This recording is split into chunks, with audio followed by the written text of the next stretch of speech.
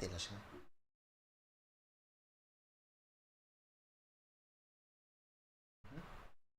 เอ๊ะครับเอาละโอเคโอเคเอาละโอเคสายเย็นสวัสดิ์เหล่านักเที่ยวกลางคืนทั้งหลายยินดีต้อนรับเข้าสู่ทูบาร์นะก็อืมเก็บเสียงมันยังจะกล้องนะน่าจะยังกล้องอยู่โอเคยังไม่ได้เอาไม้มาติดโอเคก็ต้องขออภัยด้วยเอาเป็นว่ายินดีต้อนรับคนดูที่ดูทั้งแบบสดแล้วก็แบบย้อนหลังนะโอเคขอไปงั้นเรามาต่อกันที่เล่นทิ้งไว้แล้วที่แล้วผมไปที่ไหนวะผมจำไม่ได้ละแต่ว่าเดี๋ยวมาทำเควสกันต่อหลังจากตอนนั้นนะก็สักครู่หนึ่งนะ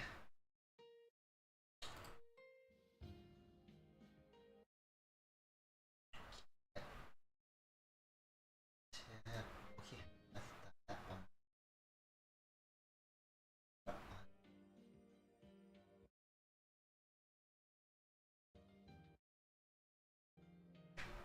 หวังว่าหวังว่าหวังว่าหวังว่าไลฟ์จะไม่มีปัญหาอะไรไม่ถึงต้องบอกว่าโอเคหวังว่าเกมจะไม่อ้องโอเคเดี๋ยวข้ออื่นผมเดี๋ยวเอ่ออีสโต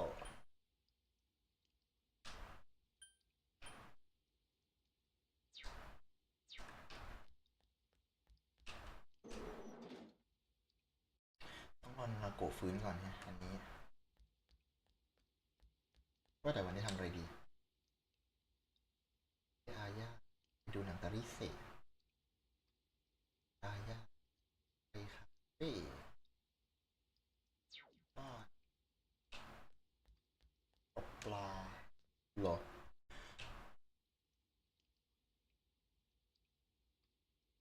ทำอะไรดีเก็บบอลลิเศษก็ได้มาเวดีเควสหนึ่ง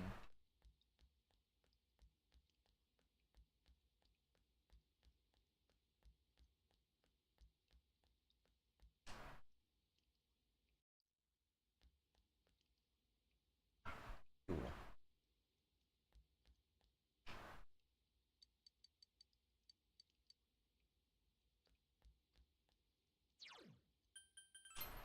เข้าเมืองเลยแล้วกันโอกินาซิตี้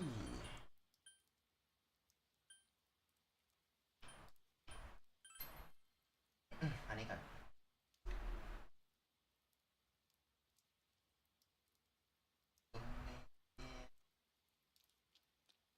อ๋อใช่ร้านหนังสือหนังสือไม่พออันนี้ลุงสืออะไรนะลุงต้องอ่านหนังสืออะไรเดี๋ยว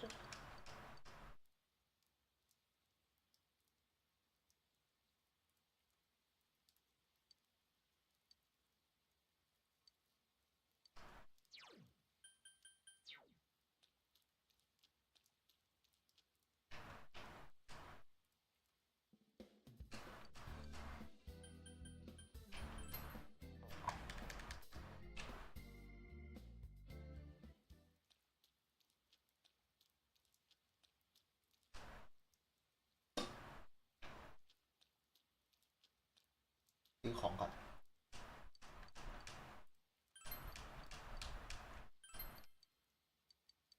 ตุนของตุนของ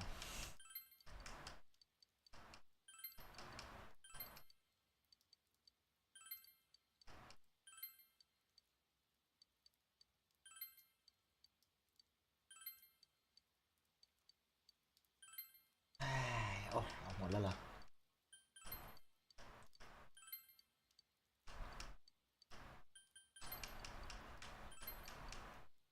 ก็ไปซื้อน้ำ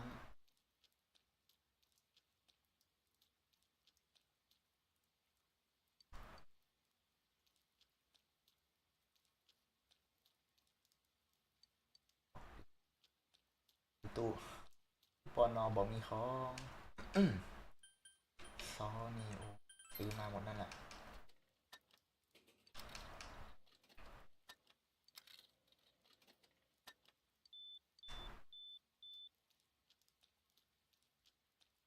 ซื้อทีละสามอุ้ย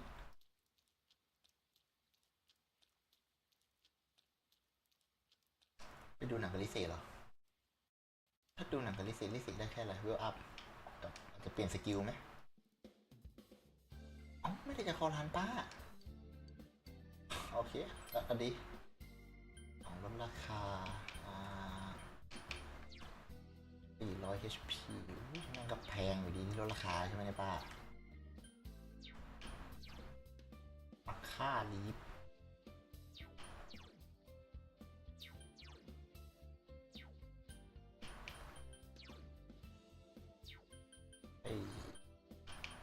ที่เข้าคิด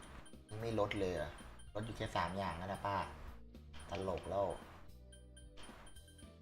โกโฮเอ็ม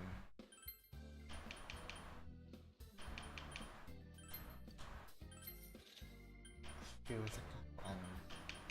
ยาไม่ต้องก็ได้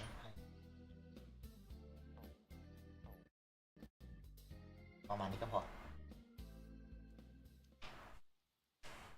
โอ้ยบอบอ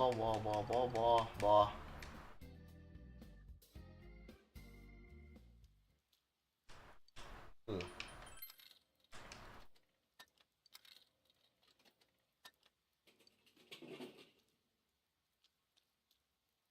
ไข่กระชับปองก็ยังไงอยู่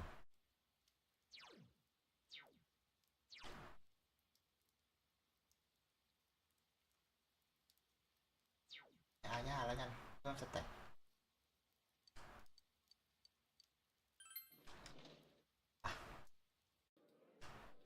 กินเข้าไปกินไม่เคยหมดสักทีเนี่ยเอเมกาบีฟเนี่ย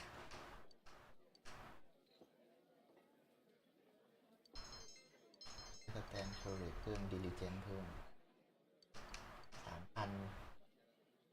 3,000อย่างน้อยก็ได้มานิดนึงเล่นสแต็กหน่อยแต่ยังไม่มีใครกลับบ้านมาเหมือนเดิม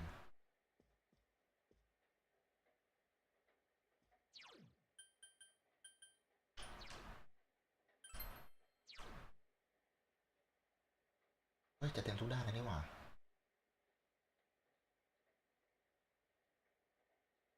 เรทนี่น่าจะอีกนานปีนี้มีวะเรื่องสแตนดิ้งไหนก็ไหนเก็บค่าเรื่องสแตนดิ้ง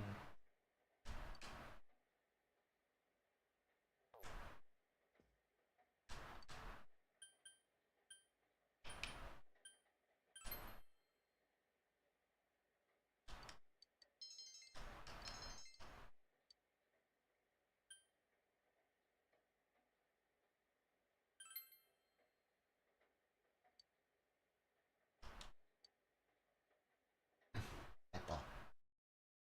วันนี้วันหยุดฝนก็ยังตก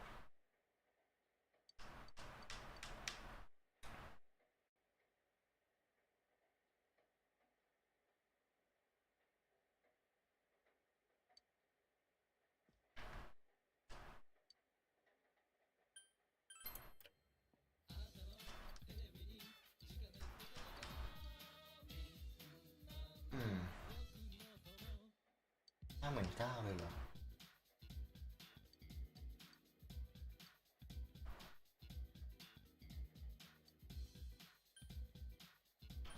59,000แองเจิล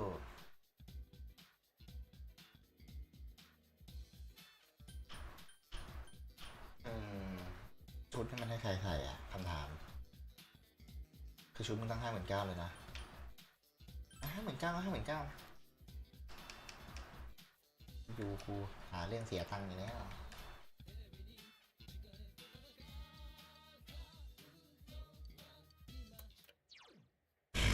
หรือ2,200ในบัตรดล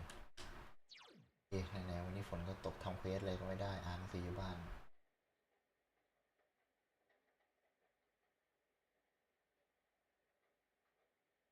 ที่อาย่าดูหนังกับนาวโตะไหม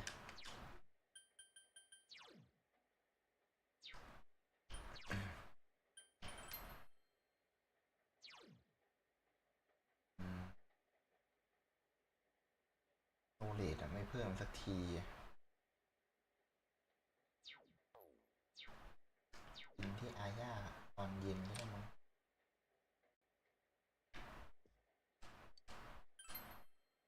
ขับรถเหรอ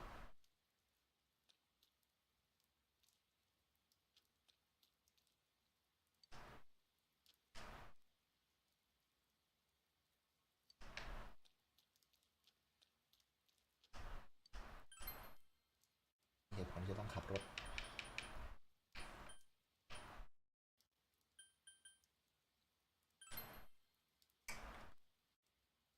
ฝนมันตกยาวเลยวะ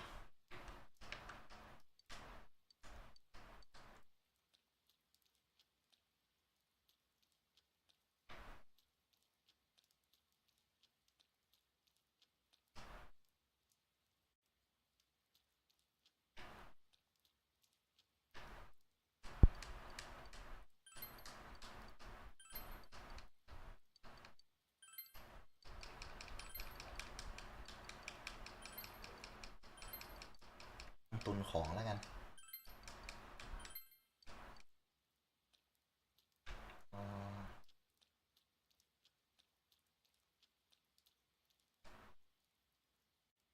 นี่มันทำจากไหนจอได้ไหมวะต้องทำคำขอนี้เสร็จก่อนนี่นะแต่ยังมาทำตอนนานาโกะไม่อยู่นี่สิปัญหาน่ะจะต้องดอดเควสของหมาจิ้งจอกไว้ก่อนสินะย่าโหดูหนังกระดาวโตะดูหนังกระดาวโตะ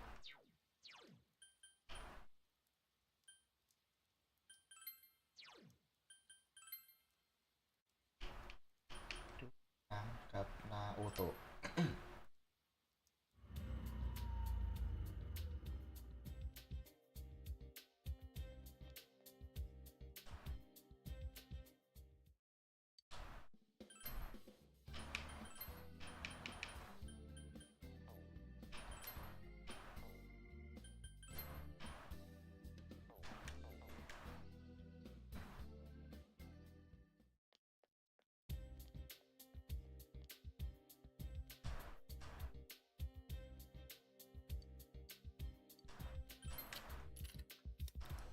ตัดตู้หน่อยสิ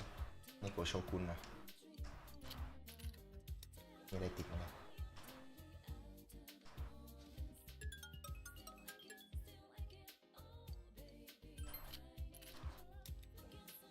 ใช่ ต้องได้แล้วของในโกโชกุนอะต้องได้แล้วต้องได้แล้วมาไหมไม่มาอ่ะ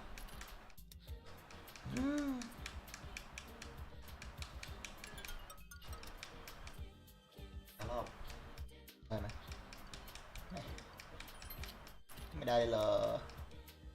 เธอลาจัด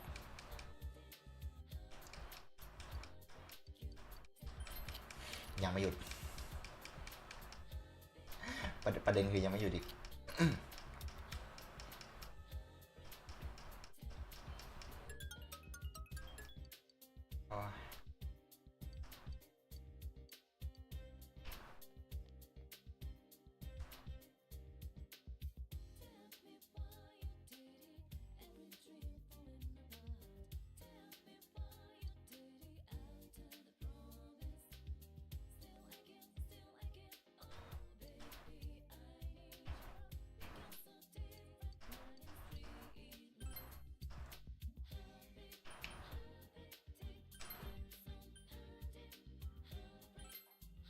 ต้องหาหน้าโต๊ะนี่ชิโร่นี้ค่ะไปดูหนังกันเหรออ๋อ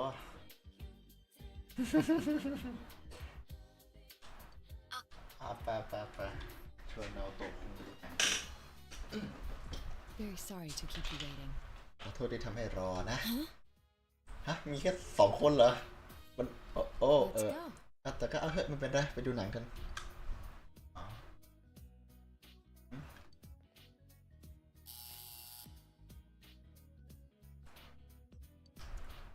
เราจะได้สกิลแปลกๆมา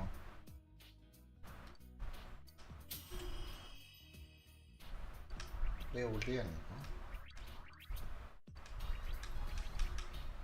ดูหนังทำไมเร็วเรื่อง Wasn't bad.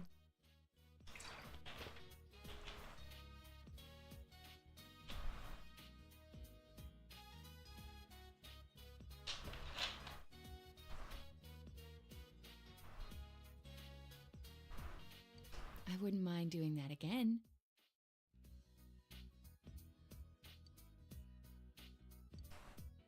ส่งแล้วตัวกลับบ้าน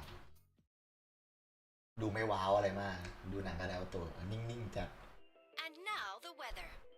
พยากรณ์อากาศ The วัน week นี้ ended on a wet note as rain clouds moved into the area.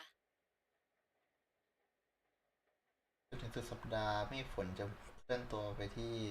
ภู As a มิภาค result, นี้เหรอ a thick fog is expected to form in the Inaba region later tonight. ไอ้เชื่อว่าหมอกลงอ๋อโอเคหมอกจะลงจัดในเขตอินาบะโอเค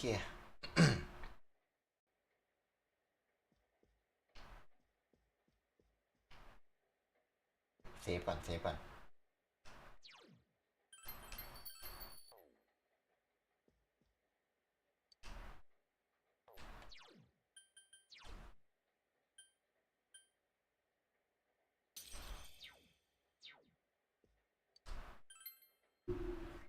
็นอิซากิแล้ว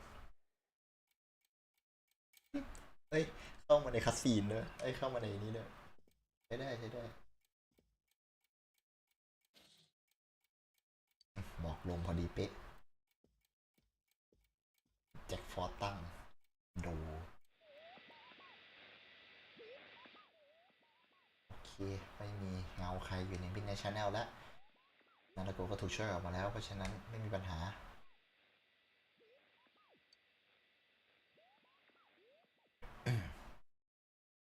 ทีนี้นาฬิกาน่าจะฟื้นตัวแล้วล่ะ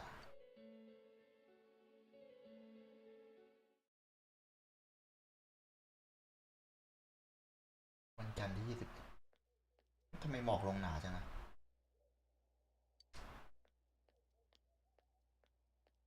Oh, there he is! อ๋อนั่นไงเขาอยู่นั่น Take a look at this. ดูนี่สิ Namatame's in today's paper. แต่มาทำให้ออกข่าวด้วยเหรอวันนี้เนี่ยไหนดูสิ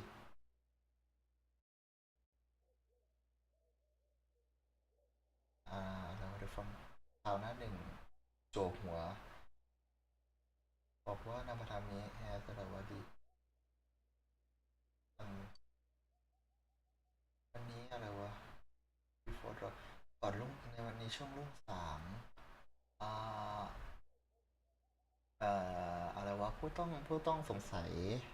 ฮารุนามาทามิหรือconfide has been confided in local hospital อ๋อคนถูกนำตัวส่งโรงพยาบาลท้องถิ่นอะไรวะวันที่อยู่ในความแล้วตอนนี้อยู่ในความดูแลของเจ้าหน้าที่ตำรวจกำลังสอบสวนหาเหตุจูงใจสอบสวนไปก็ไม่ได้อะไรหรอกนะ So it's finally over. จบแล้วสินะขนาด Seriously. I wish we could have done it sooner.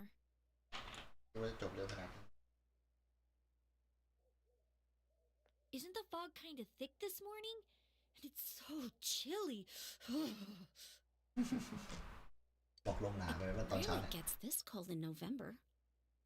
ก็ใกล้จะหนาวแล้วนะเพราะนี่มันก็ใกล้จะเข้าพฤศจิกแล้วนี่อ้าว Oh, it's you guys. นาย Perfect timing. I just Vale, got a vale, call from vale. the hospital. กำลังจะมาเรียกไปที่โรงพ They ยาบาล said พอดี that เลย starting today, it's okay to visit Nanako-chan. เขาบอกว่าวันนี้อาการของนานาโกะ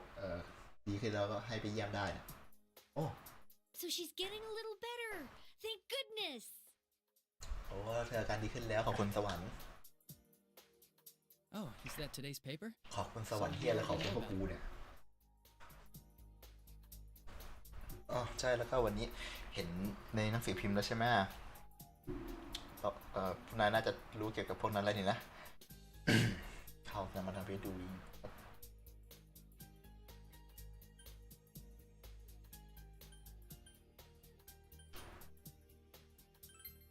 ทำได้ยังไงกันนะ He's regained consciousness, but it's hard to say. พูดยากนะ He's still mentally unstable, but we're slowly piecing together a story. อยู่ในอาการไม่คงที่ เอ่อสติมันหลุดนั่นมาทำนี้This is still a ก็ secret. ยังไปติดต่อเรื่อง But รา I วอ guess ยู่ it's okay to tell you guys. มันก็ยังเป็นความลับอยู่นะฉันให้เดาฉันคิดว่าพวกนายก็อยากจะรู้แต่ว่าจะบอกพวกนายมันก็ You ไม่ know ได้ that นะ diary we found? There were entries about Miss Yamano and Miss Konishi in it. รู้อะไรว่าจะเจอเกี่ยวกับไดอารี่ที่เราเจอในนั้นมีเรื่องของผู้ประกาศยามาโนะแล้วก็คุณโคนิชิด้วยนะ Looks like Namatame had been making advances on Miss Konishi. That son of a bitch! แล้วชั่วเนี่ย Yeah, well, ก็ได้ head to the hospital now. เดี๋ยวฉันจะรีบไปที่โรงพยาบาลแล้วล่ะ Dojima-san's recovering too, so I need to go over a few things about this case with him. คุณโดจิมะเองก็น่าจะฟื้นตัวแล้วก็ต้องยังต้องมารับคดีนี้ต่อยนะ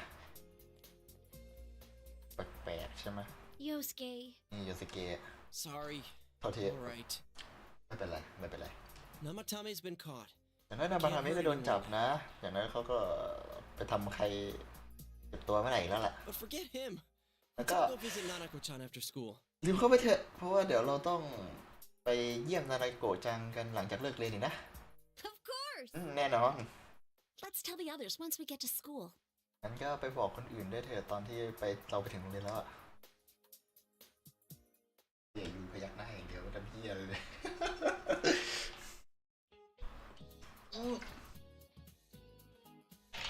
โหจาน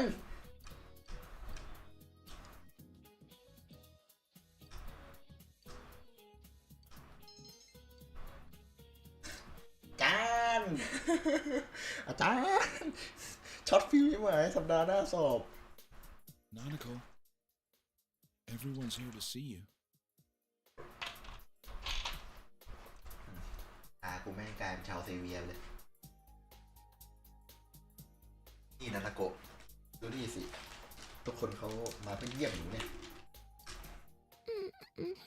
โอ้ยนานปากอย่างซีดเลยนาราโกะ พี่คะโอ้ยแค่จะพูดยังจะลำบากเลยแบบยังไงก็นาราโกะดูแฮปปี้นะดูจิมากคะ How many times does this make it today? บอกกี่ครั้งแล้วคะเรื่องนี้เนี่ย I understand that you're worried about your daughter, but you still need your rest too. ก็เข้าใจนะครับว่าเป็นห่วงลูกสาวแต่คุณเองก็ต้องพักด้วยเข้าใจไหม Sorry. โอเคผมขอโทษ Are your injuries that bad? อาการเจ็บยังไม่หายดีเหรอคะ Hmm. ก็นะ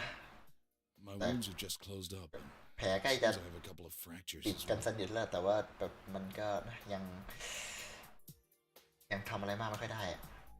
I'm sorry. I'll wheel him back to his room immediately. ขอโทษนะครับเดี๋ยวผมจะเข็นเข้ากลับห้องเขาเดี๋ยวนี้แหละครับ What are you apologizing for? ก็จะขอโทษทำเผื่ออะไรวะ It's almost time for your checkup, so make sure you're back in your room before then. ใกล้จะถึงเวลาเช็คชื่อเช็คใกล้จะถึงเวลาตรวจร่างกายของคุณแล้วครับแล้วก็ make sure ด้วยว่าคุณจะต้องกลับไปอยู่ที่ห้องก่อนที่ฉันจะไปBro. พี่คะมัน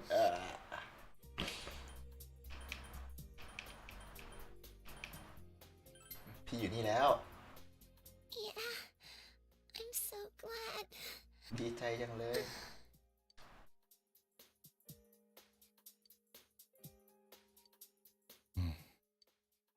ให้น้องพักเถอะอย่ากลัวน้องเลย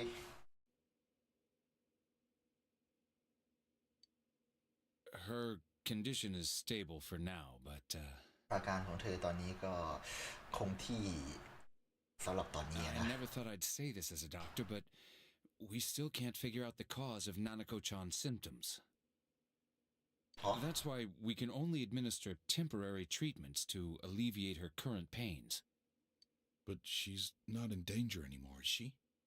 เธอไม่ได้อยู่ในเกณฑ์อันตรายแล้วใช่ไหมครับหมอ She's regained consciousness, but we อา can't การ let เธ her ออาจจะ guard สุด down อีก yet. ตอนไหนก็ได้เรายังไม่สามารถวางใจได้ตอนนี้ All we นะ can do for now is to monitor her condition closely. ที่ทำได้ตอนนี้ก็มีแค่จับตาดูมาตรวัดของเธอตลอดเวลาอย่างใกล้ชิดเซ็งเลยใช่ไหมล่ะAdachi, ราจิ How's it going with Namatame? นามาทามิเป็นไงบ้าง Well, he's awake Oh, now, but now he'll he's in tell no that, condition but- to tell us anything useful. ให้การไม่ค่อยเป็นประโยชน์สักเท่าไหร่ We only นะ get a little time each day to interrogate him, so we're stuck until his strength recovers. I see. ต้องรอจนกว่าเขาจะแข็งแรงแล้วก็กลับ I มา should get back to work as soon as possible. เข้าใจแล้วเลยยังไงฉันก็ต้องรีบกลับไปทำงานให้ได้เร็วที่สุดเท่าที่ Hopefully ทำได้ by เลย then นะ Nanako will be out of the hospital. ยังไงก็ตามหวังว่านานาโกะก็เองก็น่าจะได้ออกจากโรงพยาบาลแล้วเช่นกัน I think Nanako-chan can get more peace and quiet if she stays here. อย่างน้อยผมว่าถ้านานาโกะจังอยู่ที่นี่เธอก็จะได้อยู่อย่างสงบแล้วก็ปลอดภัยนะครับ It's so foggy out, and there's been some weird rumors going around. ข้างนอกมันก็หมอกหนาด้วยไม่รู้ว่าจะเกิดอะไรขึ้นอีกหรือเปล่า Seems like no one knows why there's so much fog in town. แต่จะไม่มีใครรู้ด้วยซ้ำว่าทำไมช่วงนี้หมอกมันหนาเหลือเกินนะ It's true. The number of Regina. patients complaining about fog-related health problems has increased. ตอนนี้ยอดผู้ป่วยที่เข้ามารับการรักษาเพราะว่าหมอกหนานี่ก็มีเยอะเหมือนกัน Which is quite unusual. มันดูไม่รู้สึกไม่ปกติยังก็ไม่รู้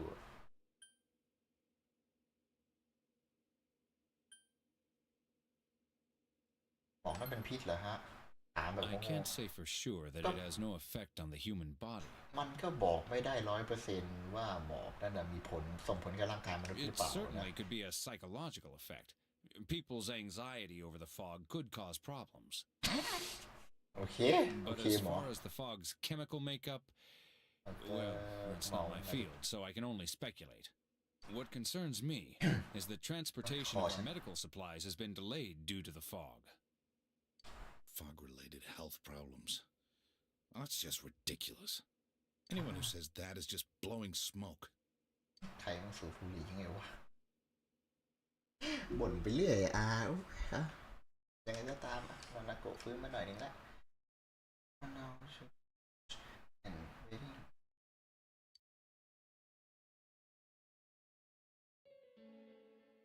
ผมจัดซะ Isn't this weather strange? How could it be lasting so long? นี่แปลกจังเลยฮะ I've Wait, never wait, seen now, anything Canada. like it. ไม่เคยเจออะไรแบบนี้มาก่อนเลยนะเนี่ย I wonder what's causing it. It's so creepy. เหมือนกันเลยนะแต่รู้สึก I ขนลุก heard จังเลย that ไม่ a รู้สิ friend of mine's son got sick from the fog and collapsed. You know how sensitive children are to that sort of thing. เด็กๆเริ่มล้มป่วยเพราะหมอกนั่นเหรอ I heard something too. ก็ได้ยินเหมื They อนกัน say นะ an old man was driving through the fog and got into an accident. ถามว่ามีชายแก่ขับรถเข้าไปในหมอกแล้วจากนั้นก็เกิดอุบัติเหตุด้วย What? Did he lose control? ขับรถเสียหลักเหรอ Well, he'd never been in an accident or even gotten a ticket before, so something seems off. Isn't that scary? ขับรถก็ไม่เคยเจออุบัติเหตุอะไรอย่างนั้นเลยนะอะไรสักอย่างมันแต่วะ I've even heard there are experts saying it's poisonous. I wonder if that's true. เอาเป็นว่ามันก็ข่าวซุบซิบเกี่ยวกับหมอกอะนะไม่น่ามีประโยชน์ไม่น่ามีปัญหาเลยหรอกอ้าว This fog is poison! หมอกนี่มันเป็นพิษ Viruses! มันเป็นแก๊สของไวรัส Don't inhale the fog! จะสูดหมอกเข้าไปไม่งั้นจะตายแน่คนบ้าวิ่งมาแล้วหนึ่ง He's not the first one like that I've seen lately. Poisonous gas, though? Oh, I'm sure it's not true. แน่นอนว่าไม่จริงมันIs something wrong? มีอะไรเหรอคะ Oh my. I think I'm coming down with something. You can't be serious. Oh, that's right. I needed to do some grocery shopping. Well then. ต้องรีบไปซื้อของแล้วล่ะนะโลกกันหมดเลยยายลิเซ่ Business has been so slow lately.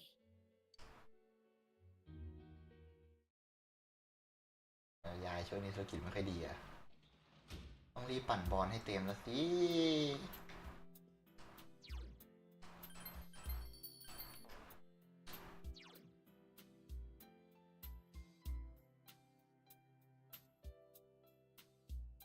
จ กว่าปลาค้างบ้านกับพี่ยูนี่แหละเฮ้ย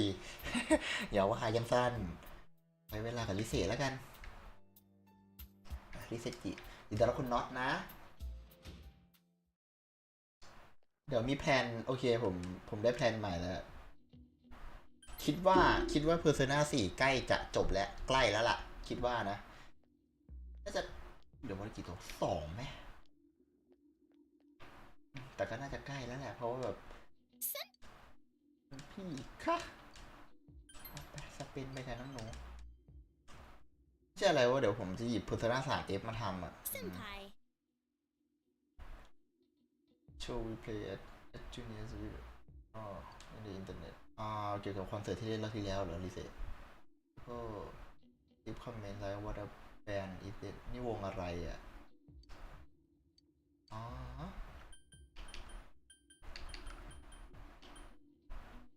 on my vocal next time and live again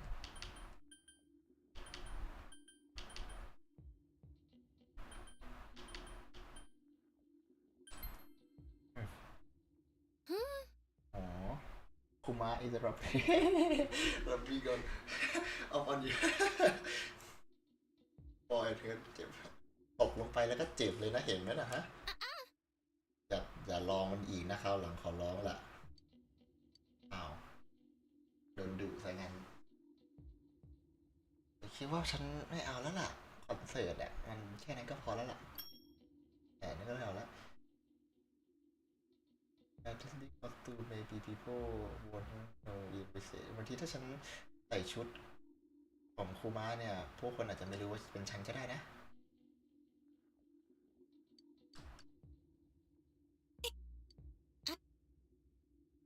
นี่ดึกแล้วล่ะไปเถอะค่ะแยกย้ายกันไปนอนปฏิสวัสดิ์แต่ยาวไปถึงวันไหนเนี่ยไอ้เรื่องหมอกนะ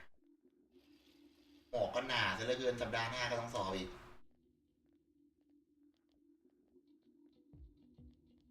เฮ้ยอากาศวันนี้แปลกจังเลยนะแต่ทำไมวันนี้มันหมอกมันหนาเหลือเกินเนี่ยไม่สเตย์เนี่ยก็เลยว่าหมอกจะอยู่ไปตลอดเลยปะเนี่ย About whether something get on the TV Let us so high บางคนก็บอกว่าแม่งเป็นพิษหรืออะไรนี่แหละพวกนั้นนะไม่รู้ why toxic ทำไมพวกนั้นถึงไม่รู้ด้วยว่านี่มันเป็นพิษอะ and just talking about how toxic it make me feel ill อย่าพูดถึง โอ้ยไม่พูดถึงเรื่องบอกอะไรอ่ะเดี๋ยวไฟนอล you're just too lazy take ไม่หรอกนะฉันว่าแกแค่ขี้เกียจที่จะตอบไฟนอลสัปดาห์หน้าเฉยๆแค่นั้นเองอ่ะย้ำแหละว่ามีสัปดาห์หน้ามีสอบอ่ะรู้เลยอ่ะแล้ว and it look really heavy make me hurt just a bit geography class คลาสภูมิศาสตร์ Did you know what they are well then งั้นไอ้12ตอบสิอะไรครับอาจารย์เรียกว่า Atlas and Atlas is Atlas อ่ะ Oppo book map ปะ compare ไหม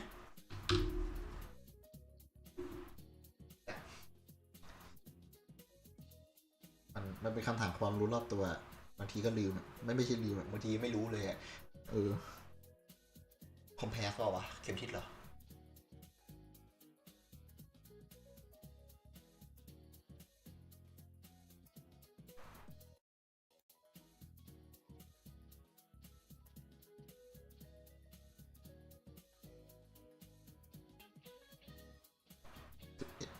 22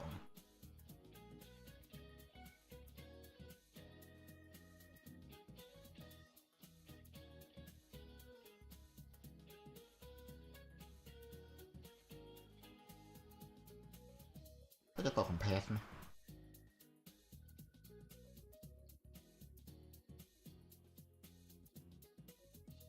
เอาบุ๊กเอาแมปเหรอมีตอบผิดไง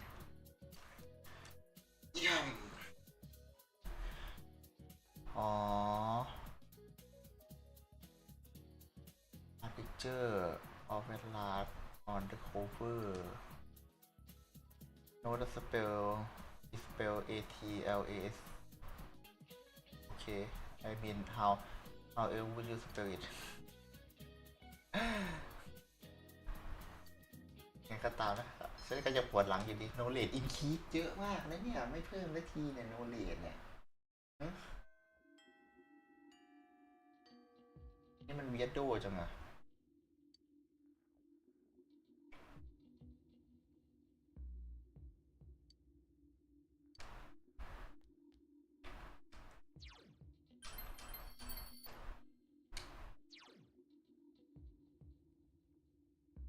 นาโอโตะคันจิกลับบ้านนาโอโตะคันจิกลับบ้านเขียนงานอยู่บ้าน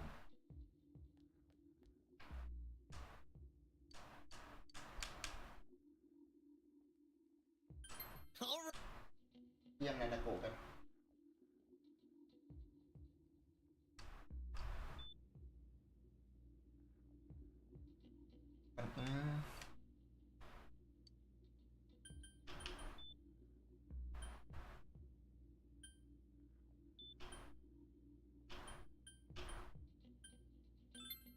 เก็บตรงไหนใช่ไหม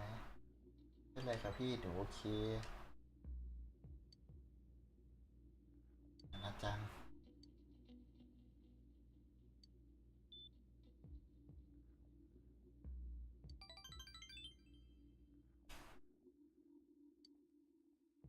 ได้เวลาปั๊มบอลหมู่ใช่ไหมอันเนี้ยนะ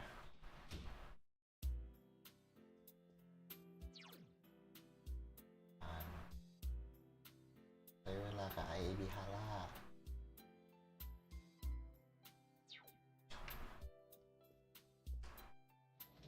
ตัวดิ้งจอบอ่ะ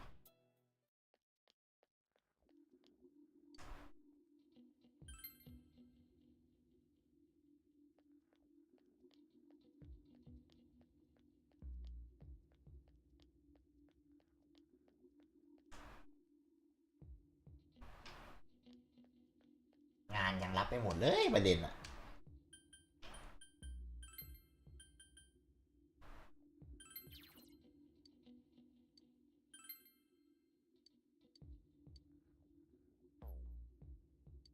อันเดอร์สแตนไม่พอเหรอ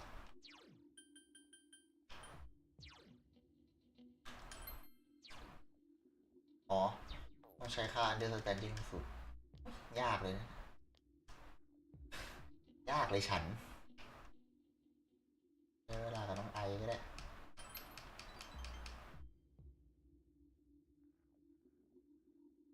Hey,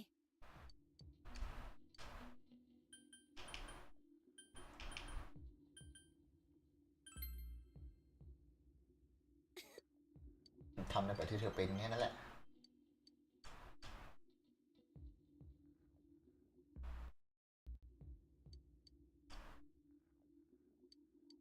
I'm giving this to you.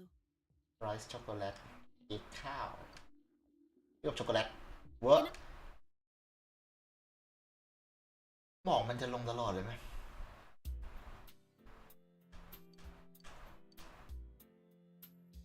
เดี๋ยวอะไรคือหมอกลงประตูข้างเดียวเมื่อกี้เห็นนะหมอกมันลงประตูข้างเดียวเปล่าวะเป็นนอนเอ็กแซมไม่ชอบเลยอ๋อ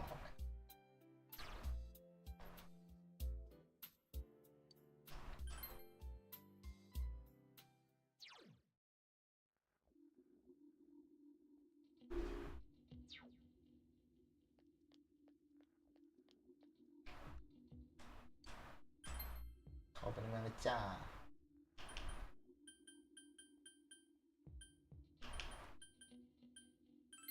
ซาเมกาวะกัน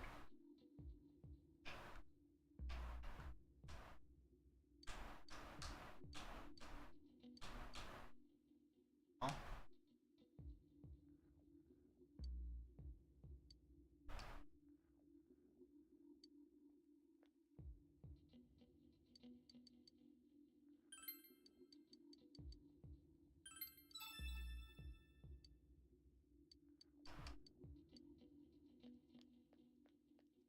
จะไปหาสติกเกอร์ได้จากไหน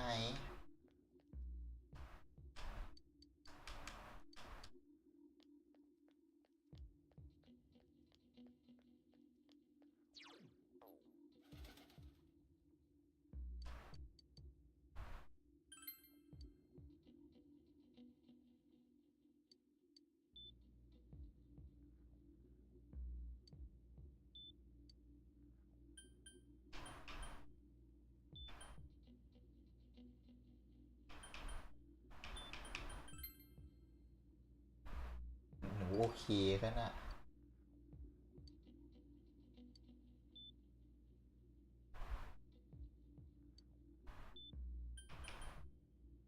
อะไรก็ได้ครับผม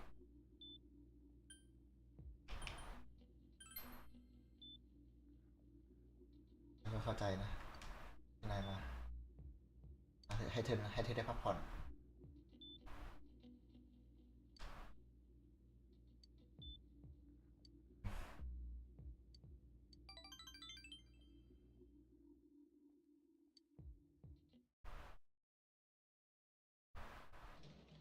ช่วงนี้เหมือนไม่ให้ปั๊มบอลแล้วป่ะผมเอาของมาส่งแล้ว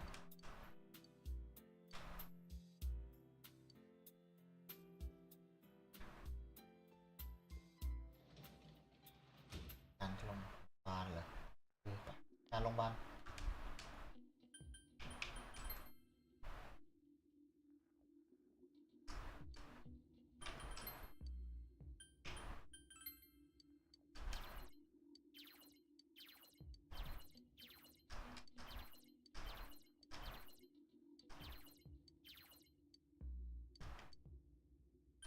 เอ้ยตอแหล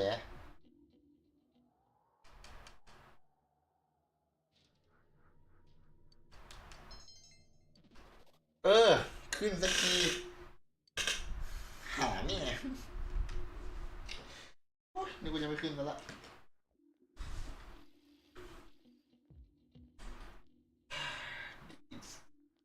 เด็กนักเรียนคุยกันอีกแล้ว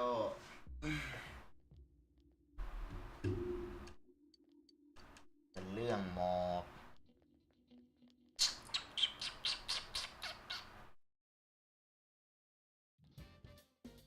ใครมาชวนไปไหนเนี่ยวันนี้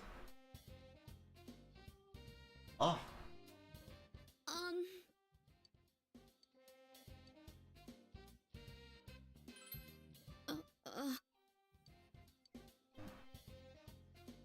เฮ้ยมาบ้านเลยเหรอโอเคบ้านกับบ้านไม่มีใครอยู่ซะด้วยอะไรกันเดี๋ยวมันหมอกลง24680ด้วยว่า easy เขา the sequence of the number common difference 2481632 geometric progression เด็กยกกำลังมั้งใช่ไหมกูว่าคณิตศาสตร์โดยเฉพาะที่คณิตศาสตร์เป็นภาษาอังกฤษกูยิ่งเซ็งเลยเอาล่ะดูอันนี้นะในซีเควนซ์01123อัพเดททูเขาไป011233583คุณวันเซดิสพอมองออกอยู่นะแต่ปัญหาคือมันตอบว่าอะไรคือมันคือการเอามี0กับ1ใช่ไหม0 บวก 1เอา0ไปบวกกับ1มันได้1เอา1มาบวกกับ1มันได้2 1บวก2ได้3 3บวก2 3บวก2ได้5 5บวก3ได้8 8บวก5ได้13มันเป็นการเอาตัวหลังบวกหน้าบวกหลังบอกว่าแต่ผมไม่รู้ในภาษาอังกฤษมันเรียกอะไรว่าฟิโบนาคีซีเควนซ์เหรอ the sequence of different phrase of the phrase sequence เหรอไฟโบนาคีไหมกูโง่อังกฤษไอ้เหี้ยทั้งอังกฤษทั้งคณิตเลยเห็นแล้วเซ็งอ่ะ why am still here ดู ดูดิเดาภาษาอังกฤษกูเดาถูกนะฟิโบนัชชีวะ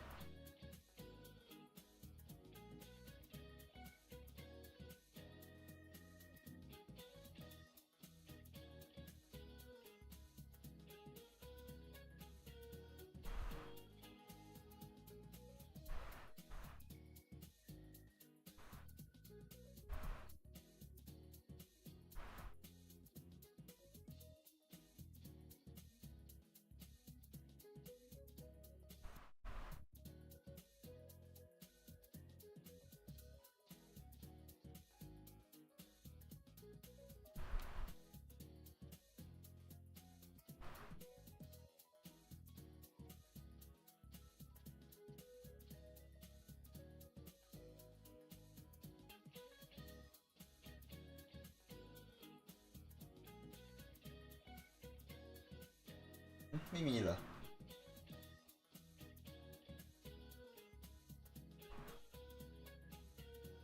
แป๊บนึงนะผมหากัน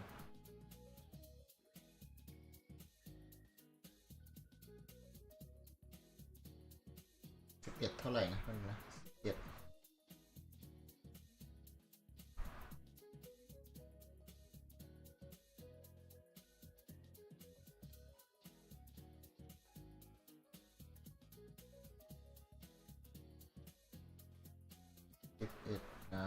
ฟิโบนัชชีจริงด้วยโอ้มั่วเก่งจริงกูเนี่ย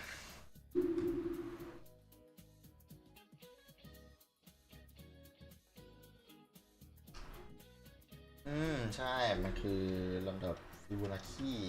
แล้วฟิโบนัชชีมันแปลไทยแปลว่าอะไรวะดีรู้สึกดีที่เธอยังเรียนอยู่อาจารย์แย่ว่ะ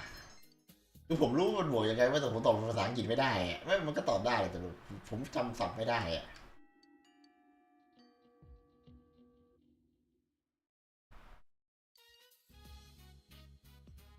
So, this is your room. งั้นนี่ก็เป็นห้องนายสินะ Oh, โทษ sorry. ดีนะฉัน I didn't mean to look around. ไม่ได้พยายามที่จะมองไปที่อื่นหรอกนะ Just แต่ that this is the first time I've been to a boy's room. ครั้งแรกที่เข้ามาในห้องเด็กผู้ชายเนี่ย Oh, you sleep on a futon, I see. I use a futon too. นายนอนบนฟูกสินะฉันก็นอนบนฟูกเหมือนกันเลย Sorry. I don't ขอโท know ษ what ครับ to ไม่ talk รู้ว่า about. จะพูดอะไรอ่ะ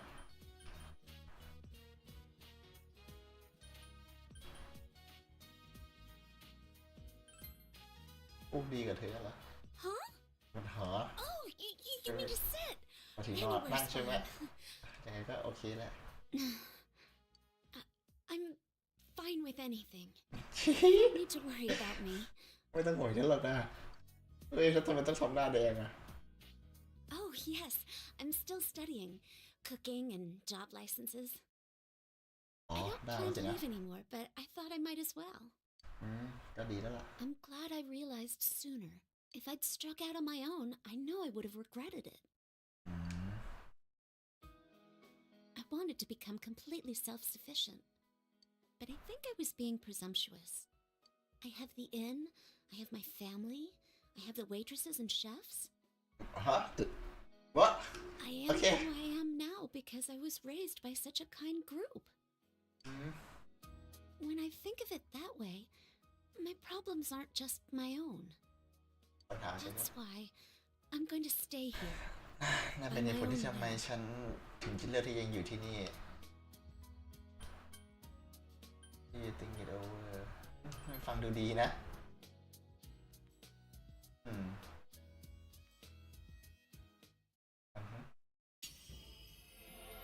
เฮ้ยเอาเปลี่ยนร่างอ๋อเอาอย่างนี้เลย This is my new power? The Ah. power you've shown to me. Power I will treasure. แล้วทำไมเป็นเจ๊คนแรกวะ เอาทำไมเป็นเจ๊คนแรกอะ It's a charm from that shrine to นี่เป็น protect เค you. รื่องรางจากศาลเจ้านะมันจะช่วยนาย ยูโปรเทคมีก็ได้เธอต้องหันไปปกป้องฉันอ่ะ I want to, but ก็อยากอยู่แล้วแต่ว่านาน I'm staying here. ก็อยู่นี่ไง This charm will protect you in my place. Then we'll always be together. เฮ้ยทำไมเสียงสั่นนะ มัน I love you. จ้ะคนแรกเฉยนะ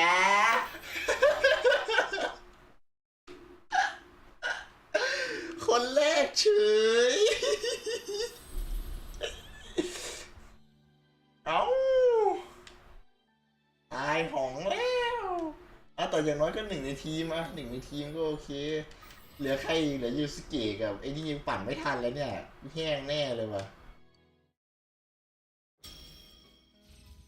ยูกิโกะ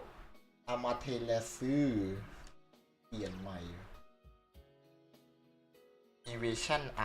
ซ์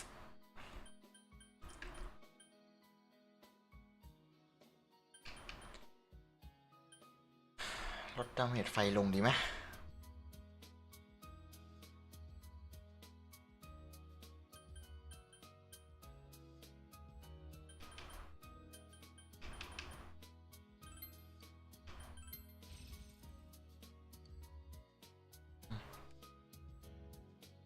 เปลี่ยนร่างก่อนชาวบ้านชาวช่องเขาเฉยเจ๊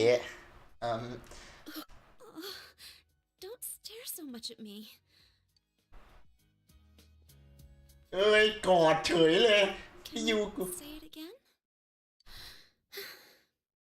I love you. เพื่อพาสลองวิดีโอยูกิโกะไปเลยส่งเขากลับบ้านเลยหนุ่มเอ้ยเอ้า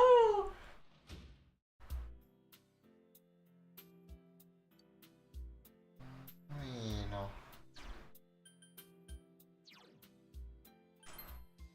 พี่ยูกูงามหน้าแล้วไหมล่ะมึงพี่ยูวันนี้พี่ยูทำงานหน้ามากเลย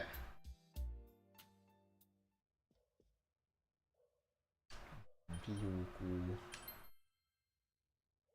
ความไส้นะไม่มีเยี่ยมน้อง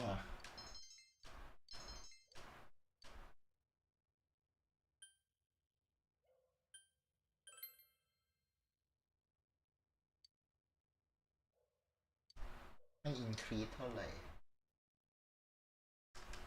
เอาไปเยี่ยมน้องนะเอาแม่งโอ้โหอาจารย์โอ้ยเฮียเอาเนี่ย25ใช่ไหมคู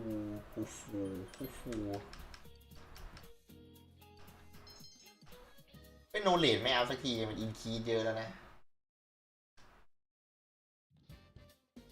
ใครมายูสเกะไหมยูสเกะเหอะมันงานเอาจูเตะอวกทำไมล่ะใครอีกไหมมีไหมมันจะมีอีกนะหรือลิเซคนเดียวลิเซกับลิเซนะ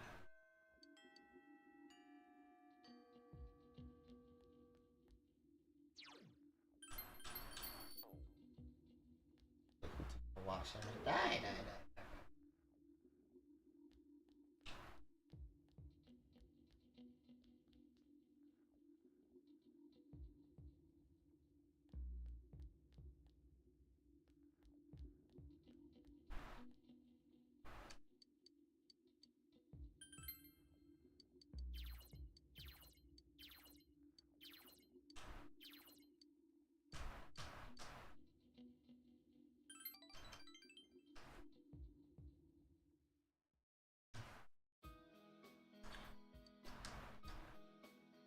What should I have? ดูซิเอาอะไรดี Maybe our shop should do something like this.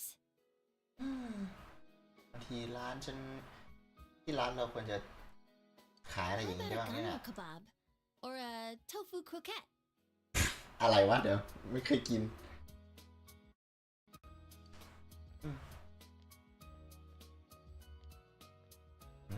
Well, if it isn't Rise-chan. ก็นั่นมันวิเศษจังใช่ไหมล่ะ You're the deputy mayor, right? Good afternoon. เป็นเทศมนตรีใช่ไหมคะอ๋อสวัสดีตอนบ่ายค่ะ I heard the news. You know, about the upcoming film. ได้ยินข่าวแล้วนะแล้วจะกลับไปเล่นหนังไหม You haven't heard yet? You know ไม่ได้ยิน Konami, เหรอ right? Konami Mashita. รู้จักคานามินใช่ไหมคานามิมาชิตะ They're going to be filming nearby, right? I hope they stop by Inaba too. อืม Oh, I know. Oh, Why look. don't you ask? ไม่ลองถามดูล่ะ Kahneman, คานามิน I don't เนี่ย have นะ anything to do with them anymore. But wait, Hello? how many are coming? We only have small bed and breakfasts around here. Got it. They Hello? can stay at the Amagi Inn. เขาต้องพักที่โรงแรม All อา right. มากิแน่เลย I need to go tell that manager guy I was just talking to. โอเค เดี๋ยวไว้คุยกับคุยกับผู้จัดการของเขาแล้วเดี๋ยวฉันจะเข้าไปคุยกันแล้วกันนะโอ้งามไส้มากเอาหน้าพิเศษไม่เป็นไรหรอกนะ Oh, Risei-chan. เอาหน้า Nice พิ to เศ see you. ษ Inoue-san, นูเอะ what do you want today? เอาอะไรล่ะวันนี้ฮะ I'm down here scouting film locations, so I วันนี้ thought มา I'd come หา see you. ที่ถ่ายโฆษณาน่ะ I wanted to hear your answer one more time, face to face. Are you sure you're not coming back? แน่ใจนะว่าจะไม่กลับมาแล้วอะ ฉัน I'm not going back. ไม่กลับไป I see. โอเคเข้าใจแล้วล่ะ Okay, โอเค I understand. ก็เข้าใจได้ Well, Đó now là- I can focus on my new job. ฉันจะได้ไปตั้งใจกับงานใหม่ของฉันแล้วกันนะ I signed up as Konami Mashita's manager. ฉันเซ็นสัญญาเป็นผู้จัดการใหม่ให้กับคานามินน่ะ Remember how we were talking about doing that movie? They picked Konami as your replacement. ก็เขาจำเรื่องหนังที่เขาจะให้เธอเล่นได้ไหมเขาเอาคานามินไปเล่นแทนแล้วล่ะ We're นะ gonna sell Konami. ตอนนี้เราขายคานามินได้นะ I have ก็ต้อง every ขาย confidence she'll be just as popular. No, even more popular than Risette. พูดกันอย่างนี้เลยโอเคเข้าใจแล้วล่ะ Although Konami Kana? is an ordinary girl, we have to polish her so she sells. ต้อง But เรา you กว่าฉัน had คือจะ that ขายได้นะ spark. You learned fast, adapted well to new situations, had that Does it look smile like- that could be as strong or weak as you needed. แม่ And those acting skills of yours, you were like an old pro. You could have reached heights most girls could never dream of. Yeah, that's what I think anyway. คิดอะไรให้เยอะอีกแล้วเนาะ So, I just had to hear it from your own mouth. ก็มาได้ยินจากปากของเมื่อมาที่นี่ก็ฟังจากปากของเธอเองนี่แหละงั้นก็นะตาก่อย Stay healthy, okay? อย่าลืมดูแลสุขภาพด้วยเหรอโอเคนะก็ไม่ได้แย่นะ แต่ก็มันโดนแบบอะไรวะ That's not fair. ไม่แฟร์เนี่ย After he made me answer? หลังจากที่เขาทำให้ฉันตอบเนี่ย Never นะ told me any of that when we were still working together. Acting skills? Of course I have them. What the heck? Telling me all that stuff now? It's too late. ช้าไปป่ะเอาใจเย็นอีนาง Hey, why เดี๋ยวแล้วทำไม am ฉัน I crying? ทำไมจะถึงร้องล่ะ There's no reason to cry. ไม่ได้มีเหตุผลที่ต้องร้องเลยแต่ To be มัน sad ก็ about. ไม่ได้เศร้าด้วยแต่ Nothing. ไม่มีอะไร Senpai, I don't know why I'm crying. หนูร้องทำไมอ่ะ you not cry all you want อะอยากจะร้องก็ร้องเถอะ I can't. ใช่ My eyes will be all swollen tomorrow. เอ้าไม่งั้นตามบวมไปถึงพรุ่งนี้แน่เลย Lost everything. หนูเสียทุกอย่างเลย I อะ don't know how, but ไม่รู้ว่ายังไงแต่ lost everything. หนูรู้สึกว่าหนูเสียทุกอย่าง I'm อะ scared. กลัวจังเลย I'm sad. เศร้าด้วย What's going on? ควรจะทำยังไงดี Senpai, พี่คะ please.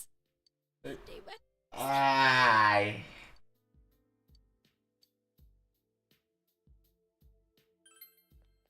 ไป Senpai, กอดปลอบแกเฉยๆแล้วนะพี่คะเอา Senpai. I have you. I have the others. มีพี่กับคนอื่นด้วย Lose แต่ everything. หนูยังไม่เสร็จแล้ว People ทุกอย่าง who ไป need สิ me, เนี่ย right?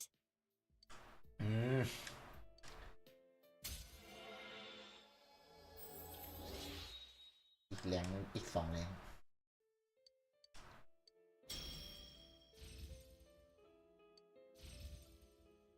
สเตมิน่า2โอเคโอเคเพิ่มให้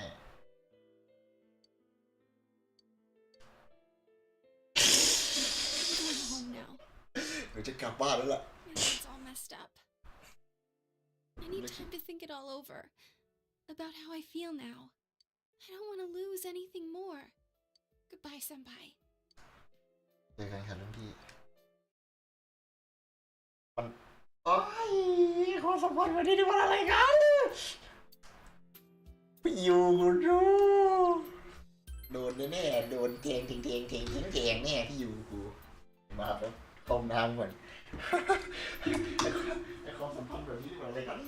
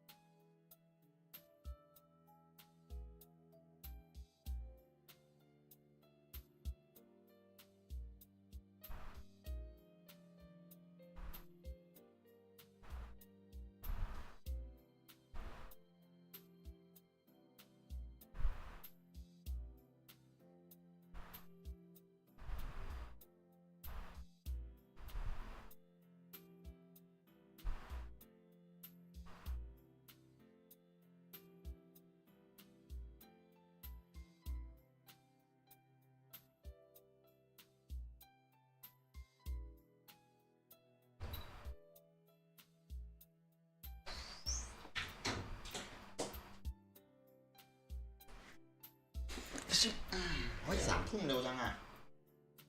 ได้ไม่กี่ชั่วโมงเองเนี่ยชั่วโมงกว่าๆเองปะ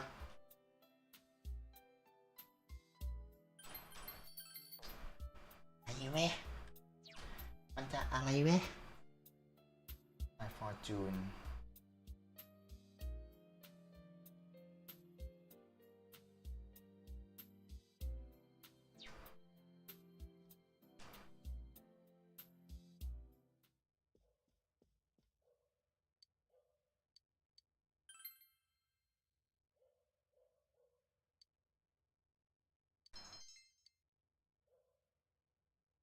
โนเลดอินคีแค่1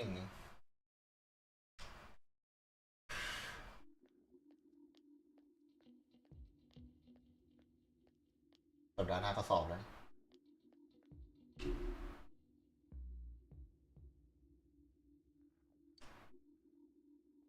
I don't think there are more people get weird because the fog คือผู้คนแปลกเริ่มแปลกขึ้นเพราะหมอกหรือเปล่า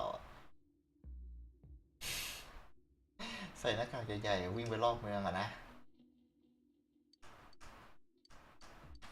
ช่างมันเถอะไม่มีอะไรสำคัญสลับสำคัญมากแค่บอกว่าสถานการณ์บ้านเมืองตอนนี้เป็นยังไงบ้างเริ่มเละเทะขึ้นเรื่อยๆโอเคเอาล่ะสวัสดีตอนเช้าทุกคนดูไม่เป็นไรกันใช่ไหมอะไรอ้าวผมล่ะไรเค้กเชื่อก็โมจิไงเยี่ยมมากโมจิก็เป็นอีกประเภทหนึ่งของเค้กข้าวแล้วก็โมจิไงไปเพิ่มสักทีนี่อีโนเลดนี่จะเพิ่มยากแรงเนาะ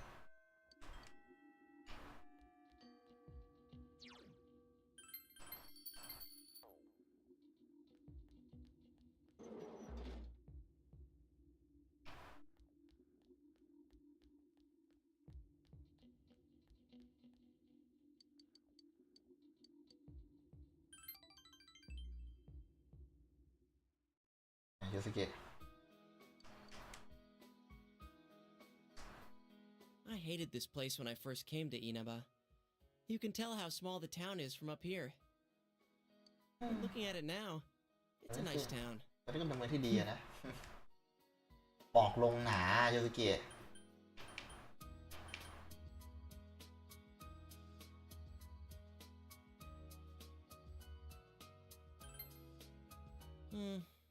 Not as much as last time, but I still feel lonely. ก็จะรู้สึกเหงาๆนะ I want to tell Saki Senpai something. ก็อยากจะบอกรุ่นพี่ซากิสเกี่ยวกับบางเรื่องอยู่นะ It's important. isn't where you are. เป็นเรื่องที่สำคัญมากอะอะไรวะ This town I hated so much. Now I love it. เรื่องนี้ที่รู้สึกเกลียดมากๆตอนนี้รู้สึกว่ารักมัน There's แล้วล่ะ still nothing here,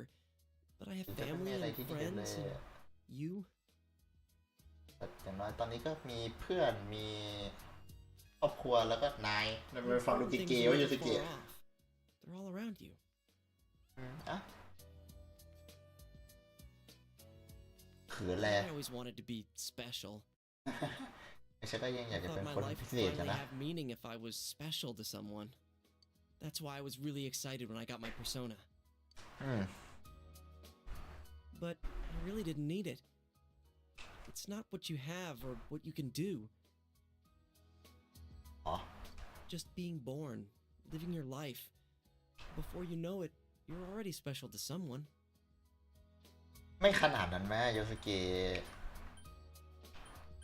ไม่จริงหรอกนะ You just don't realize it yet. อืม You're already special to Chie, Yukiko, and me. อย่างน้อยนายก็พิเศษนะสำหรับชิเอะยูกิโกะแล้วก็ฉันอะ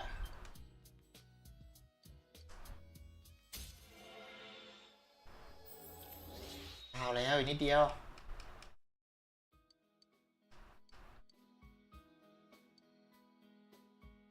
There's Junes, จุดนี้แหละ and that's the main street, so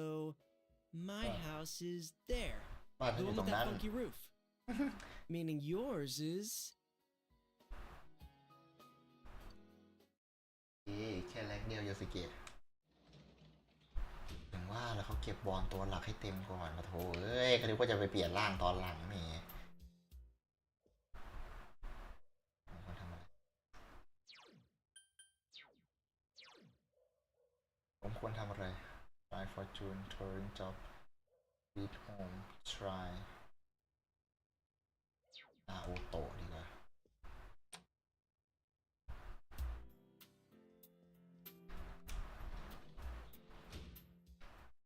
คนบ้าอะไรมาปั่นบอลช่วงนาทีสุดท้ายวะวันเนี้ยแกแบบบอลมีให้ปั่นรีบปั่นไม่ปั่นแม่งมาปั่นช่วงเวลาแบบนี้เด้อหนังชีวิตจัด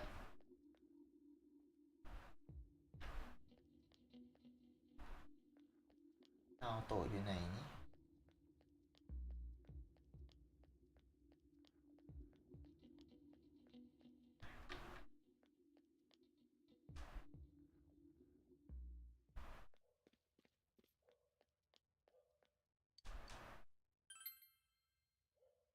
อย่างเซียมซีปะ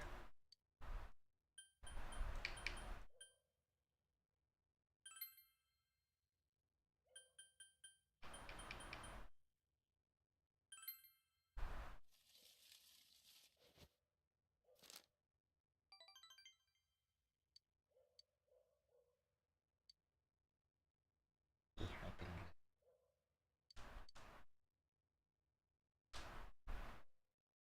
โอ้สัปดาห์หน้าเขาสอบแล้วโอ้ย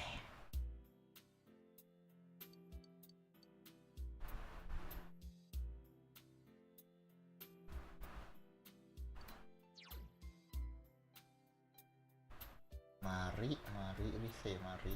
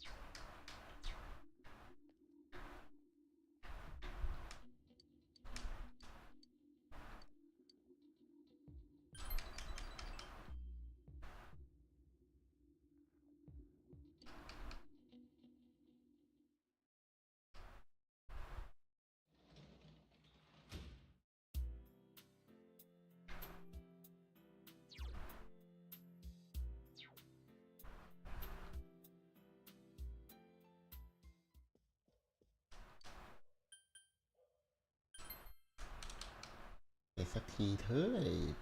ตุ๊กตาไอ้กระดาษเนี่ย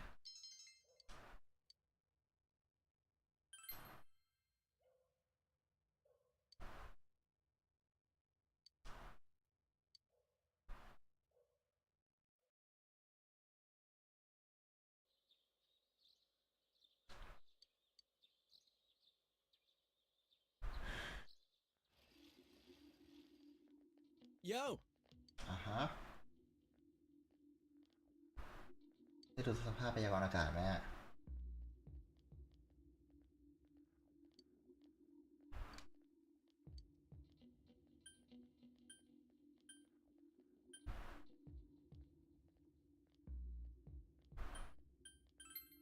ก็เป็นห่วงเหมือนกันเนี่ยสภาพว่า for being harmful to people แนะนำสินะ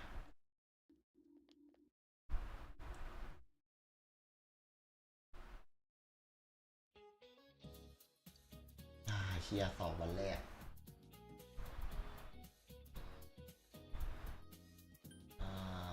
ร้าน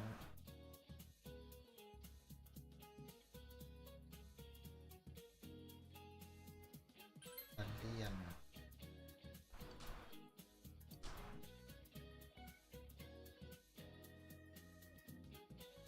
geometric shape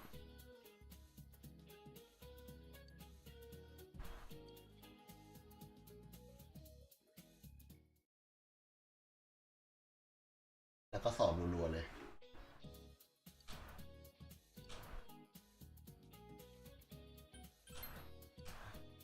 สอบแอดลาส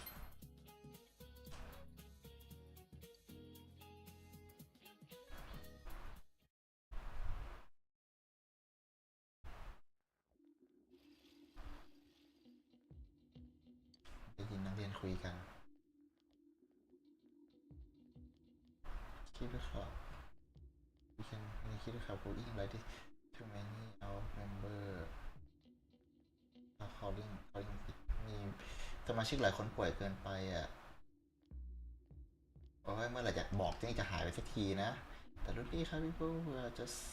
lacking of hours thank you นะครับ we remember your life what helped you find out who was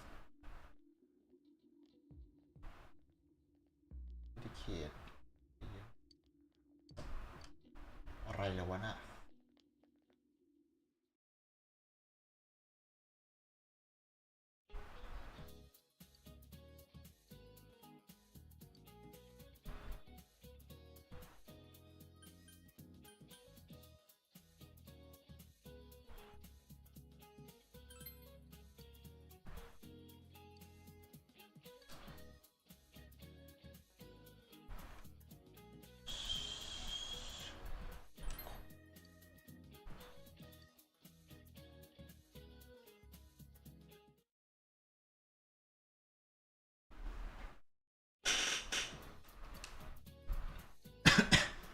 เซาโปไม่มีประเทศไหนติดกับโคโลกตายอ่ะอันนี้ต่ออันนี้ต่ออันนี้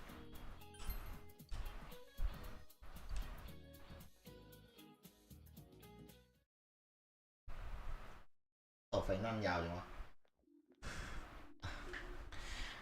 ได้ยินเรียนคุยกันนี่แหละยืนเจียบเป็นป้าข้างบ้านแบบ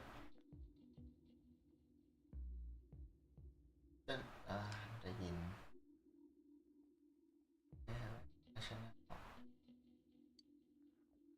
มาเซเดเทิร์นอีก on and there are one with the town room มีภาพของเมืองแต่เป็นซากอ่ะนั่นฉันว่างั้นอ่ะเขาเห็นเมืองอินาบะเลยแต่ว่ามันอยู่ในหมอกแล้วก็อะไรวะมันอยู่ในอีกมิตินึงเลยล่ะ Where the monster coming out of the fog มีสัตว์ประหลาดออกมาจากหมอกด้วยนะ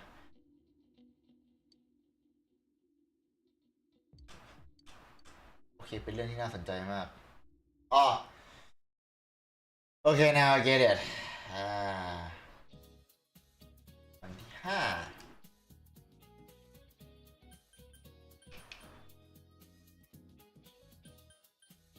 นำ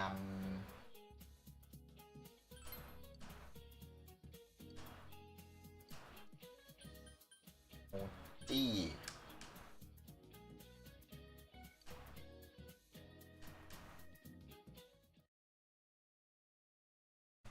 ตอบเสร็จเรียบร้อยหมอกลงหนาจัด Man, this fog just won't quit. โอ้ยพวกเอ้ยหมอกมันไม่หาย The ไป weather เลย report said it might start snowing soon. But what's going to happen if it snows with all this fog? ถึงพยากรณ์อากาศจะบอกว่ามีหมอกเริ่มมีหิมะลงแล้วก็เธอจะเกิดเตียอะไรขึ้นว่ามันมีแต่หมอกวะเนี่ย Whoa! Where'd you Oh. guys come from? เฮ้ยพวกนายมาจากตรงไหนเนี่ย Wow, that's quite a crowd you got there. เอ้ยนั่นเป็นฝูง อยู่กันเป็นกลุ่มใหญ่ We ขนาด ran นี้ into เนี่ย each other back there, so we came together. The Ito balik fog's ka so na. thick that sometimes you can't see your nose in front of your face, so everyone's forming groups now. อืม It's definitely been weird lately. It's so cold, too. มันหนาวเหลือเกิน Visibility's so bad it's scary. Can I stick close to you, Senpai? อยู่ใกล้ได้ไหมคะรุ่นพี่นาน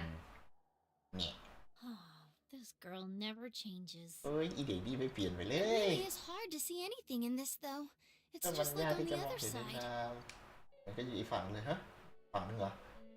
ฮะไปพวก Guys, put on your glasses. ใส่แว่นดิเฮ้ยโอ้ Whoa, เฮ้ย all clear. เห็นชัดแจ๋วเลย What the hell's going on? เกิดบ้าอะไรขึ้นเนี่ย These glasses are meant to help us see through the fog in the other world. หมอกนี้ใส่แล้วรู้สึกว่าจะช่วยตัดหมอกในโลกฝั่งตรงข้ามได้ But ใช่ไหม putting ล่ะ that aside, But no glasses that's would like- improve one's visibility in a fog under normal circumstances. Then, งั้นก็ could the fog from over there be leaking into our world? เป็นไปได้ไหมที่หมอกนี่มันจะทะลักมาจากอีกฝั่งหนึ่งน่ะเนาะ Huh? You guys think that's it? I was What you kind of wanna- expecting you to ignore it as Chie being random again. การแบบว่าแล้วแค่สุ่มไปเรื่อย It's just พูด a ไปเรื่อยอะ thought. มันก็แค่ทฤษฎีใช่ไหม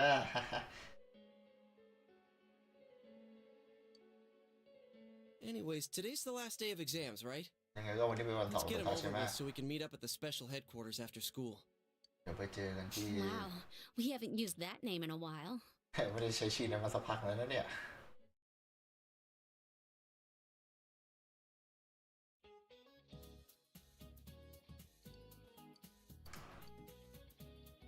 ทำมันได้ดี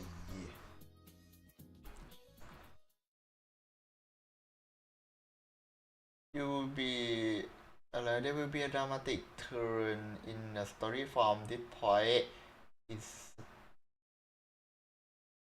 อะไรวะต้อง is strongly recommended to take the opportunity to save what you save game now เซฟดิไม่เซฟก็แห้งดิวะเซฟสัก3-4 รอบ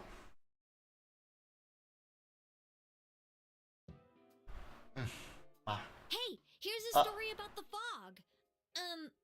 เกี่ยวกับเรื่องของหมอกงั้นก็Some specialists are raising concerns that this fog may consist of harmful substances.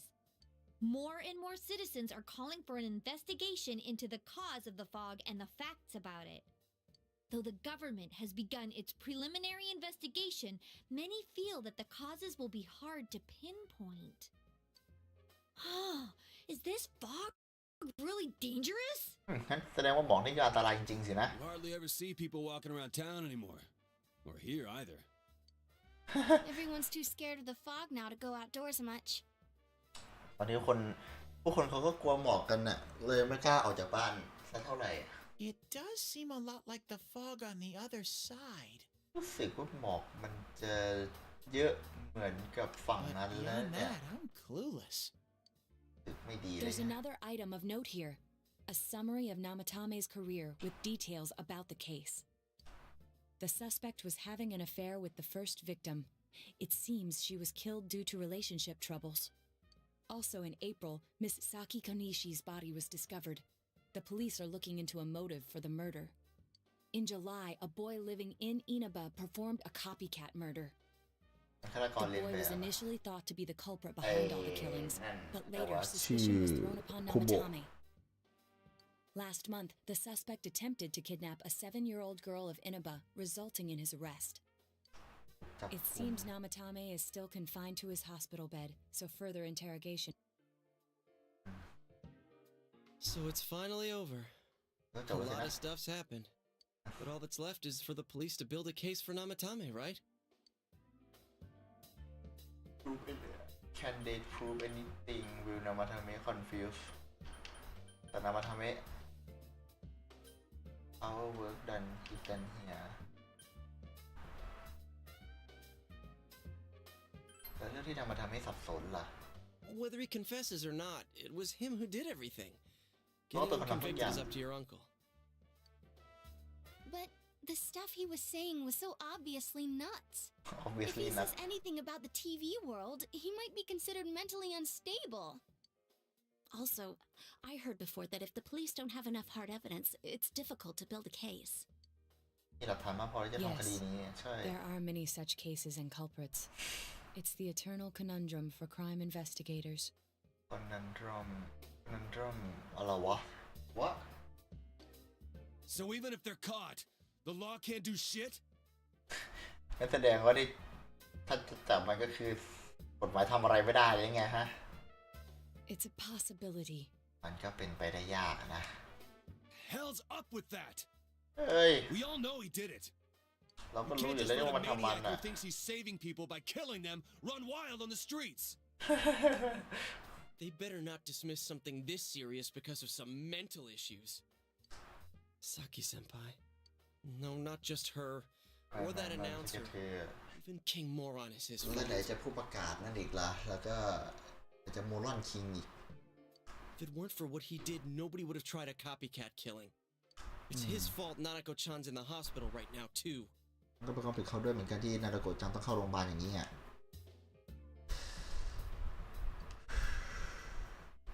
What's the matter? ไปละ I told you order your promise with นาราโกะ A Kotatsu? อ๋อโต๊ะคอนสื่อใช่ไหม อ๋อ Then ใช่ why don't we go check them out right now? งั้นเราไป I ดูกันเลย know ล่ะ Nanako-chan ดู would นะ be ว่านารา psyched โกะ if she จัง came home and found a new kotatsu. Dude, why didn't you tell me sooner? The Wait, winter well, they season's won't coming know up what and we year. just got a bunch of them in stock. มีอยู่ในสต็อก Alright, เพียบเลย off to the houseware section for Nanako-chan! ไปที่หมดไปที่ชั้นเครื่องครัว เลือกโต๊ะคอนสื่อให้นาราโกะจังกันเถอะ If we're getting a kotatsu, we better get some oranges to complete the set. It's a cliche because it's true, damn it. มันอาจจะฟังดูพื้นๆมันจะฟังดูแบบจำเจแต่จะเรื่องจริงแหละ The best compliment to a kotatsu would be a heated rug. Dude, that much juice would kill the breaker the moment you tried to microwave something. Oh yeah, you've never used a kotatsu before, huh, Ted? It's nice and toasty. เป็นไรคุมะ Can I still stay here? อยู่นี่ได้หรือเปล่าอ๋อทำไมว่างั้นน่ะ You kept your promise to me,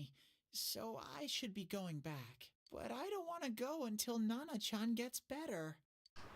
Of course you can stay. แน่นอนเนี่ยก็อยู่ How ได้ many ไง times do we have to say this before it gets through to you? Nanako-chan would be sad if you weren't there when she wakes up. But I couldn't save Nana-chan. ช่วยนานาจังไม่ได้เล Don't ย be silly. We saved her together. อย่าโทษตัวเองนะดีเราก็ช่วยกันทุกคนนั่นแหละนะ We caught the killer, man. เราจับฆาตกร We ได้ couldn't แล้ว have นะ done it without you. ไม่ได้แล้วถ้าไม่มีนายเนี่ยคุมะ You shouldn't talk that way when Nanako-chan is still fighting. ตอนนี้นาราโกะกำลังสู้อยู่นะ You guys. นาย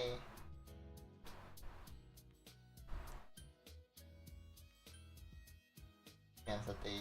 you can stay here come over to my place นะ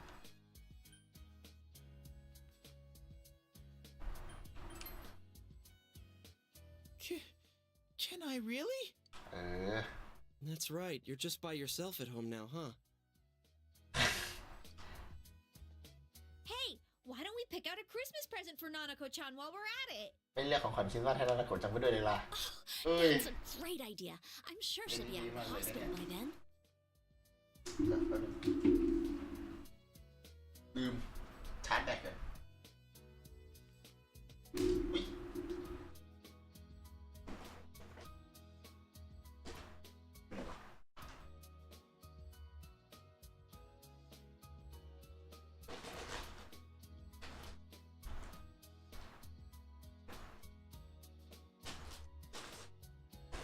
แป๊บนึงนะ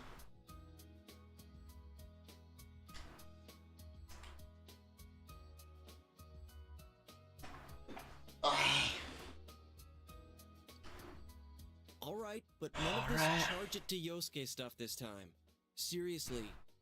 We're clear on this, right? Oh, come on. Why would we do something like that? Dude, the What? clothes you got for this guy? I almost pissed my pants when I saw the receipt. How many days do you think I had to work to pay that off? รู้ไหมว่าทำงานตั้งกี่วันเราไปจะจ่ายหมดอ่ะ Well, I can't help it if Junes overcharges for things. Ugh.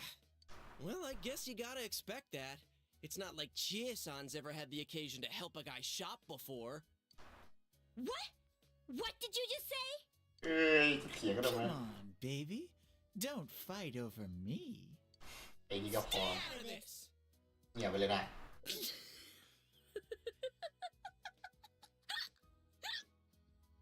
ชอบเสียงหัวเราะโกรธยังไงยิ่งหูเราะเส้นตื้นจัดอ่ะ Let's leave them be and think of a present for Nanako-chan on our own. ไม่ปล่อยพวกนี้ไว้เถอะแล้วก็รีบไปหาของขวัญให้นานาโกะจังกัน What นะ would a girl her age want? แต่เด็กอายุต้องเธออยากได้อะไรกันนะ What do you think Nanako-chan would appreciate most? โยเกมแจ็คฟอร์ดดอ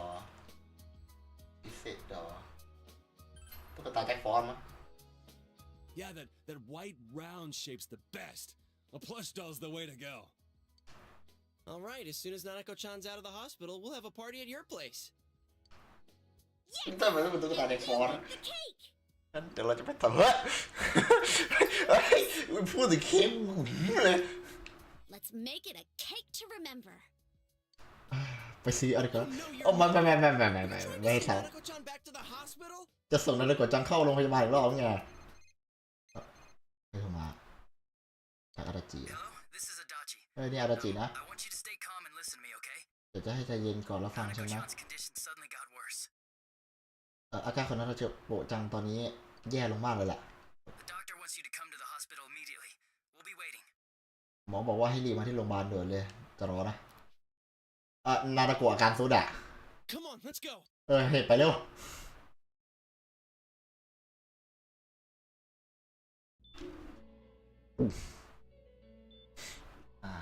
ต้องนาฬิกา Doctor, this Well, fog is poisonous, isn't it? Isn't it filled with viruses? บอก They said so on TV. Isn't there a vaccine or something for it? Calm down, please. That's just a rumor. Don't tell me to calm down. You're lying. We know you have medicine for this. รู้นะมันมียาทำเรื่องนี้ Are เนี่ย you just going to stand there and watch us die? Why would we do something like that? What a commotion. อะไรกันล่ะ What the hell's that supposed to mean?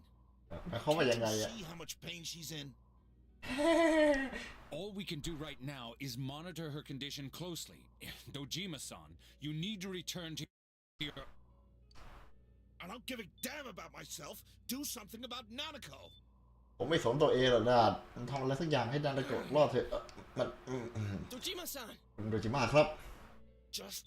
save her. ก็แค่ช่วยเธอ For God's sake, ติด please ตายเถอะพระ save เจ้าได้โปร Nanako. ดช่วยนาฬิกาด้วย We'll do our best. เราทำดีที่สุดแล้วครับ I must ask you to step outside for the time being. ยังไงก็ขอให้ผู้ที่ไม่เกี่ยวข้องออกไปรอข้างนอกเลยนะครับ Nanako. นาฬิกา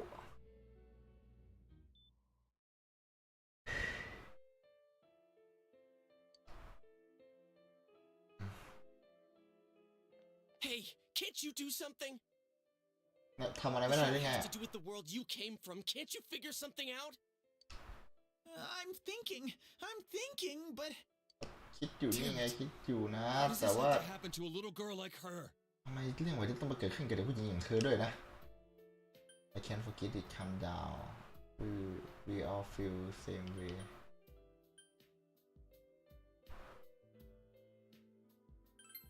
ใจเย็นๆก่อนนะ How am I supposed to stay calm at a time like this? มีหมอสวยๆไม่หมายความว่าไงอ่ะ เฮ้ยใจเย็น บอกให้ใจเย็นกี่รอบแล้วล่ะฮะ ไม่อยากจะเชื่อเลยว่าเรื่องนี้จะเกิดขึ้น Nanako-chan's gonna be okay, right? นาตาโกะฉันจะโอเคใช่ไหมถ้าจีกูก็โจ๊กเกอร์โหมดชิบหายเลยอ่ะ You guys still here? มันอยู่นี่กันเลยเหรอ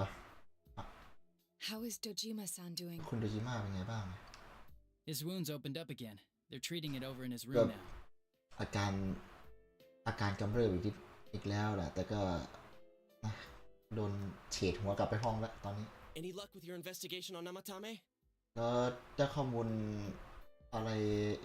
จากปากของนามาทาเมะบ้างไหมฮะ มันก็ About that. เกี่ยวกับเรื่องนั้น I won't mince words here. We're gonna have a hard time making these charges stick. ก็นั่นแหละนะ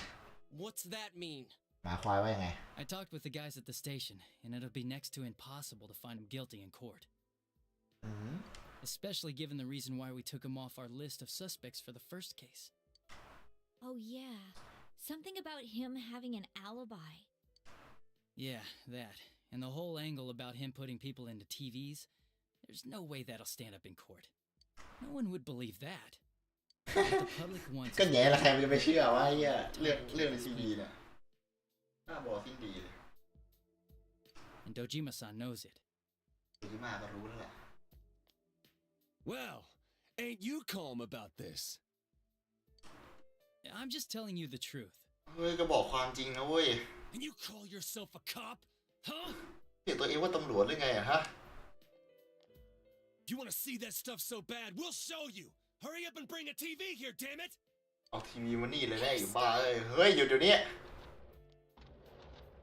What the? อะไรน่ะ Is Nanako-chan's family here? ญาตินานาโกะจังอยู่นี่ไหมคะ Hurry inside. Please talk to her. รีบเข้ามาข้างในเลยค่ะคุยกับเธอด้วยเอาเชี่ยชิบหายแล้วแม่ยายเอาแล้ว What the hell? อะไรวะ What's going on? เกิดอะไรขึ้นอะ No. ไม่นั่นนานาโกะจังรีบตัดบทยูกิโกะเลย หายละ Daddy. พ่อคะ You'll be here soon it will be alright I need there ตั้งใจไว้นะเดี๋ยวจะนานาโกะจัง Nanako-chan, นานาโกะจัง can you hear us? ได้ยิน Do พวก you เราไหม understand what we're saying? เข้าใจไหมว่าเราพูดอะไรอยู่อะ Brother's here with you. Just พี่ของหนู hang อยู่ in เล there. ยพี่ชายของหนูอยู่นี่แล้วนะเห็นใจไว้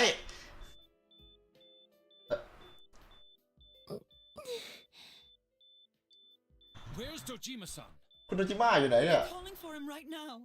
เราเรียกเขามาแล้วค่ะ เรียกอามาทำไมเดี๋ยวแผลอาก็เปิดน่ะหาเรื่องน่ะเนี่ยโอ้ยสะบักสะบอมสภาพอากูแล้วกูเป็นไงบ้างอะสภาพทั้งทั้งน้องเลยพ่อไอ้เที่ยอะไรวะคิดสัตว์เดียวหมอค่ะมันโอ้ยนั่นแหละกูเอ้ย Bro. พี่ค่ะ I'm right here you just coming be alright พ่อหนูกำลังมาแล้วนะ Mm-mm.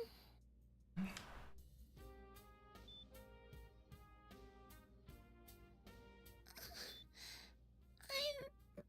หนู scared. กลัวจังเลย Big bro. พี่คะพ่อ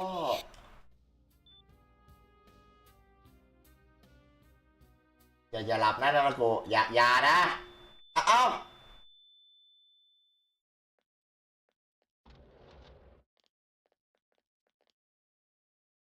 Nanako! นาโกะ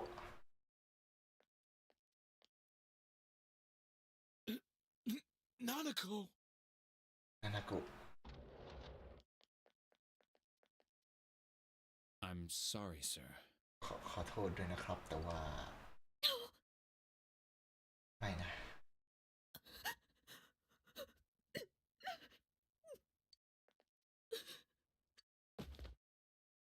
Damn it.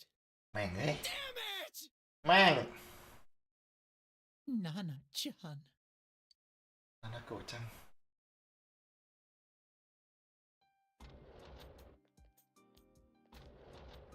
คือหน้าเราห้อยกันมา We did everything we could, but we Oh. still couldn't figure out what caused this. เราทำทุกอย่างเท่าที่เราจะทำได้แล้วแหละแต่ว่าเราอืมกูเดินเลย เดินไปแล้วกูกลับมาก่อนมัน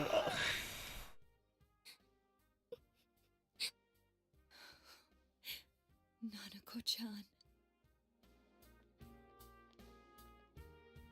Dojima-san, what's with that look? Huh? What's wrong, everyone? Hmm? เดี๋ยวบอกนะว่านานาโกะจัง But then, where did Dojima-san go? ท่านโดจิมะสั่งไปไหนเนี่ยเดี๋ยวห้องเขาไม่ได้ไปทางนั้นดิเฮ้ยเดี๋ยวก่อนนะมันจะไปห้องน้ำมาทำเมีย Senpai! พี่รุ่นพี่เขาไม่ใช่ผัว Dojima-san might have gone after Namatame! โดจิมะเขากำลังวิ่งไปห้องในนามาทาเมะแล้ว To this hospital! ฮะ You transported him to the same hospital? เดี๋ยว Laughing out loud, he's the suspect in the case! ย้ายเขามาไว้โรงพยาบาลเดียวกันเนี่ยมึงบ้าหรือเปล่าวะ เขาเป็นผู้ต้องหาในคดีนี้นะเว้ย This is the biggest hospital, and he's in no condition to be moved. ทำไงได้ว่าโรงพยาบาลที่มันใหญ่สุดอ่ะแล้วไม่มีที่อื่นให้ไปด้วยอ่ะแล้วห้องเขาอยู่ไหนแล้วน่ะ Can't tell you that. บอกไม่ได้หรอกนะ Just tell us where he is already! บอกแล้วดิว่าอยู่เขาอยู่ที่ดีแล้วอ่ะ You don't know what he's gonna do there if we don't stop him! โอ้ Kanji-kun, you don't mean... เดี๋ยวบอกนะว่า Hold on. ใจเย็นสิพูดก็คือคุยกันได้พูดอะไรก็ได้ Wrap it up! Where's this room? คายมาเดี๋ยวนี้นะห้องเขาอยู่ไหน Top floor in the second surgical ward. ห้อง Furthest room back. ห้องบน ไปทางขวามั้ง There's a police guard. ด้านหน้ามีตำรวจการไว้อยู่เจดีโจเกอร์โหมดละ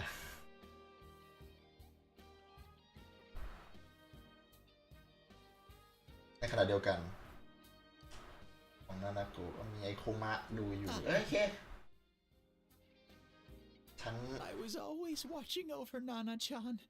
and I still couldn't save her. ช่วย It เขาไม่ได้ happened in my world.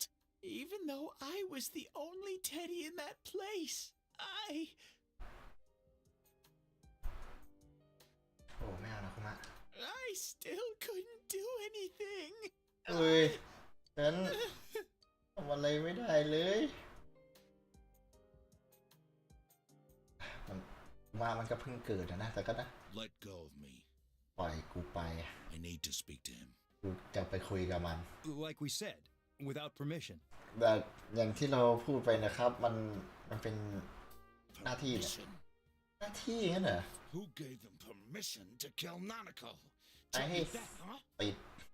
ใครเป็นคนให้สิทธิ์มาได้ฆ่านานาโกะฮะบอกกูทีดิ Hell with you all. พวกมึงทุกคนเลย Why is he still alive when Nanako's dead? ทำไมมันถึงยังมีชีวิตอยู่แล้วนานาโกะตาย Me back Nanako. เอานานาโกะกลับคืนมาด้วยเว้ยเอากลับมาเดี๋ยวนี้เลยนะ All I have. เธอไม่ต้องมาที่ฉันเว้ย The only one in the world. มีแค่นั้นจะไปเรียกหมอมาสิ Go of me. ปล่อยกูไปฉันจะ Holy crap. โอ้แม่เฮ้ยดูที่ฟ้าสัตว์ I'll go เฮ้ย look เฮ้ย at เฮ้ยเฮ้ยเอาเขาออกจากตรงนี้เดี๋ยวนี้เดี๋ยวจะไปเรียกหมอมาโอ้ยสภาพ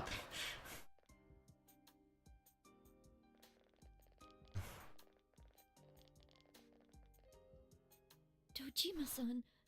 was he seriously gonna... His only daughter's dead. กับลูกสาวคนเดียวตายเนี่ยนะรู้สึกไม่แปลกใจเลยล่ะ Dojima-san probably knew that there's little to no chance Namatame would be convicted. Damn it. เฮ้ย He killed Senpai. And now อารุ Nanako-chan. ชิแล้ว เขาฆ่ารุ่นพี่แล้วตอนนี้ก็นานาโกอีก The bastard's gonna walk away without paying for what he did. ไอ้สารเลวนี่ที่ยังมีชีวิตอยู่ต้องชดใช้ในสิ่งที่มันท That's not right. ำแต่มันก็ไม่ถูกนะ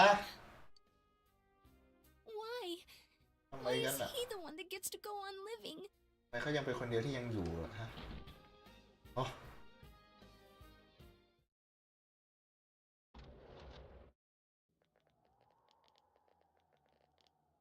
อะไรวะทำมาทำนี้อะ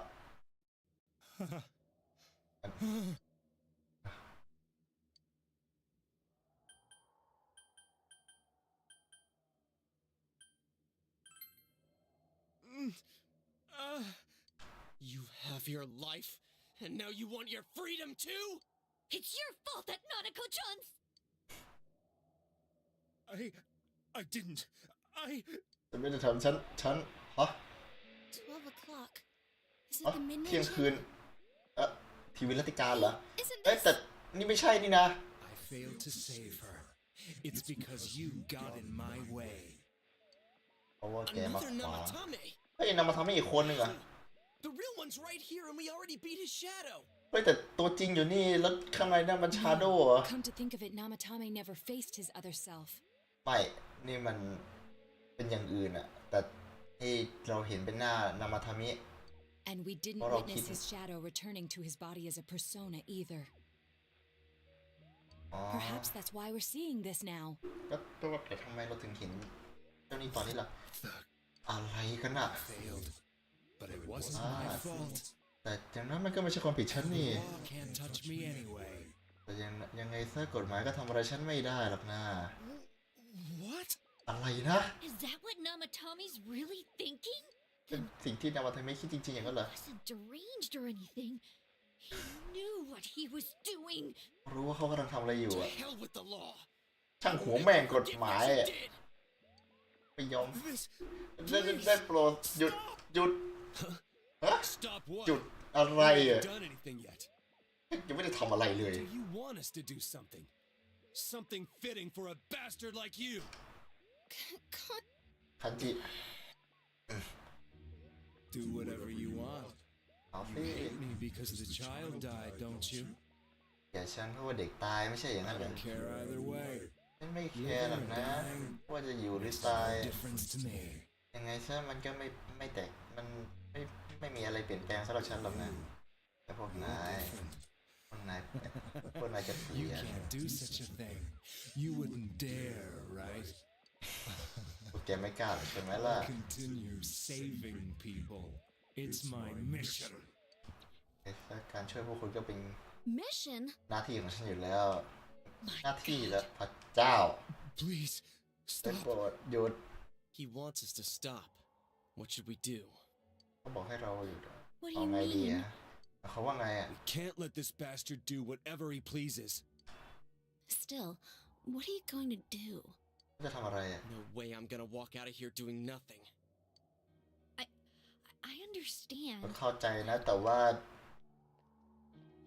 This must be a luxury suite. Most hospital wards don't have such large televisions. มี Now, ทีวี with จอใหญ่ something like this in the room, this man could escape at any time. นั่นก็หมายความว่าชายคนนี้ก็สามารถหนีได้ตลอด Although เวลา once he enters, he may find there's no way out. ถ้าเขาเข้าไปแล้วเขาไม่สามารถหาทางออกกลับมาได้ Wait a second. You don't เดี๋ยวคน mean... นะไม่ได้หมายความว่า Serious? จริงจังใช่ไหมเนี่ย You just gonna turn your back and walk away? That's... But... แต่ว่า What's gotten into you guys? This is crazy. How can we do something like that? จะทำอย่างนั้นได้ยังไงกันเล่า Cheer! เชี่ย Everyone, ทุกคน listen to me. ฟังฉันนะ If we're gonna do this, now is our only shot. We won't get a second chance. ถ้าเราจะทำทั้งหมดนี่เราจะต้องทำมันให้เร็ว และเรามีแค่โอกาสเราไม่มีโอกาสครั้งที่สองแล้ว He's gonna get off the hook, and he'll go around saving people again. You just heard what this bastard's really thinking. If that happens, it'll be just like Nanako-chan and Senpai. Who knows how many innocent people will die this time? I can't let something like that go. Someone close to me died.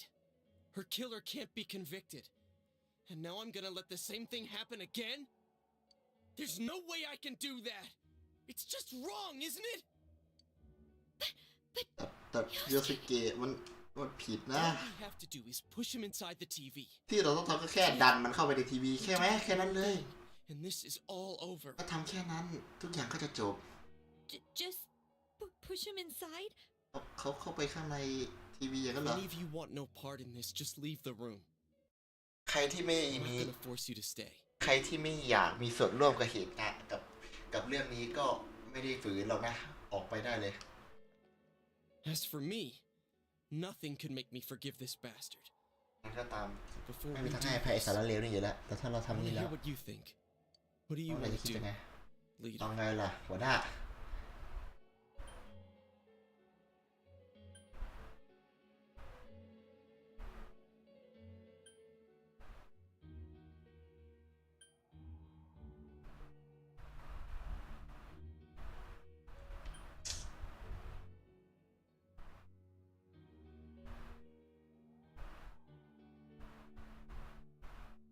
คือ We don't have time to wait. If เรา we ไม่มี don't เว do ลา this รอ now, แล้ว the นะ cops will come back. แต่ที่ตำรวจ What จะ are กลับ you ว่า trying to say? พยายามจะพูดอะไรอ่ะ We're missing something leave him for the police it won't change anything That's bullshit. นี่มันเรื่องบ้าบอสิ้นดี At the very least, we can be sure that a tragedy like this will never happen again. I don't want anybody else to suffer like we did. I didn't think we'd end up like this. เราจะเป็นไม่ได้หมายถึงแบ I บ thought we were all on the same page. งั้นเราก็จะเป็นแบบเดียวกันเลยนะ How the hell can you be so half-assed about this? Are you okay with what this bastard did?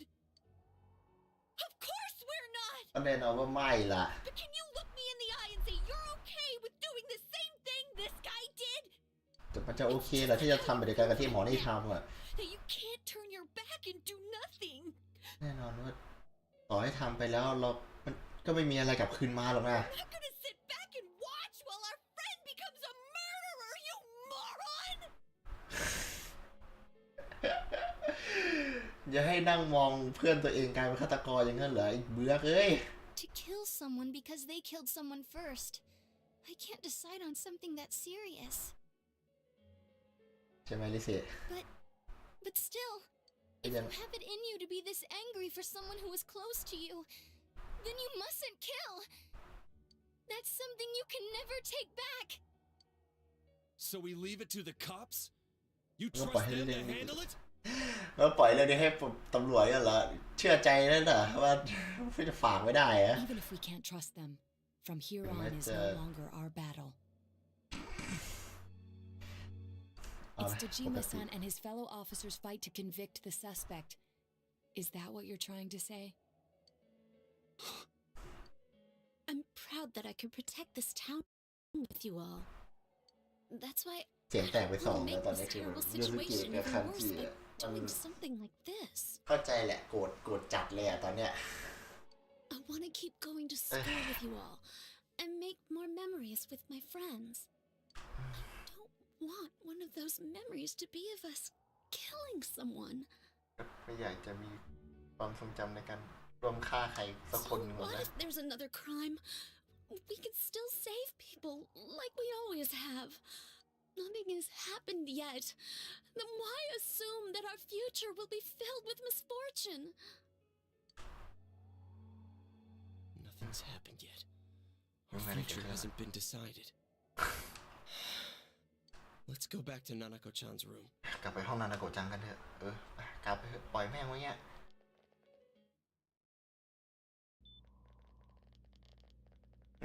Oh, there they โอ้ are. พวกนายกลับมาแล้วสินะ Nanako-chan came around. นานาโกะจังกลับมาแล้วนะโอ้ What did you just say? หมอพูดว่าอะไรอะ Nanako-chan's alive? นานาโกะจังกลับมามีชีวิตอีกแล้วเหรอ Are you serious? จริงจังปะเนี่ย It's very rare to be resuscitated after one's heart and lungs fail, but it does happen. แต่มันก็ Until เกิด I ขึ้น know ได้ why นะ she collapsed in the first place, I can't say for sure how well she'll recover from here on. Still, แล้วก็ตาม Nanako-chan's a fighter, and she's trying desperately to stay alive. อ่าโอเคอย่างนั้นนาโกะก็จะ So กลับ this มา isn't a joke? นี่ไม่ใช่มุกแกล้งกันใช่ไหม Am I telling the truth? บอกทีว่านี่มันเรื่องจริงอะ Nanako-chan. นาโกะจังโอ้พระเจ้า Oh my god. ฉัน This is amazing! Miracles do happen. ปฏิหารย์เกิดขึ้นแล้วสินะ ดีจังจริง I didn't know what I was gonna do. ไม่รู้เลยจะทำอะไรดี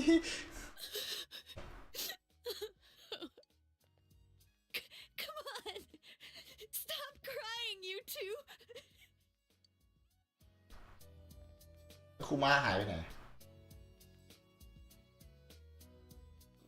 เดี๋ยว Wait a second, where's เดี๋ยว Teddy? ก่อนนะครูมาหายไปไหนอะคำถามเดียวกันกับกูเลยยาสเกะ Tommy's room. เดี๋ยวก็ว่าแต่ตอนที่เราไปห้องน้ำมันทำให้ไอ้มันก็ไม่ได้ไปด้วยกันนี่นะ You're right. จริงด้วย That's weird. นี่มันแปลกมากเลย I figured he wouldn't move from Nanako-chan's side. Teddy,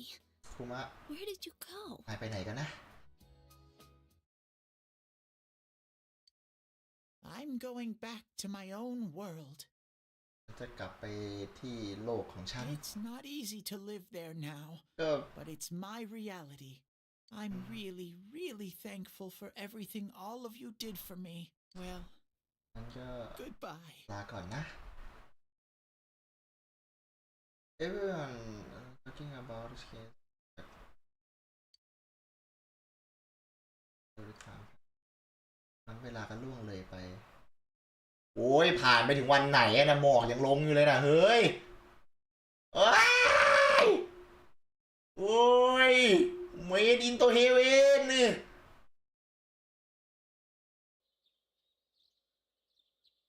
หิมะลงก็ไม่ดีฤดูใบไม้ผลิแล้วเหรอ ใช่เหรอ เอ๊ะ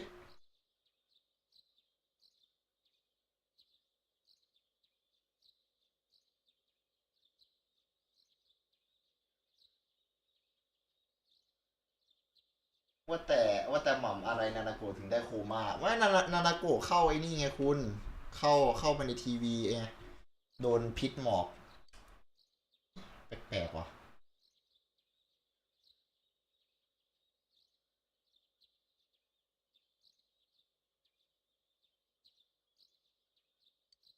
บ้านพักโดจิมา And now, a story on the serial kidnapping and murder case that shook the town of Inaba. Defendant Taro Namatame has confessed to committing the multiple kidnappings that previously seemed irrelevant. However, he continues to flatly deny his involvement in the first two murders. Namatame also maintains his strange insistence ผมกำลัง that คอนฟิวอยู่ he ใช่เหรอวะ released them ผมทำอะไรพลาด inside เหรอ the TV to save them. With so much unknown regarding his motives and methods, many are hoping his trial will shed some light on these mysteries.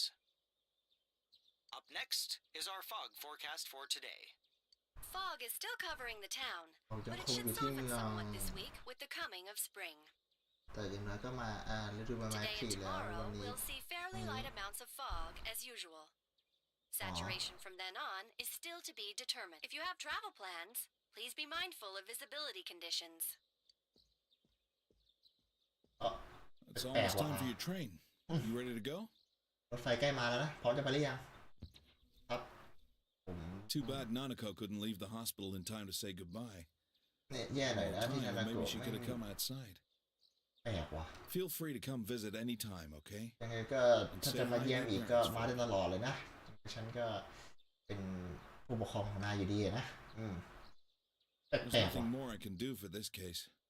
I might end up testifying in court, but otherwise I'll just be observing to see how things play out.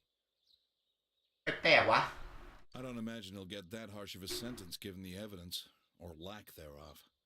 Hey, mind if I ask you something? เอาเลยได้ไหมฮะว่า It's only been a year since you got here, but a lot's happened since then. What do you think about your time here? Are you satisfied with the things you did, the choices you made? Specify admire What are you asking ถามถึงอะไรครับ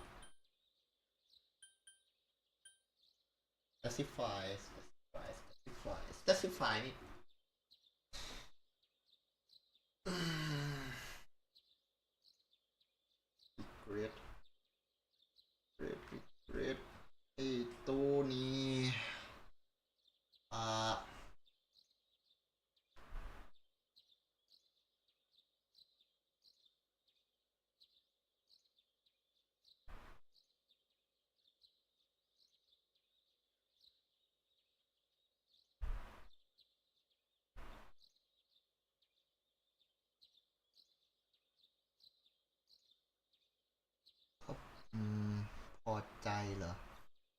What do you think about this time here พอใจก็พอใจ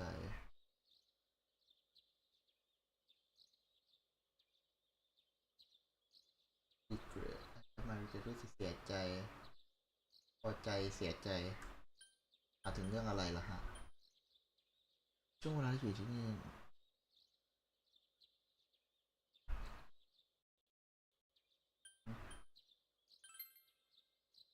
I see.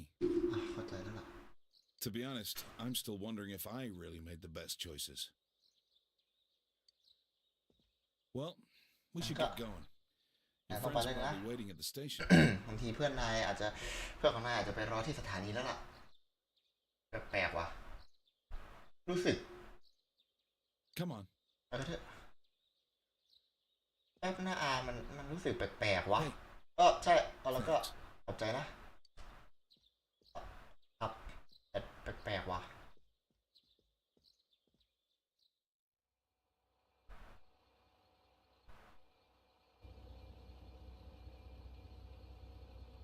You really are leaving us. ไปจริงๆสินะ It was overdue quick. ดูเร็วจังเลยฮะ without you around, Senpai. You will visit, won't you? เยี่ยมหรือเปล่าล่ะWe'll come immediately if anything happens on your end. Be sure to take good care of yourself. Take care. Keep in touch, okay? I'll reserve a room for you at the Amagi Inn the next time you come. Well, I'll see ya. You really helped us out with lots of stuff. Thanks, partner.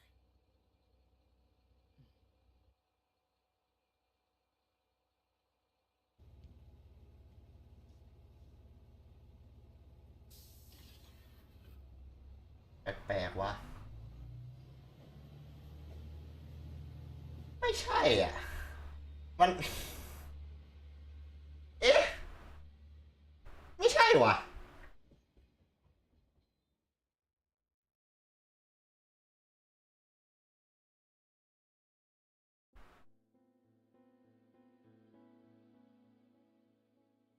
อะวะ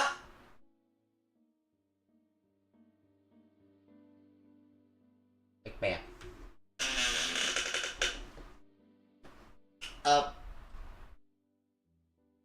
ฮะวะ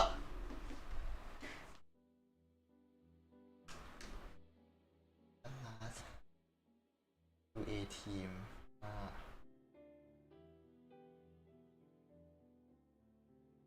ความสัมพันธ์ไม่พอเหรอ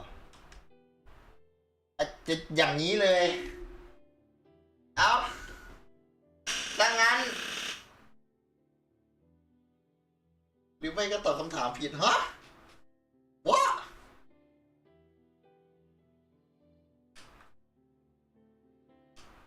เอากูไม่ใช่เดี๋ยวแปลกๆวะอาจจะเหรอหรือไม่ใช่วะ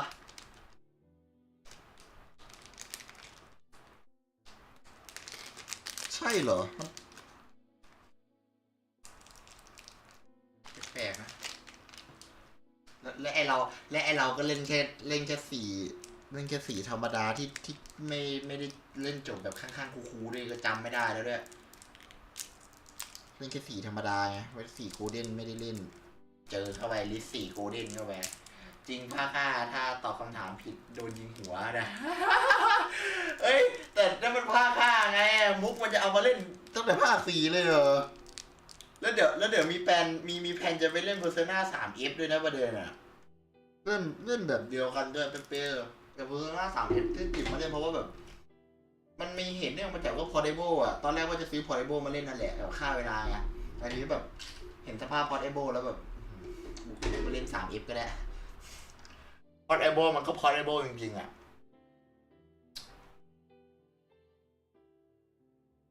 ผมสคริปต์ได้ไหมเนี่ยสคริปต์ไม่ได้ด้วย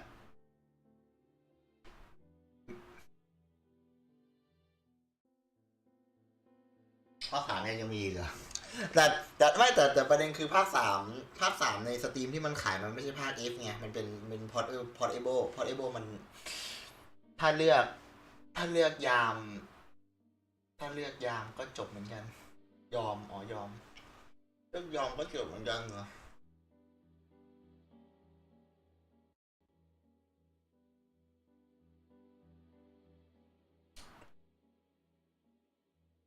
ไอ้ทีนี้ก็งงเลยสคริปต์ได้ไหมเนี่ย มันกินแอร์ไทม์เฮ้ย ฮัลโหลคืออัดเจ๊ครับเจ๊ครับรู้นะว่าเจ๊อยู่เบื้องหลังอ่ะคือสคริปต์ได้ไหมฮะเจ๊ฮะเจ๊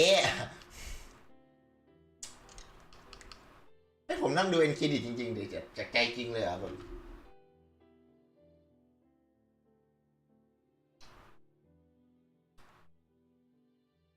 หรือพวกผมไปตอบคำถามว่าพอใจที่มันจะให้มันจบแบบนี้วะ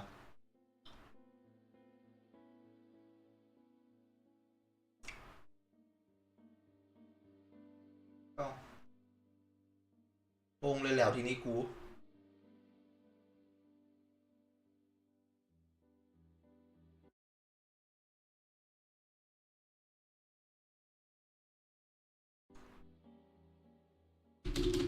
แล้วมันสคริปต์ไม่ได้เอ้านั่งคุยกันก่อนในระหว่างที่เอ็นเครดิตมันไหลไปผมทำอะไรกับมันไม่ได้อะเนี่ยผมทำอะไรกับเอ็นเครดิตไม่ได้เลยกดละถ้าเลือกตอบผิดจะมีแบดเอ็น2แบบ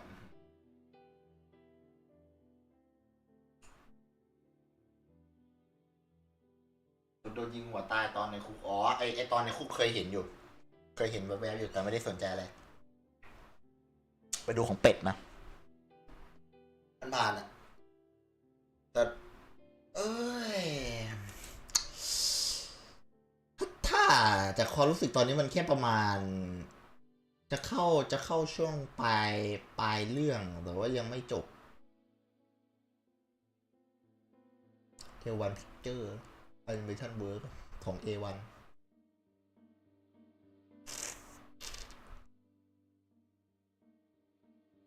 500 ย่อมี3แบบใช่ไหมมันเยอะไปไหมเนี่ย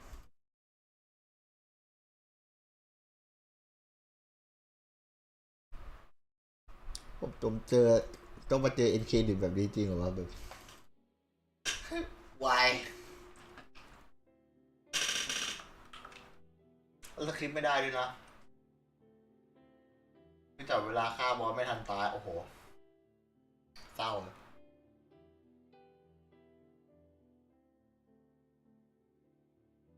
ยคือแล้วทีนี้ผมทำไงได้แล้วเนี่ยกลับไปรีเซฟใหม่เล่นนะใช่ไหมกลับไปรีเซฟเล่นใหม่แล้วก็สปีดรันไม่ถึงเลยคือยังไงวะนี่คือจบแบบข้างๆคูลๆอีกแล้วไอ้เชี่ยแฟลชแบ็กแบบแฟลชแบ็กตอนนี้เลยอะตอนผมเล่นเพอร์โซนา4อะแม่งจบแบบนี้อะข้างๆคูลๆนะ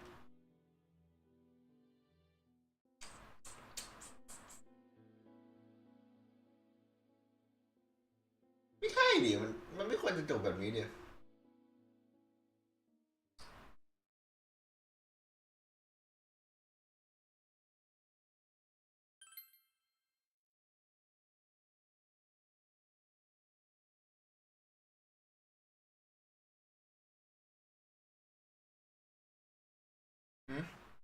แล้วยัง if you load the data you save here you start game you start the game over carrying over certain attribute from your calendar that clear data you overview original save your will be unable to continue playing from this point on the game โอเค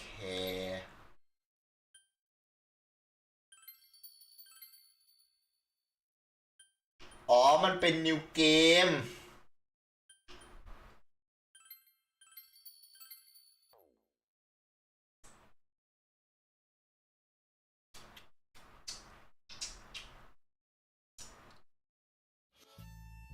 เอ้า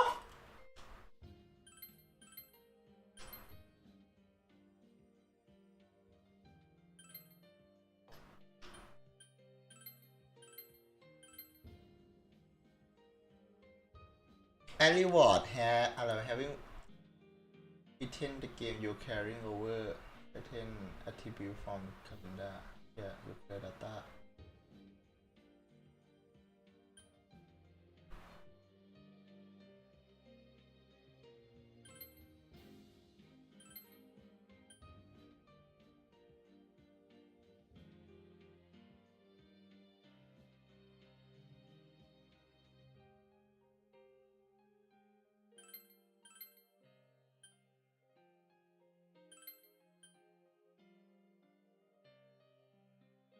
You will begin a new game without using the bonus from the data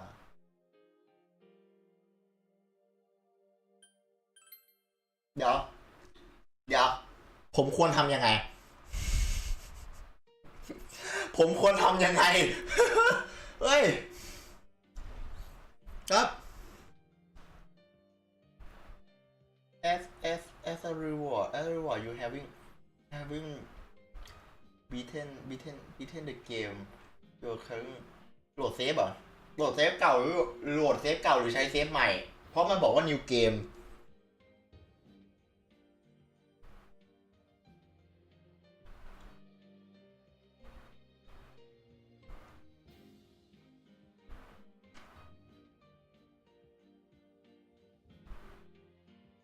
คือมันมี2เซฟไงแล้วผมได้ไปกดเซฟ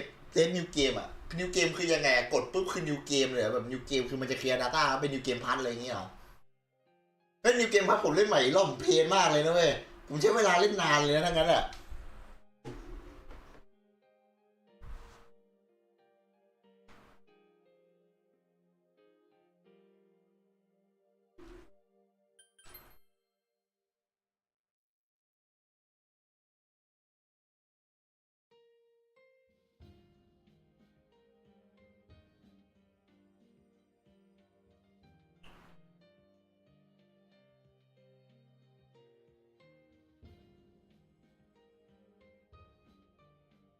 ต้องเคลียร์ data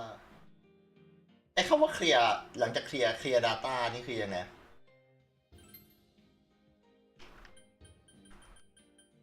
Would you like to use clear data clear data ที่ว่านี่หมายถึงยังไงคือผมเคลียร์เกมรอบที่แล้วเอา data จากรอบที่แล้วมาเล่นในรอบนี้หรือ clear data คือลบแม่งหมดเลยและไปเริ่มใหม่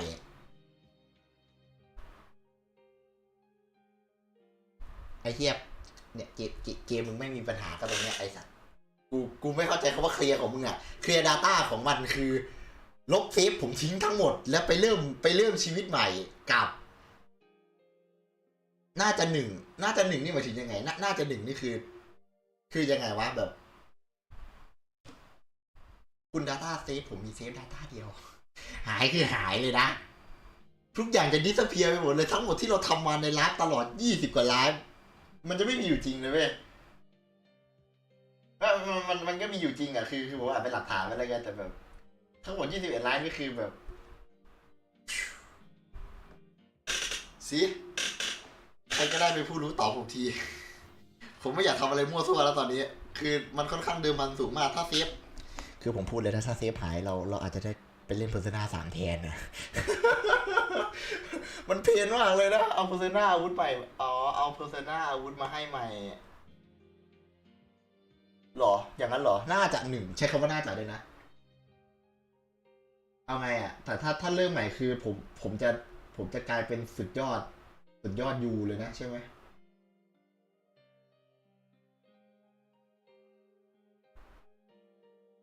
เอาไงอ่ะคุณน็อต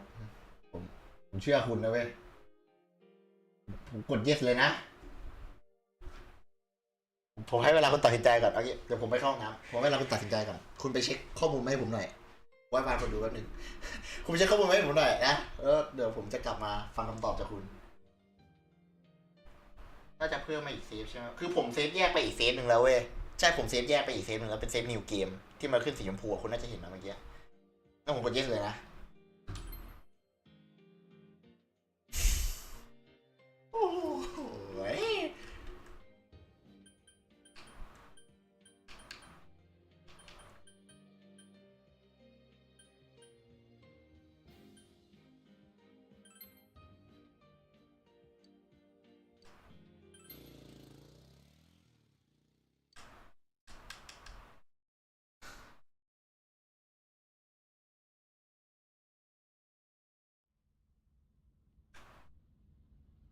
เริ่ม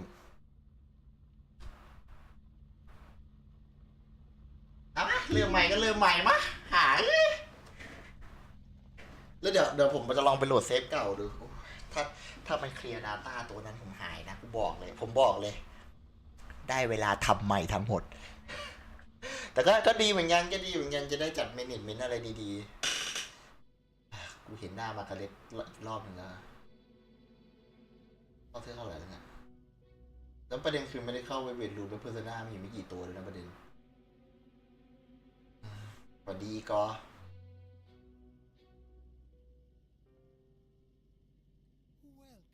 ยินดีต้อนรับสู่ Velvet Room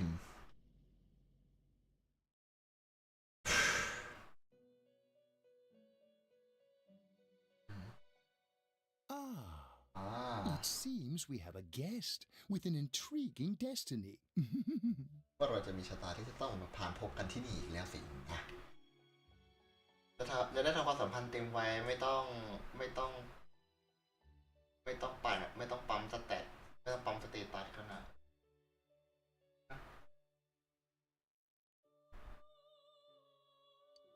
ก็ได้กันเนี่ย My name is Igor ชื่อของผมชื่ออีกอ I'm delighted to make your acquaintance ผมเป็นคนที่เชิญคุณมาที่แห่งนี้เอง This place exists between dream and reality, mind and matter สถานที่แห่งนี้ถูกตั้งอยู่ในระหว่างความฝันและความเป็นจริงจิตใจและเชื่ออะไรสักอย่าง It is a room that only those who are bound by a contract may enter ห้องนี้จะสามารถเข้ามาได้เฉพาะผู้ที่ได้ทำการติดต่อไว้ได้ทำการเขาเรียกว่าอะไรคอนแทรคติดต่อมั้งได้ทำการเชิญไว้เท่านั้นนะถึงจะเข้ามาได้ that such a fate awaits you in the near future. Now, why don't you introduce yourself? ทำไมไม่แนะนำตัวก่อนล่ะคะน่ะนั่นสินะ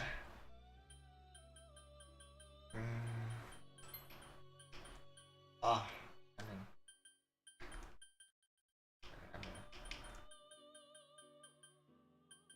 ได้มันต้อง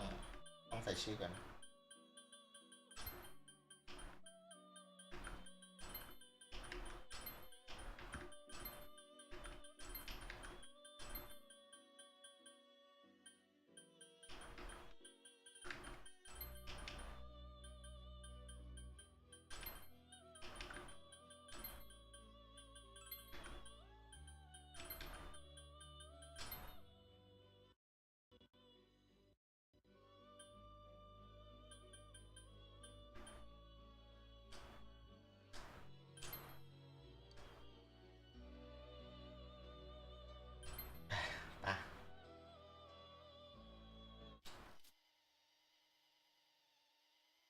โคโตมิเน่ไง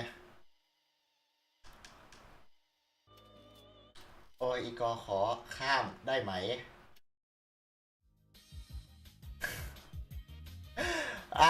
ขอสักหน่อยแล้วกันอันนี้ไม่ฟังอีกอบ่นแต่มานั่งดูนมพิเศษของคุณครับอะไรโอเคอย่าเล่นข้ามไปเถอะถึงสถานีอินาบะอีกรอบนึงทำไมมันคุ้นจังวะ Hey, over here. ไอ้หนุ่มทางนี้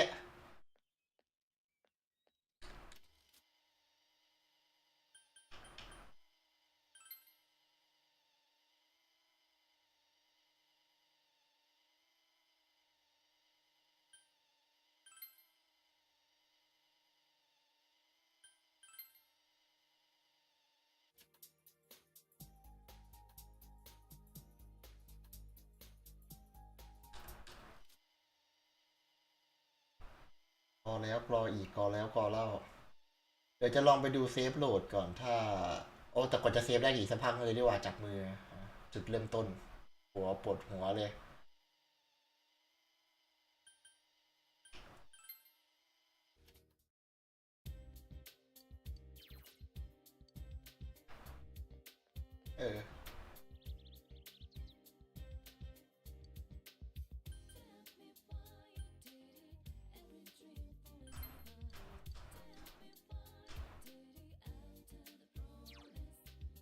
นี่ไงอันนี้เซฟนิวเกม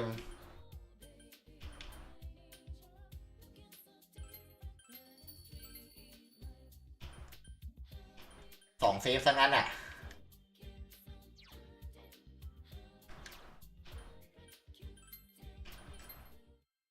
นะ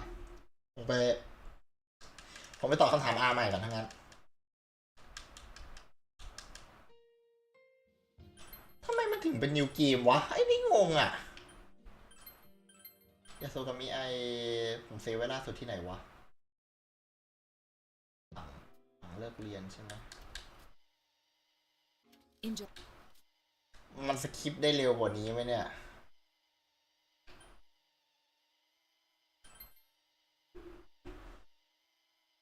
มันสคิปได้เร็วกว่านี้ไหมน่าจะสคิปได้แค่นี้มันไม่ผมหยันไม่ค่อยมีซีนว่ะไม่รู้ดิ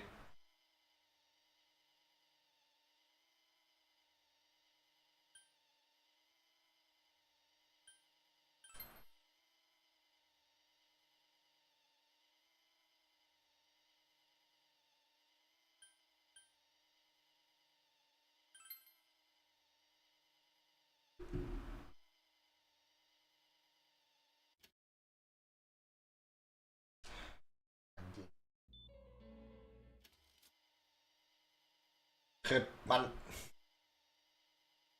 รีบกรอเลย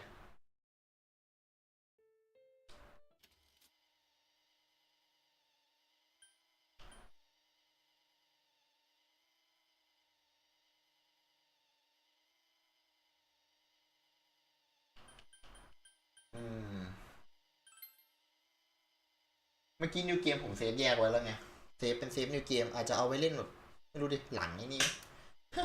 หลังแบบหลังได้นู่นได้นี่มาแล้วอะไรเงี้ยแต่อันนี้จะเป็นเซฟสตอรี่หลักรู้กันนะว่าไอเซฟนิวเกมแล้วก็ไว้นิวเกมนี่แบบ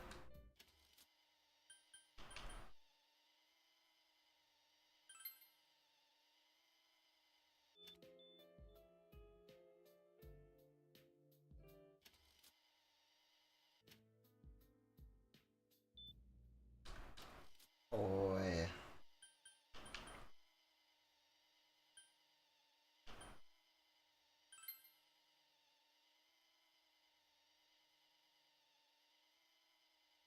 นาโกะแตก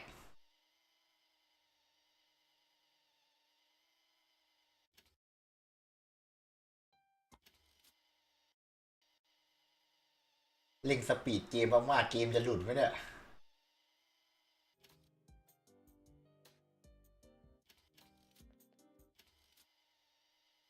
น่าจะเป็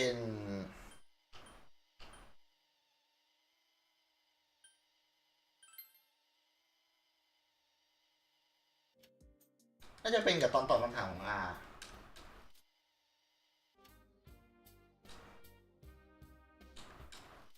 ตอนสุดท้ายเดี๋ยวลองตอบอันที่3ดูแล้วกันเพราะถ้าไม่งั้นก็คือแบบ นั่นแหละนะ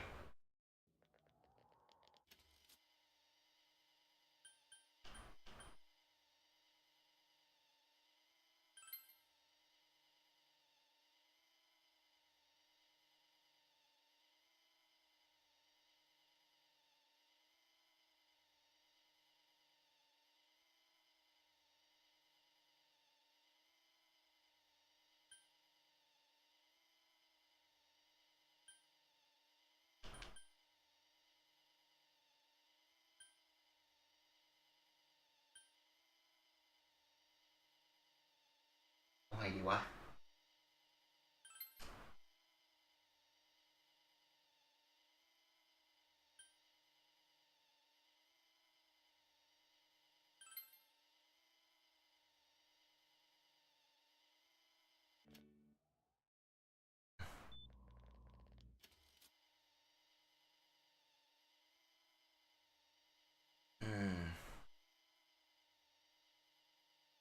รอเทปจนเครื่องกรองมันจะเสียแล้วเนี่ยไอ้ส่วนนี้แหละคิดว่าไอ้ส่วนนี้แหละน่าจะสำคัญ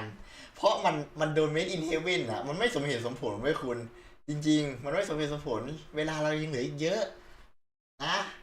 มันอยู่ๆมันโดนไม่ดีเทเว่นโง่ๆเลยอ่ะผมรู้อยู่แล้วแหละ แต่ว่าแบบมันก็เกินไปมันก็เกินไปร้านบอสแหวงเล่นกูงี้เลย And now,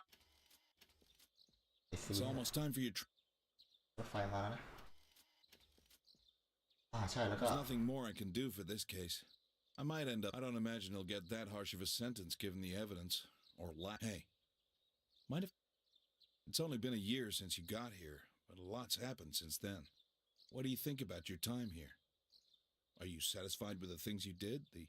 choices you made?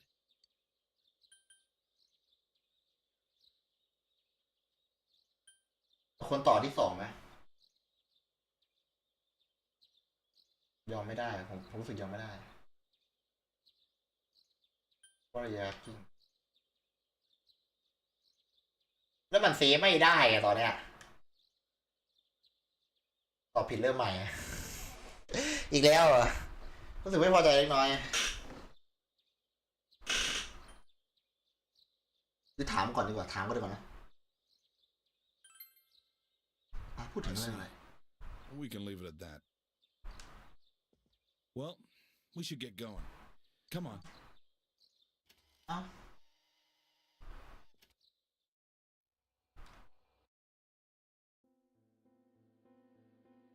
เอ้า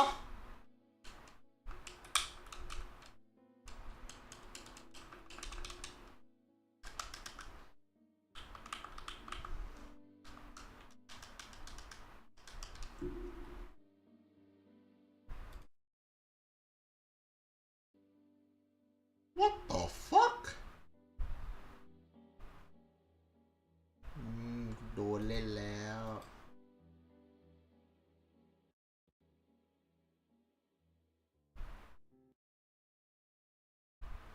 ผมโดนมันเล่นแล้วไง เอ้ยตายนะ ปิดเลยลองไปตอบคำถามมันที่3แล้วกัน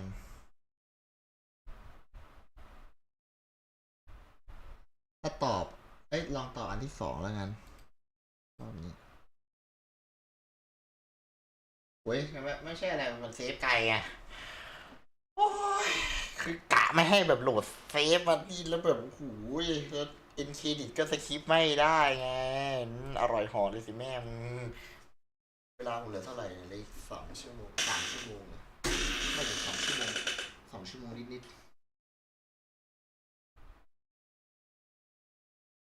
ต้องจี้อาราจิป่ะครับจี้อาราจินี่คือยังไงอะ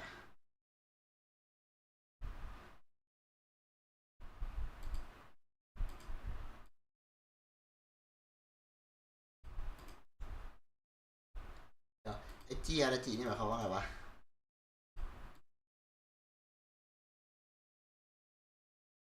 ตัวมอดโหลดเดอร์เลยอะ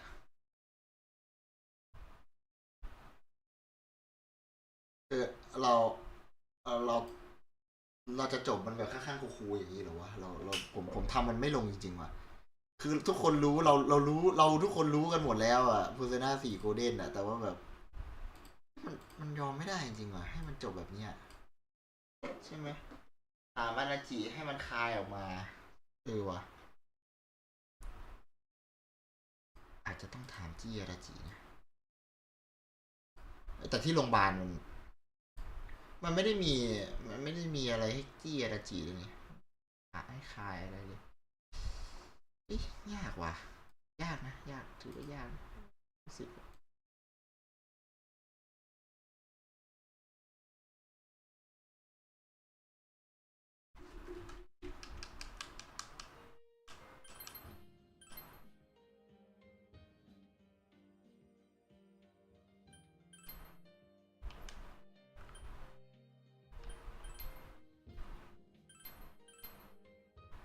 หรือมันบังคับเรานิวเกมพาร์ทวะ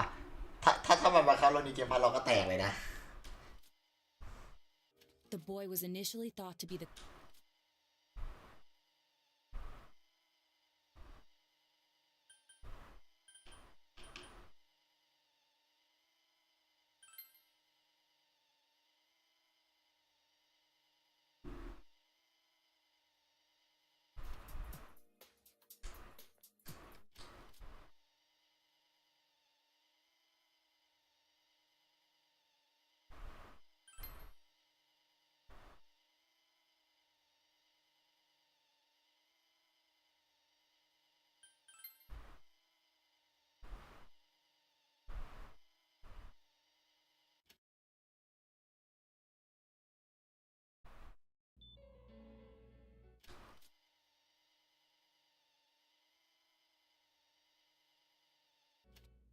ผมวนตรงนี้มา3 รอบ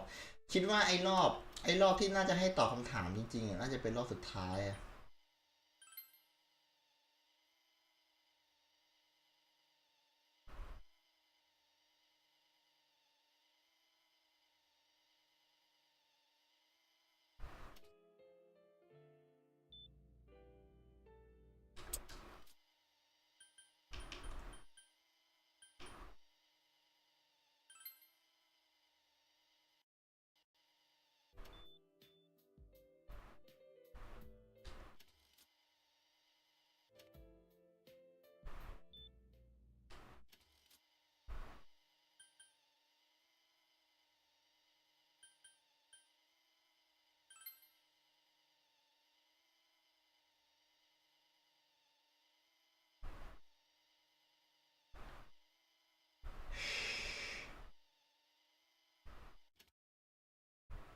ที่ถามอาดาจิเอาตอนนี้เนี่ยนะ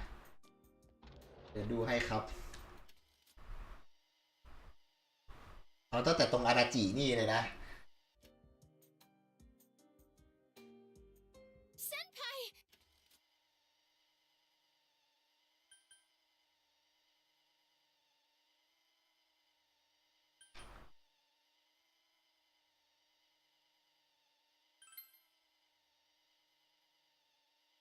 ไม่มันยังไงมันต้องไอ้นี่อยู่ดีงั้นแสดงว่ามีมีอยู่อันที่เดียว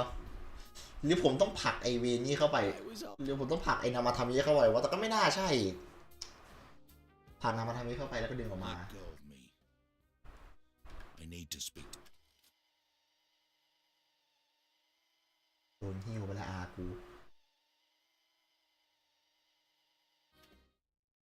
เพราะถ้าไม่ใช่ พูดเลย ได้เริ่มใหม่กันตึงๆอ่ะเราจะทำมันอย่างปราณีตที่สุดเท่าที่จะทำได้เซฟใหม่ชีวิตใหม่ชื่อใหม่ ไม่ใช่ชื่อใหม่นามสกุลใหม่เนี่ย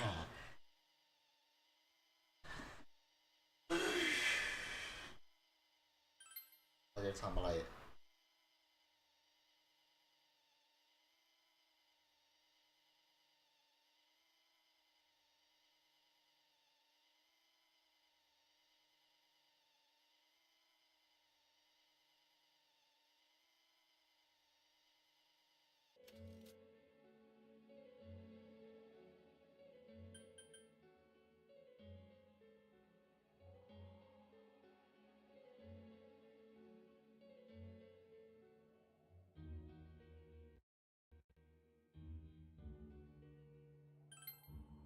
Yeah.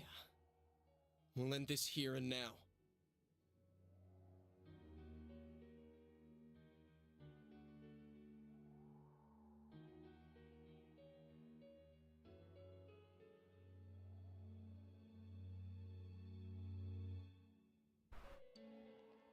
Wait a second! Do you really understand? It's the exact same thing, Namatame! Is getting revenge. Are you sure?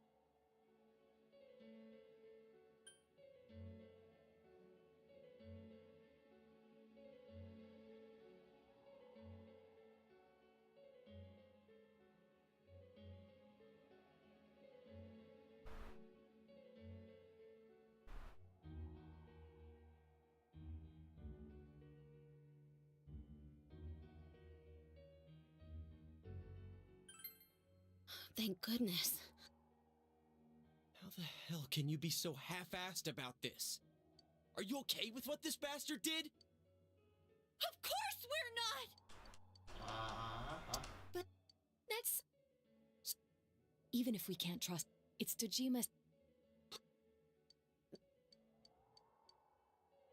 มันไม่มีช้อยวะตัวนึง Let's go back to Nanako-chan's room. สิ่งสำคัญคือตอนคุยกันนามาทามิอ๋อโอ้เชี่ยผมต้องโหลดเซฟใหม่แล้วทั้งนั้นมันโหลดเซฟได้ป่ะสู Oh, there they are.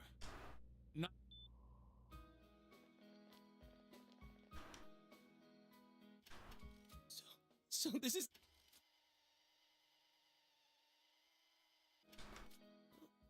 Wait a second, where's Teddy?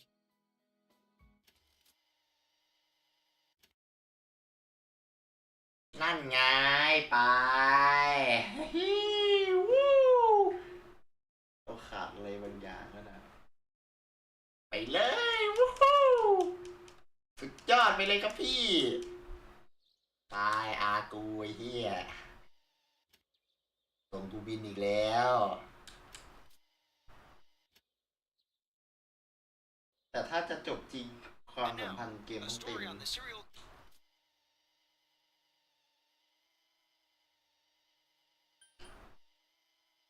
ใช่ไหมออกเกมแล้วโหลดน่าจะไวกว่า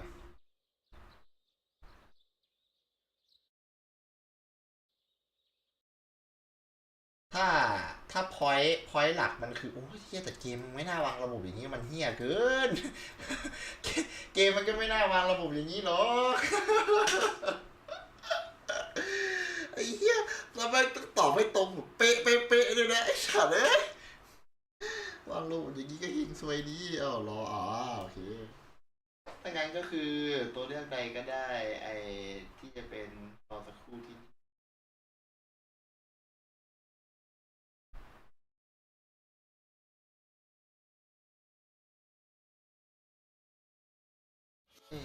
จะพูดยากนะถ้ามันสำคัญที่ตอนนำมาทำนี้งั้นเกมเพอร์ซนาถ้าเล่นจบ Here's a เล่นจ story บจ about ริง the ๆต้องเล่น bomb. 2 รอบครับSome specialists are raising ไม่หรอกแต่ถ้าอย่างนั้นก็คือเฟิร์สรันมันไม่ได้จริงๆอ่ะ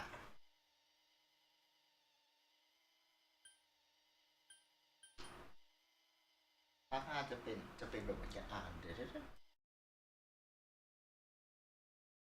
แคปหน้าจอต้องแคปใหม่ทุกครั้งอ่ะเอาละสิว่ายูสเกะ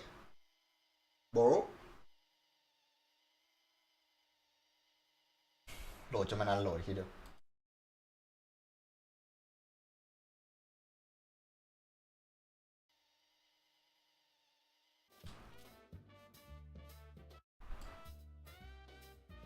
อันนั้นนะคือเพราะตอนเล่นรอบ 2รู้สึกวิชาจบแรกไม่มีใช่ไหมหรือผมต้องนิวเกมจริงๆวะเฮ้ยถ้านิวเกมจริงๆนี่หูยาวเลยนะแต่ผมว่าถ้าจะจบเกมนี้จริงความสามารถต้องเต็มหมดไม่แต่ประเด็นก็คือแบบเวลาคุณไอช่วงเวลาแก๊ปเวลาที่เหลืออยู่อ่ะก่อนจะถึงวันเนี้ยมันยังเหลืออยู่ไงแล้วมันเก็บความสัมพันธ์เต็มได้ ซึ่งมันน่าจะไปได้อีกอะแต่เชี่ยผมเกาหัวแก๊กว่ะมันมีหลังหมอกลงกว่านี้อีกไงแต่นั่นแหละนะเชี่ยผมเริ่มงงไปหมดแล้วว่ะเฮียอะไรวะ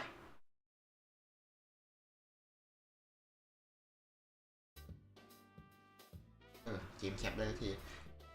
Can they prove anything เดี๋ยวขอผมดูนะตัดเลย I'm sure. But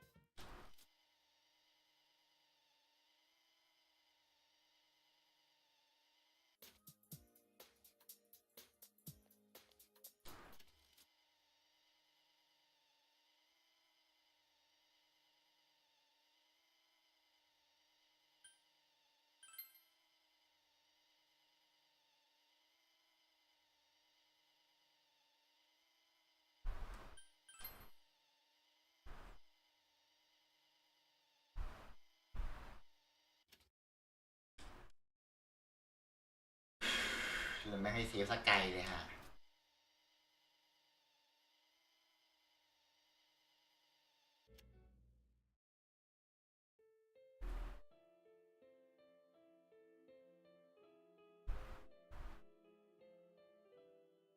ยอมจบดีของโฆษณา4ธรรมดาก่อนใช่ต้องงัดกับอาราจิให้ได้ก่อนเว้ยไม่งั้นมันแบบมันอยู่ไม่สุขจริงๆอ่ะ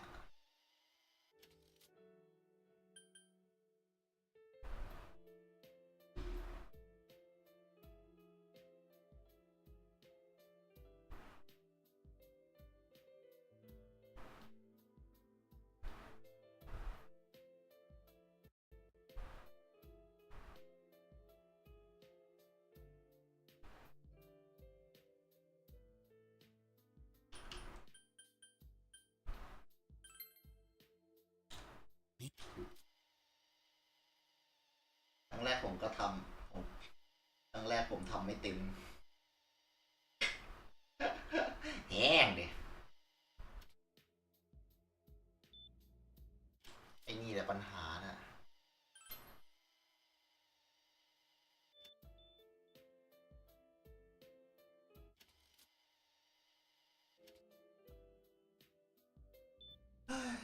Doctor. จบเอาของก่อนนี่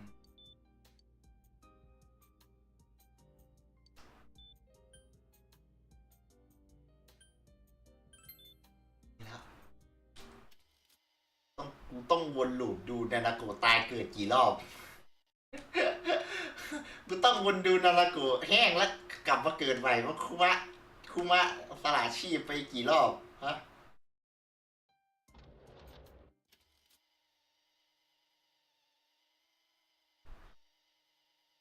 จบเอาของก่อน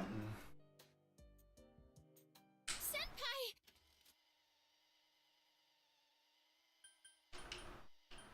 ชีสติลล่ะเขายังมีชีสอยู่เหรอไปที่ห้องเขาอยู่ไหนห้องเขาอยู่ไหนมีค่าเท่ากันนะอันนี้ต่อมาไหนก็ได้นี้ของไอเดินผ่านก็ได้เวลกันนะเอ้ยตึงจัดI need to speak to him. ก็เวลมันหาม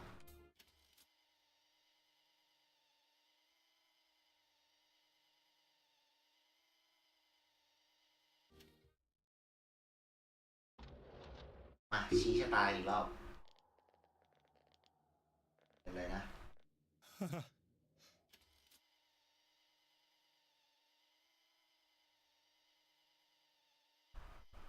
รอสักครู่ที่นี่อ่ะ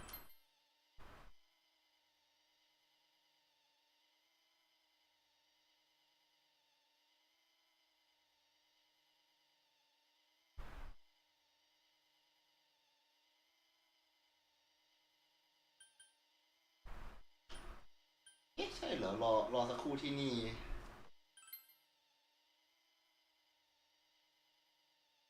มีสติงเราขาดอะไรไปบางอย่างอะไรไปบางอย่างความรู้สึกที่แท้จริงของเราวันที่ไม่นำมาทำให้ true feeling มาทำให้ true feeling บางอย่างรบกวนจิตใจฉัน something watching ที่สองปะ Well, what is it? นั่นมันอะไรกันล่ะ I already told you there's no บอก time to มาแล้วดิ waste. ว่าเราไม่มีเวลาเสียเวลา Getting at something here, or are you just stalling? I got nothing how he could escape without him you're missing something อะไร Missing? บางอย่างกันนะ Like what exactly? Damn it, I've heard enough of this bullshit. Give me a straight answer. Are we doing this or not? ว่าเราจะ That's ทำหรื all อ I ไม่ give ท a damn about right now. ำช่วยใจเย็นหน่อยได้ไหม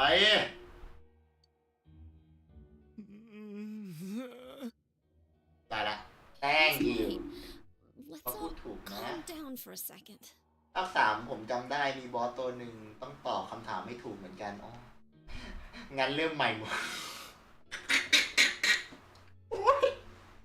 สรรหาทำนอกเกมอย่างนี้เพอร์โซน่าสมแล้วจริงๆที่เป็นเพอร์โซน่าไอเวียน I'm perfectly calm. ตอนนี้กูใจโคตรเย็นเลยใช่กูใจโคตรเย็นเลยมันมียูสกิตอนนี้แต่เพราะว่าไงเราขาดอะไรไปบางอย่างกูก็ไม่รู้เหมือนกันคนดูบอกกูมา What's there to miss with a sick bastard like him? เราพลาดอะไรไปอีกฮะสำหรับไอ้สารเลวเนี่ย Hey, let's all take a deep breath. เอ๊ะหายใจเข้าลึกๆดิ After what happened to Nanako-chan หลัง and จาก seeing เรื่องทั้งหมดที่เกิดขึ้น Dojima-san, กับนานาโกะ We're แล้ว not ก็ thinking straight เรา right เห็น now. คุณโดจิมาแล้วตอนนี้เราไม่ได้คิดถึงเรื่องพวกนี้เลยอะ Fine. โอเคหายใจเข้าลึกๆนะ You're right. Okay. We should calm down and think People too. rationally about this. I realize now that we've heard almost ผมก็ nothing ไม่ from รู้ Namatame's เหมือนกัน perspective. บทสรุปมันบอกผมมาใช่ไหม บอกกันเป็นต่ออีกที โอเคโอเคทุกอย่างโปรเกรสต่อได้ยังไม่ต้องไปเริ่ม There's ใหม่ no denying that this man brought great harm to Nanako-chan. แต่ก็ปฏิเสธไม่ได้ว่าชายคนนี้ไม่มีท่า The ทีที่ rest จะ comes from our assumptions based on ไม่มี what ท่า you ทีที่จะ went ทำร้าย through ธนากุ a เล moment ย ago. I won't deny that we were blinded by the heat of the moment, trying to impute all responsibility to him rashly. ไอ้นั่นก็สายหัวไปชาวล็อกนะแต่ว่า Yeah, the guy's not saying anything. แต่ไอ้เบื่อนี่ไม่พูด Whatever อะไรเลยนะ reason he had, there's no doubt about the fact that he'd been throwing people inside the TV. It was him who put Senpai through that misery. How can we possibly understand someone ค who นเล่ says นจบ killing คน people แร is ก the ต้อง same as ยก saving ถ้วย them? ให้เลยใช่ไหมคือแบบไม่หรือจริงๆเขาก็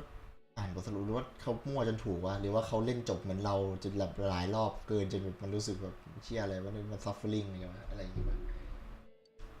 Failing to understand and failing to listen are rather different things. Truthfully, not all the hitches that were nagging at me have been answered yet. ในที่สุดรายการก็เดินต่อได้ขอบคุณ We'll มาก have ค to นดู see what he can tell us ไม่ about มี them. ผมคงนอนเลยอะ Though it appears he's in no condition to do so. ที่สภาพได้ฉากจบที่แท้จริงต้องไปคุยกับเด็กปั๊มอะ ใช่ไหมไม่อย่าคืนเนาะ True. ไม่ใช่เลยเพราะว่ามันเหลือไอ้แก๊ปอีกเยอะอีกอย่างหนึ่ง Solve all the things that are bothering มัน us. เวลามันเหลือให้พอทำไอ้นี่ได้เว้ยคุณ เวลามันเหลือให้พอทำปั่นค่าความสัมพันธ์ได้ครบทุกคนก่อนจะไปเจอร้านบอสก่อนจะไปทำทูเอนดิ้งได้อะผมเลยว่ามันเกินไปเว้ยที่แบบอยู่ๆมันตัดปุ๊บไปเลยอะเทพก็ต้องทำงานใช่ไหมทีละนิดเอานะคุณไม่ใช่แค่เทพผมเองก็ต้องทำงาน ผมเลยอยากจะรีบเล่นไงให้มันจบๆไปงานผมก็มีเยอะอยู่แต่ก็ยังพอหายใจหายคอมารับได้ถึงจะต้องไปแบบซันเดย์วิสตั้งกลางที่ทำงานผมก็ยอมคือแย่ปะ Anytime, anywhere. เดี๋ยวในเรื่องถึงไหนเนี่ย Anything. เต็มไม่ได้คุณอาราจิไม่ค่อยโผล่หัวออกมาให้เจอมันเป็นไปไม่ได้อยู่แล้วใช่มันเป็นไปไม่ได้อยู่แล้วเว้ยมัน possible เว้ยคุณอาราจิไม่สามารถปั่นบอลให้เต็มได้อันนี้เรื่องจริงเลยใช่อันนี้คือเรื่องจริงเป็นตัวละครเดียวที่ปั่นได้บอล2คือเก่งแล้วประมาณ2 ถึง 3 2แหละประมาณ2ใช่บอลอาราจิประมาณ2 anytime anywhere anything this thing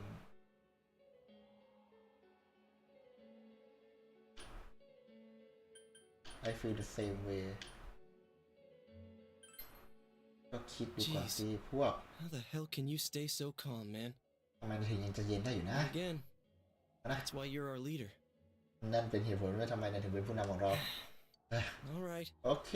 Let's go ahead and think this through as much as we need. ดูซิเรามาลองคิดดูว่าเราต้องการอะไรกัน If we แน่ leave any unanswered questions behind, we'll just be lying to ourselves. Yeah, that ain't gonna cut it. All right, I'm convinced. โอเคกลับมาละ Thank you. ขอบคุณนะ I'll think as hard as I can and try to help. เรา We ช่วย all know how you feel, Yosuke. ดูเลยนะว่านายรู้สึกยังไง Come ยูสเกต on. แต่ว่า We've accomplished this much together, haven't we? เราต้องแอบเข้าไปหาอาราจิก่อนไปสู้กับเพื่อนนะพี่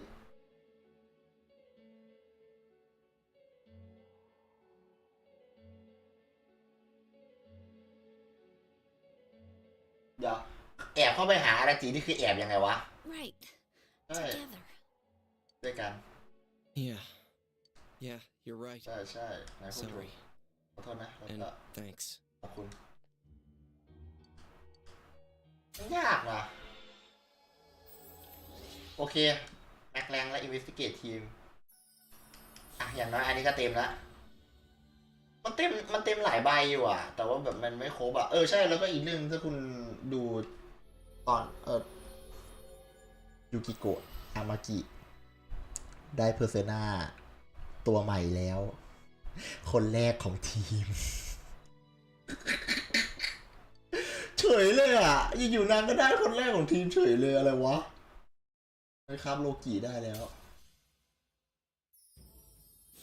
อะไรอ่ะ What is that thing persona Down as I am down a newborn Jasmine Nakana เอ้าอยู่ๆจะมาก็มานี่อีหยังก็ You have see the true social link of the judgment Arcana GXP bonus judgment Arcana Hey, you อ๋อ guys, เล่นกับกูอย่างกินเอ้ยพวกนายทุกคนนายทำอะไรกันอยู่อะฮะ Oh crap! โอ้พระเจ้า We were keeping an eye on the suspect. เราจับตาดู The ผู้ต้องหา police กันนะ officers outside seem to have their hands full helping Dojima-san. ก็นั่นน่ะนะ If เขาออกไปข้างนอก Namatame were to escape, it would be a disaster for the police's reputation. นามาทาเมะหนี And ก็ their คง trust จะ in ไม่ you, ส่งผลดี Adachi-san. กับกรมตำรวจเท่าไหร่โดยเฉพาะคุณนะอาดาจิ Oh, อ๋อ I see. โอเคเข้าใจแล้ว We'll tighten security from now on, and I'll arrange for him to be transported out as soon as possible. 12/7 วันนี้ให้เข้าไปในทีวีได้ So, if you guys can keep quiet about being in here, I'd really appreciate it. How is he, อีก doctor? 4 วัน He ใช่ไหม seemed to be extremely agitated a moment ago. He seems fine for now, but he really needs his rest. Outside, everyone. Doctor's orders. ออกไปข้างนอกเลยทุกคนคำสั่งหมอโอเคเข้าใจครับ We should go too. ต้องไปแล้วล่ะ Let's get back to Nanako-chan's room. กลับไปห้องน้ำโกจังก็ได้โอเคทุกอย่างที่คลายทุกอย่างเป็นไปได้ดีมีนิวเกมพัดมาให้เล่นเฉย So what's this thing we're missing, huh? ๆงั้นตกลงเราพลาดอะไรกันไปแล้วฮะ To tell the truth, there's Oh, something something that's that- bothering me too. Why did he start killing people in the first place? Well, he said himself it was to save them, right? แต่ตอนเราเจอเขานั้นเขาก็บอกว่าช่วยใช่ไหม So he And- killed his lover in order to save her and kept going? นั่นหมายความว่าเขาฆ่าคนรักของเขาเพราะว่าเขาพยายามจะช่วยหรือว่าเก็บ going The police speculated the first murder was related to the affair, so they called in Namatame for questioning. But everything in his testimony and his bearing, no matter what they looked at, they found nothing suspicious. สล็อตเพิ่มก่อนเลยใช่ไหม If he truly is twisted enough to believe that murder is a means of saving people, ได้ I think เดี๋ยวผมจะ that เซฟ would ส have ล็อต shown เพิ่ม through. Maybe he faked it real well. Or maybe he started out with a normal motive and got a taste for killing after the first แต่ time. ตอนนี้มีนิวเกมแล้วมีสล็อตสำหรับนิวเกมแล้วสล็อตสำหรับนิวเกมแล้วเดี๋ยวน่าจะทำสล็อตอื่นนะ No, อาจจะ if ใช้ he สล็อต had a เดิม case, ได้อยู่ his motive for killing that announcer would be even more inexplicable. Namatame and his wife were separated at the time. Both Misuzu Hiragi and himself testified that she had discarded him. Hiragi also knew about Yamano beforehand, and Namatame was shocked to hear of Yamano's death. Their relationship was known and was not strained to the point of murder. เพิ่มไปอีกที่ There's จะได้ simply no motive in the affair angle. เผื่อใช่ไหมเผื่อยูโดนยิงตายว่ะใช่ตอนไปใช่เดี๋ยวต้องเซฟก่อน It's still possible that he was crazy to begin with and no โดน one ยิง made ตายคือตายเลยเหรอ right? แบบโหลดเซฟไม่ได้ไง Oh, this is so confusing! Hey, we could hear you in there. This is a hospital. นี่ You โรงพ should ยาบาล calm นะ down a little. เราควรจะเงียบเสียงกันหน่ Oh, อยนะ there you are, all of you. อ๋อนั่นเองพวกคุณอยู่นั่นเอง Please come with me immediately. ได้โปรดมาทางนี้ด่วนเลยค่ะ Huh? What's going on? คุณนครสมมาถึงไหนอะโอ้โห What are you waiting for? Hurry, go! เฮ้ยรออะไรกันอยู่หรอกไปดิ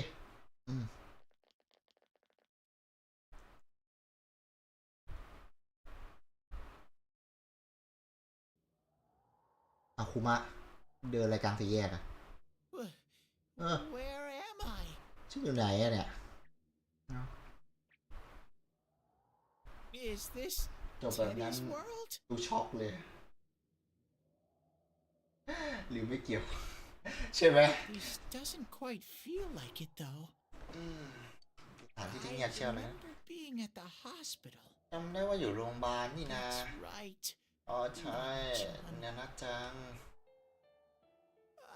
ฉัน I couldn't do anything. ทำอะไรไม่ได้เลย Why do I even exist? I couldn't keep ช็อต my ฟิลจัด promise. เหนี่ยวไกลอาดาจิเหนี่ยวไกลปุ๊บจบเพอร์ซนา4แต่บัดนั้น I lost my reason to be there. เสีย เหตุผลที่จะต้องอยู่นั่นแล้วล่ะ That's it. นั่น I มัน remember now. จำได้แล้ว So นั่นเหรอ it was true. มันเป็นเรื่องจริงสินะ Guys, พวก Sensei, อาจารย์ what should I do? ควรจะทำยังไงดีหนีเหงา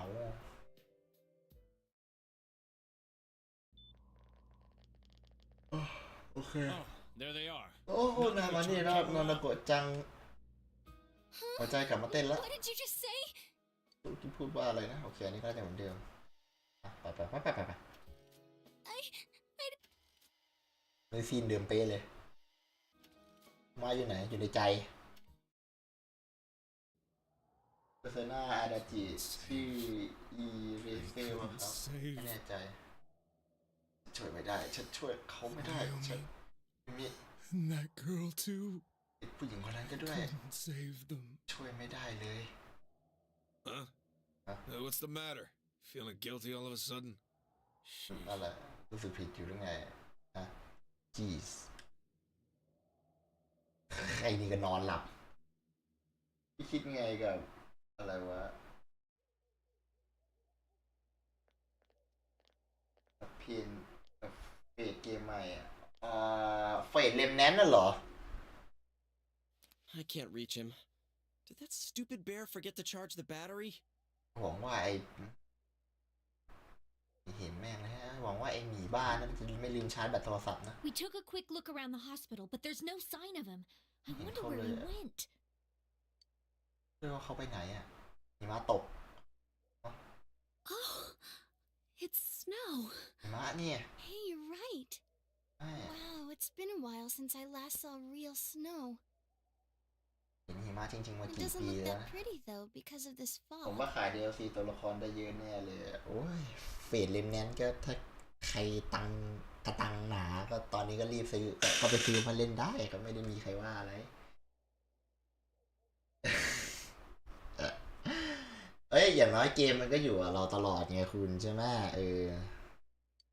แต่คิดว่าไม่น่าออก DLC มาเป็นตัวแบบปล่อยขายก็อาจจะปล่อยแต่ก็แบบไม่ได้ซีเรียสอะไรมากแต่ว่าเกมมันจบไวเกมก็เหมือนจะจบไวแต่ก็ไม่ได้จบไวขนาดนั้นก็บอกก็คุ้มค่ากับราคาที่เสียไปอยู่มั้งก็ว่างั้นน่ะมันจะใช้ได้ผมดูแล้วก็ยังรู้สึกอยากเล่นอยู่อยากเล่นอยู่แต่คงไม่ใช่เร็วๆนี้รอไปก่อนสักประมาณเดือนธันวาแต่ก็คงไม่ได้รีบเล่นในธันวาจะเดือนมกราไม่ใช่อะไรก็แบบซื้อคอมประกอบนะมันก็อะไรก็จะมาแยกกันไหนก็แบบคอมจะมาเดือนธันวาแล้วก็การ์ดจอจะมาเดือนมกราเนี่ย It's freezing. Let's go home. เลยกลับบ้านกันเถอะเฮ้ยโยสเกะต้องหาคุมะก็เจอก็อย่าลืมติดต่อเราด้วยล่ะ I know. รู้นะ Let's meet up at the special headquarters tomorrow. เดี๋ยวไว้ไปเจอกันที่ศูนย์สกาแล้วกันพรุ่งนี้กลับบ้านกัน Man, that Ted. I hope he just went back home by himself. He's probably fine. But I'll hurry home just in case. Well, see you tomorrow. ไว้เจอกันนะ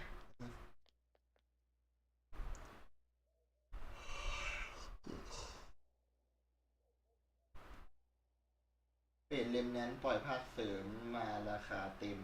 เลมแนนนี่เป็นโกคูเลยไอ้นี้ว่ายากคุณนี่อย่างเฟรเลมแนนมันแค่ตัวเกมระดับนี้ของมันก็แบบนี่อยู่แล้ว For now you have no way of knowing ไม่ทางรู้อะไรเลยใช่ไม่รู้อะไรเลย Remember that your cell phone has been out every time since you were at the hospital ลืมเบอร์โทรศัพท์มีบางอย่างเข้ามาในมือบอกนี่ยูมิเองนะเอ้ยแฟนส่งข้อความมาว่ะ Really want to talk about your consent please ถ้าอยากจะพูดเกี่ยวกับญาติ don't think twice about calling me I will waiting for you call me back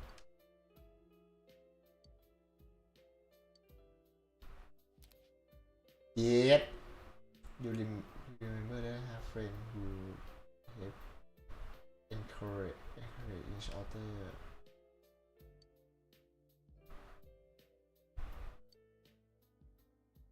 บ้านก่อนจะตัวหนาวด้วยวะ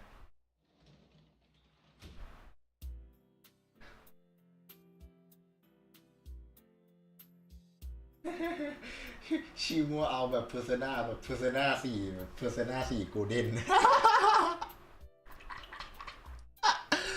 อุ้ยเนาะโอ้ยเซฟก่อนเซฟอันนี้ไหมนี่เพอร์ซนา5เพอร์ซนา5S เพอร์ซนา5R เพอร์ซนา5T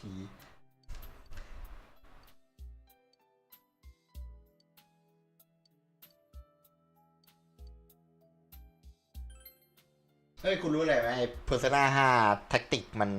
ไม่เข้าในบ้านเรานะไม่เข้าขายในบ้านเรานะนี่มัน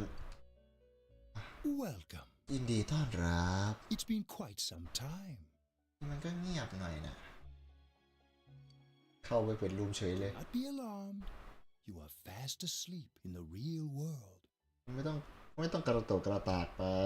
ตอนนี้คุณกำลังหลับอยู่ที่โลกความเป็นจริง I have summoned you within your dreams. ผมเป็นคนเรียกคุณมาเองในความฝันของคุณ Now then, your journey has taken you quite a distance thus far.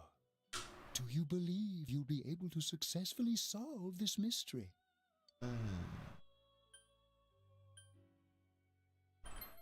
Splendid. ยอดเยี่ยม The precise destination of this vehicle, that too is getting rather hard to judge. If we continue driving blindly, we may end up leading you further away from the mystery that you must reach. Well, why don't we take a moment to look back on your journey? เต้าเลยทำไมใครสั่งแบนเปล่าใช่เดี๋ยวผมดูก่อนนะมันอยู่ใน Discord ผมอะรุ่นน้องผมส่งมาเขาบอกว่าเป็นอะไรวะคอนเซิร์นคอนเทนต์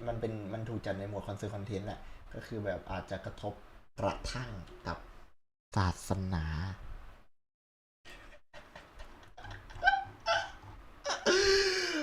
ไอเราก็เลยแบบฮะมันฮะแบบนั่นมันเพอร์ซนา5แท็กติกภาพ SD น่ารักมันจะกระทบกระทั่งกับไอสิ่งนั้นได้ยังไงวะผมก็เลยแบบ mind blow อ่ะแบบ blow เลยอ่ะmind blow อ่ะมันเกินไปเห็นแล้วมันก็เกินไปอะไรประมาณนั้นมันก็เกินไปไอ้หนูผมก็เลยสงสัยไงว่าเพอคิดนะเพอไล่มาตั้งแต่เพอ1เพอ2เลยอ่ะเพอ1เพอ2ว่าหนักแล้วเพอร์ซนา3เพอ1ภาคจริงๆเพอ1กับเพอ2หนักนะในบ้านเราหนักไม่ค่อนข้างแบบเห็นกันชัดๆตรงๆเลยเจอกันทางด้านนั้นแต่ว่าแบบโอเคภาค3นี่ก็น่าจะไม่น่าอะไรมากแต่มันก็นิดนึงอะมั้งแต่ก็แบบไม่เห็นเป็นไรใช่ไหม3 possible อย่างเงี้ย4ก็นิดนึงมั้งแต่อาจจะไม่รู้ว่ามันก็ไม่โดนอีกใช่ไหม4กับ5ย่อยังไม่โดนเลยทำไม5แท็กติกแม่งโดนนะคุณคิดเอาหรืออะไรแบบกองเซนเซอร์เขาแบบอะไรว่าโพสนาแบบไม่มีตัวแคทเธอรีนเนี่ยไม่ผ่านเลยน้องตลกแดกวะ ทำไมว่าคุณไม่ชอบภาคที่บีอะเฮงซวยใช่ไหมเนี่ย It was for that purpose that I summoned you here tonight. Margaret? อะไรช่างหัวมันเถอะเอาเป็นว่า You heard me in time before echo in your mind มันอะไรอะมาร์กาเร็ต What's right? What you should choose to do in life. The answers to those things lie within you. You gave me the opportunity to start walking. We are experiencing the words engraved into your memory during your journey. Failing to understand and failing to listen are rather different things. All right, let's go ahead and think this through as much as we need. If we leave any unanswered questions behind, we'll just be lying to ourselves. ของเขาเป็นชินโตไงบ้านเรามันเป็นมหายานอ่ะI'll think as hard as I can and try to help. แต่กันนะนี่ว่าไหม จากเล่นเดี๋ยวไปซื้อเคียวก็ได้ Come on, we've accomplished this much together, haven't we? Right. เอ้ย Together. ด้วยกัน And it seems you have comrades with you as well. Those heading in the same direction through this dense fog. แล้วยังไงต่ออีกก่อเฮ้ยรถหยุดแล้วเหรอรถหยุด We'll be parked for the moment while I confirm our current heading. As I mentioned previously, this year will signal a great change in your life. Though there isn't much time left, it can be worth your while to take the time to stop and reflect. People are like water flowing in a river. There is only one stream, but all who pass through it are affected differently. Some travel fast. Some change their course, experiencing countless events as they travel down the river of time. Just so. ก็อย่างที่ว่านั่นแหละนะ The state of this room reflects the scenery of your heart. Perhaps this may be a time for contemplation rather than action. คนกลับไปโลดเล่นต่อยังไง something in destination โอ้ยตอนโดนบังคับเข้าไปเบดรูมแล้วก็โดนบังคับตื่นนี่มันแย่จริงๆนะวันที่สี่คุณบอกว่าวันไหนนะวันที่7ปะกี่โมงแล้วเชี่ย5 ทุ่มแล้วอ่ะวันที่7อ้าย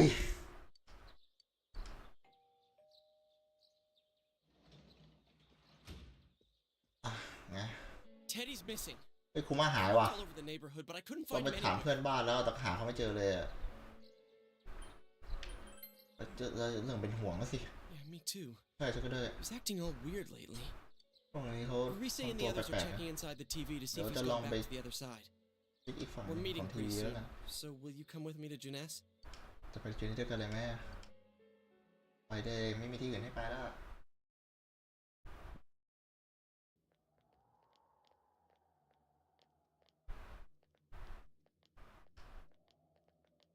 เสียเวลารีหลายรอบ It's no use, man. We can't find him. หาไม่เจอ No luck for me either. I didn't sense anything ไม่ over เจอเหมือน there. กันค่ะ The fog's so dense it might be affecting my readings. I wish I could do better. Ted. ผมว่า Tell me he really went back to his world this time. จะบอกนะ We ว่า told กลับ him ไป over โลก and ตัวเอง over แล้ว that จ he could ริงๆ stay here. ก็บอกแล้วนี่ว่าอยู่ที่นี่ได้อ่ะ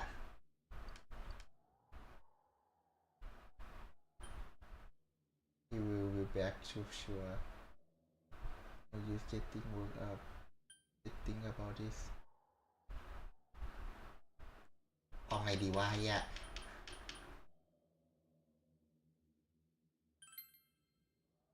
I guess that's all we can do right now. He plays dumb a lot, but he's attached to us deep down.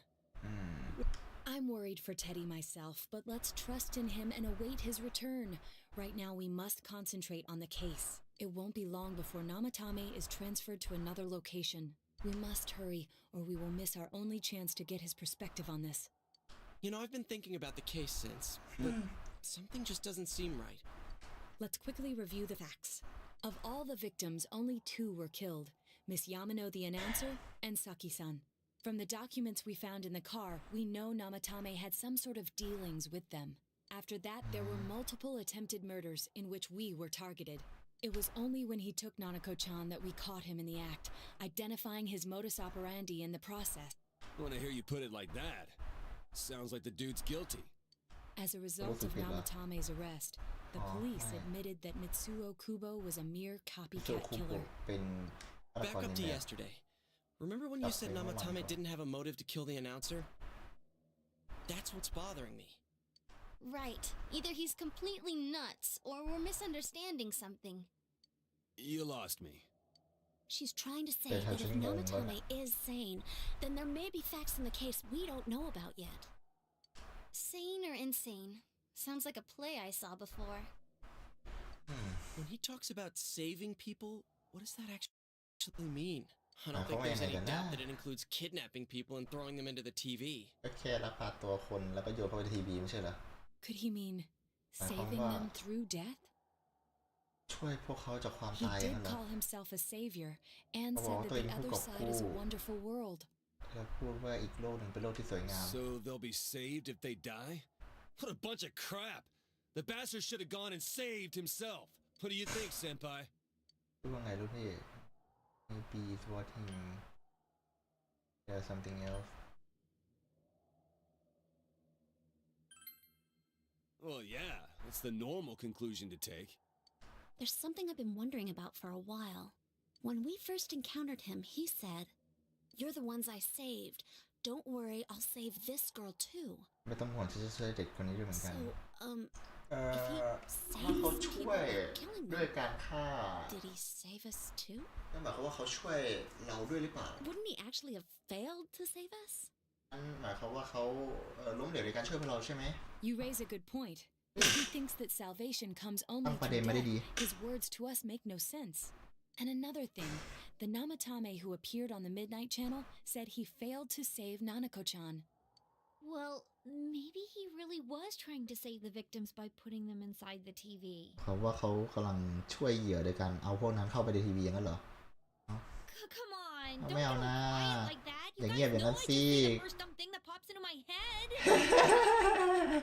The possibility that he truly intended to save us.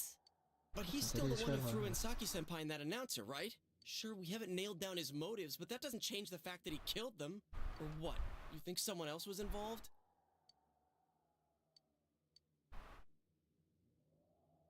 มาทำให้ไดอารี่ copycat murder But that points straight at Namatame. Come on, man. มาทำให้ไดอารี่นะ writing letter copycat murder มิสูใช่จดหมายไงจดหมายเตือนเหรอ อ๋อใช่ Whatever happened to that thing? เกิดอะไรขึ้นกับ If นั่นนะ Namatame's the killer, he must have been the one who wrote it, right? Let's review them. เดี๋ยวมาดูมาหน่อยสิ Don't rescue anyone เชื่อคนไปมากกว่านี้ว่า Yes, that's right. ใช่นั่นก็ใช่ Isn't that kind of odd? แปลก Would มันไม่ someone ฟังดู who แปลก thinks ไปเลย he's เหรอ saving people by killing them write stuff like "Don't rescue" or Don't rescue "kill"? or kill Yeah, and the will be put in and killed part doesn't make sense either. If the killer was writing it, wouldn't it be more like I'll put in and kill? Hey, could this mean ก็หมายความว่านามาทามิ one is wrong นามาทามิ don't write นามาทามิไม่ได้เขียนมันไง Yeah. ใช่ it's almost like someone Jump. else wrote this letter? ใครบาง But คนต้อง only การ the ใช้ killer would write such a letter and deliver it to Dojima-san's house, right? If someone else wrote it, that could only mean... นั่นก็หมายความว่า Dear God. พระเจ้า Since this is such an unusual case, I was absolutely convinced that other than the Kubo incident, there was one culprit. So Namatame really was trying to save his victims? แต่ว่านามาทามิ Everything ก็ is พยายามจะช่วยคนจ exactly ริงๆ the นั่นแหละ opposite of what it first seemed. In Namatame's parlance, failing would have been the first two cases when the victims died. If he had used his method twice and failed both times, he would hardly have continued using the TV. And yet he did. It all seems to suggest that someone else wrote this warning letter while observing the entire case. Someone else? It wasn't Namatame that killed Saki-senpai and the announcer? We can't say for certain yet. ก็ยังบอกไม่ได้แน่ชัดว่าใช่ We urgently need to speak with Namatame face to face. ไปเจอหน้านามาทามิอีกรอบ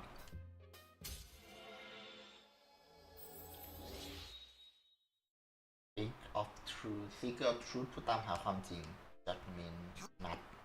But there's no time to waste. Let's hurry to the hospital. งั้นต้องรีบไปที่โรงพยาบาลกันแล้วล่ะมีแผนของ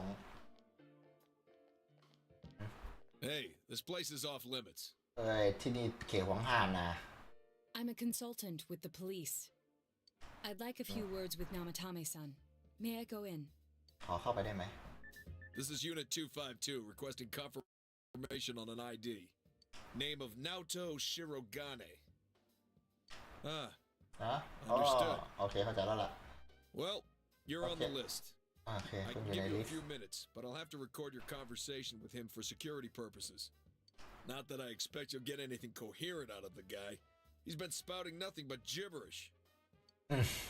โอเค I'd like him to accompany me as well. He has no identification, but this is an emergency situation, and he's here in Detective Dojima's stead. Huh? Detective Dojima sent him? I คุณ wasn't โดจิมา informed ส่ง of เข้า this. มาแล้วแต่ไม่ได้มี I'll vouch Oh, for his no. identity. Well, I guess it's better than dealing with the man himself.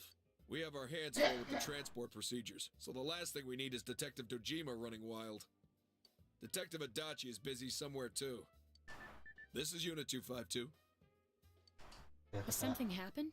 There's something about a suspicious object out in the lobby. Ah, well then, this works out nicely. You should back up your colleagues downstairs. We'll keep watch over Namatame-san. A disturbance in a hospital lobby, after all. It sounds serious. If anything happens, hit the nurse call button. I'll leave the rest to you. มาช่วยเลย Understood. เข้าใจละ Please be careful. ระวังด้วยนะ I knew they were undermanned, but I didn't expect it to go this smoothly. Wow. There's nothing much inside that suspicious object, so he won't be gone long. เข้าไปได้ไหม All right. Then now's our chance to talk to Namatame. มันมีเวลาพอที่จะคุยกันมาทำนี้นะ right then มาทำนี้ห้องพยาบาลไอห้องโรงพยาบาลที่กูทำความสะอาดทุกวันสวยใช่ไหมล่ะ Namatame-san, there's something we'd like to ask you. เรามีอะไรต้องถามคุณเนี่ย It's tempting to think that you were the culprit behind this entire case, and to be honest, there are many in this town who hope you are, but we are here to learn the truth. เราที่ต้องการความจริงได้โปรด Answer our questions. ตอบคำถามของเราด้วย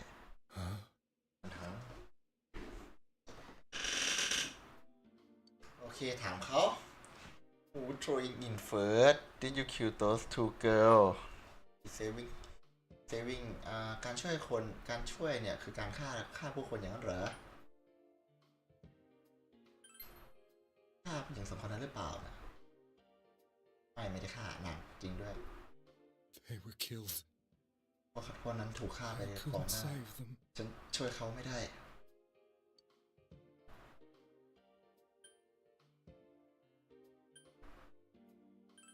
นายเอาใครเข้าไปในทีวีคนแรกอย่างนั้นเหรอก็เนี่ยฮะฉันอย่างนั้นเหรอ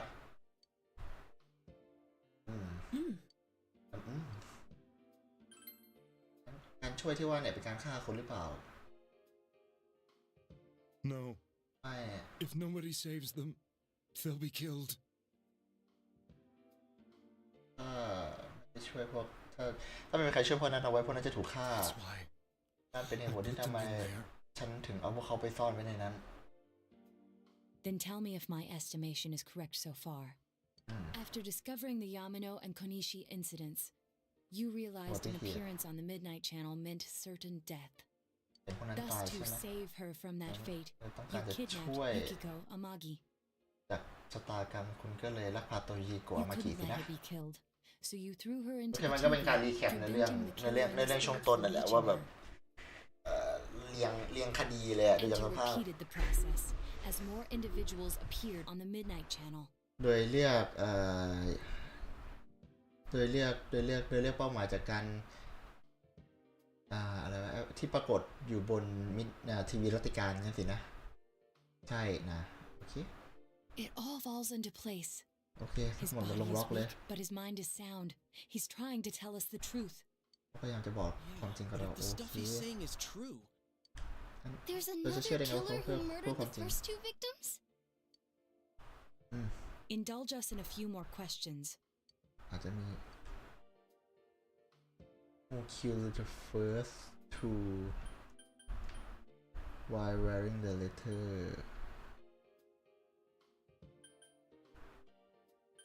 ถามคำถามไล่ไปเลย I have no ฉัน idea. ก็ไม่รู้เหมือน I กัน want สิ to know that too. ฉันก็อยากรู้ด้วยอ่ะคุณเขียนจดหมายหรือเปล่านะ What are you talking about? พูดถึงเรื่องอะไรกันน่ะโอเคทุกอย่างลงล็อกแล้วล่ะมันก็มีอยู่คนเดียวอะนะ I never thought ไม่คิดเลย be that kind of place. ว่าจะเป็นสถานที่แบบนั้น As I thought. โอเคพอจะเก็ตอยู่ You believe me? พวกนายเชื่อฉันอย่าง Did นั้นเหรอ they find him? Did they find the one who did such cruel things? นายเจอพวกมันเหรอ Mayumi. มันยูมิ Please calm down. ได้โปรด Our ใจเย็น ability to find the culprit rests on you. We know about the other world. เรารู้เกี่ยวกับโลก In อีกใบหนึง fact, we're the only ones who can fully understand what you have to say. Only you?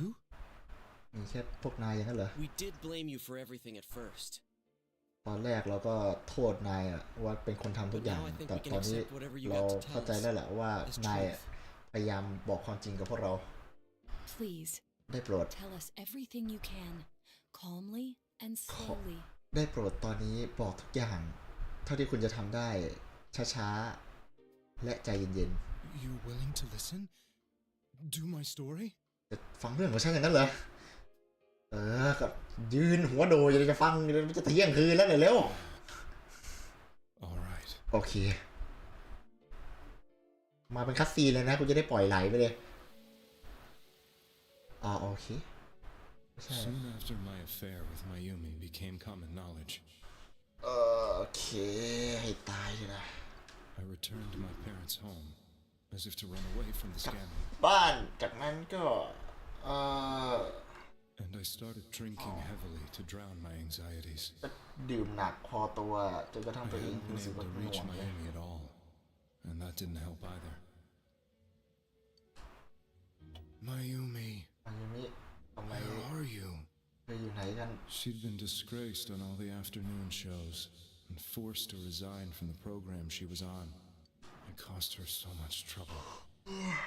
I wanted to at least apologize to คำสา her, รภาพของ but I couldn't even do that. ชายผู้โดนลูกหลงคนหนึ่ง I lost the will and energy to do anything. Then, one day, the rumor I heard some time ago came back to me. Since I had nothing better to do, I sat down blankly in front of the TV and watched my own reflection. And all of a sudden, จากนั้นฉัน there ก็ was เห็น Mayumi. นั่นไงมายุมิ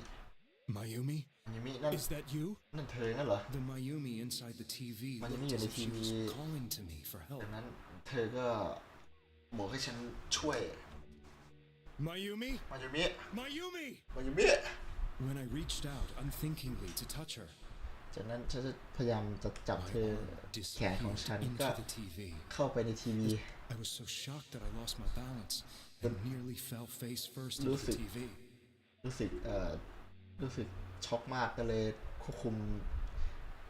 ตัวเองไม่ค่อยได้จากนั้นหน้าอะไรวะโอเคครั้งแรกของมามาเลยครับก็คือกลัว I มาก couldn't เลย understand what just happened. ไม่เข้าใจว่า I มัน thought เกิดขึ้นได้ maybe ยังไง I'd gone ฉัน insane. คิดว่าฉันอาจจะบ้าไปแล้วก็ได้ I decided to think of it as just a dream, and I went back to the city the next day after finishing work. The next afternoon when I got to เพื่อจะ work, เสร็จงาน I was fired on the spot, as I expected. That อ๋อ wasn't what โดน made ไล่ me ออก know. นะ It was Mayumi being found dead. And งาน not นี้ just ก็เจอ that, กับความตาย but it had happened in my hometown. มันเกิดขึ้นในบ้านเกิดของฉันเองเมืองบ้านเกิดเลยโอเค I was dumbstruck. But later on, I remember the image of Mayumi I'd seen that night. Was it not a เอ dream? อเลยมันไม่ใช่ความ Could ฝัน it ใช่ไหม really have been an SOS from หรือมันเป็น Mayumi? การขอความช่วยเหลือจากมา I ยุมิ hadn't อะไรเงี้ย touched another TV because the first time was so terrifying, but I decided to try it again, and I confirmed that none of it was a dream. So that image, was it something Mayumi showed me, calling for help? That's how I felt. And eventually, you learned of the Midnight Channel. ดังนั้นคุณก็เรียนรู้เกี่ยวกับทีวีรายการสินะ I remembered that when Mayumi was alive, ทีนี้ she was chasing a rumor about some bizarre TV program. I'd heard about it before, but I thought it was just an urban legend. But then Mayumi คิดว่าเป็นแค่ appeared ตำนานอะไรเงี้ย and later turned up dead. The more I thought about it, the harder it became to believe that the two events were unrelated. Soon after that, I came back to Inaba to answer the police's questions. I lost my job and I wanted to know the truth of Mayumi's death for myself. Then, on another rainy night, someone else appeared on the Midnight Channel. It was a girl. She looked like she was calling for help. Just like Mayumi. The first thing that came into my mind was,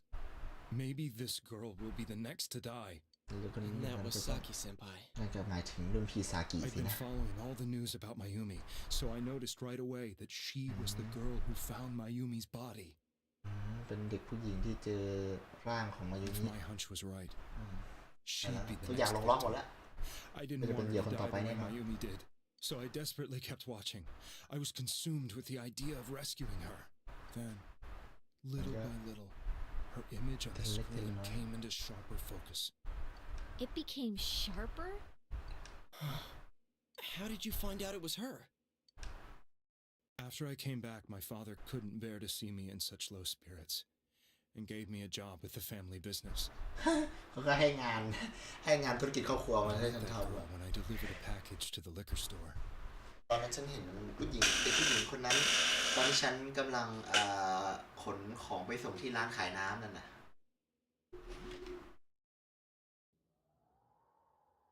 ตอนนั้นมาทำนี้ก็เลยมาคุย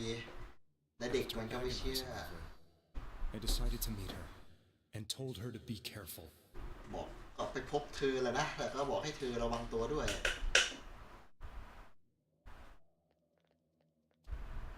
But that same night, on the TV, ก็คือมันในทีวี she looked as if she was being engulfed by some black shape. She was writhing in pain. That's why I warned her. Why won't she pick up the phone? ทำไมไม่รับโทรศัพท์ Please. ได้โปรด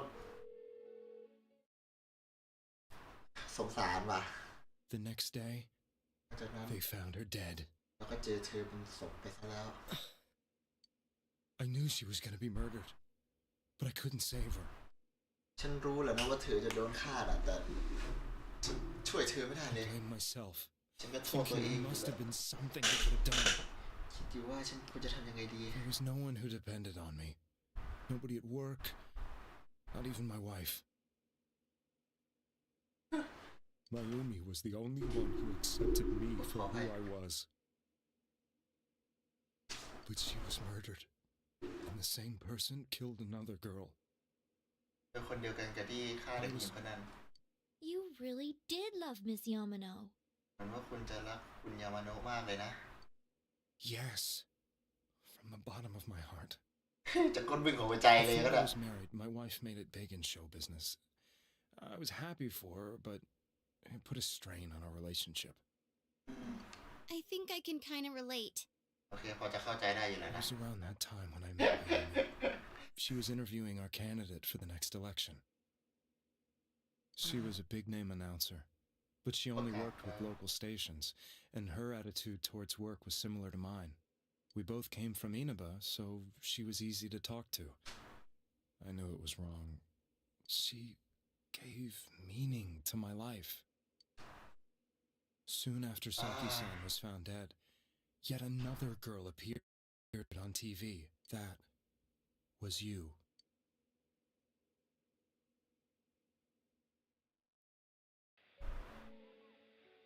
She'll be kidnapped next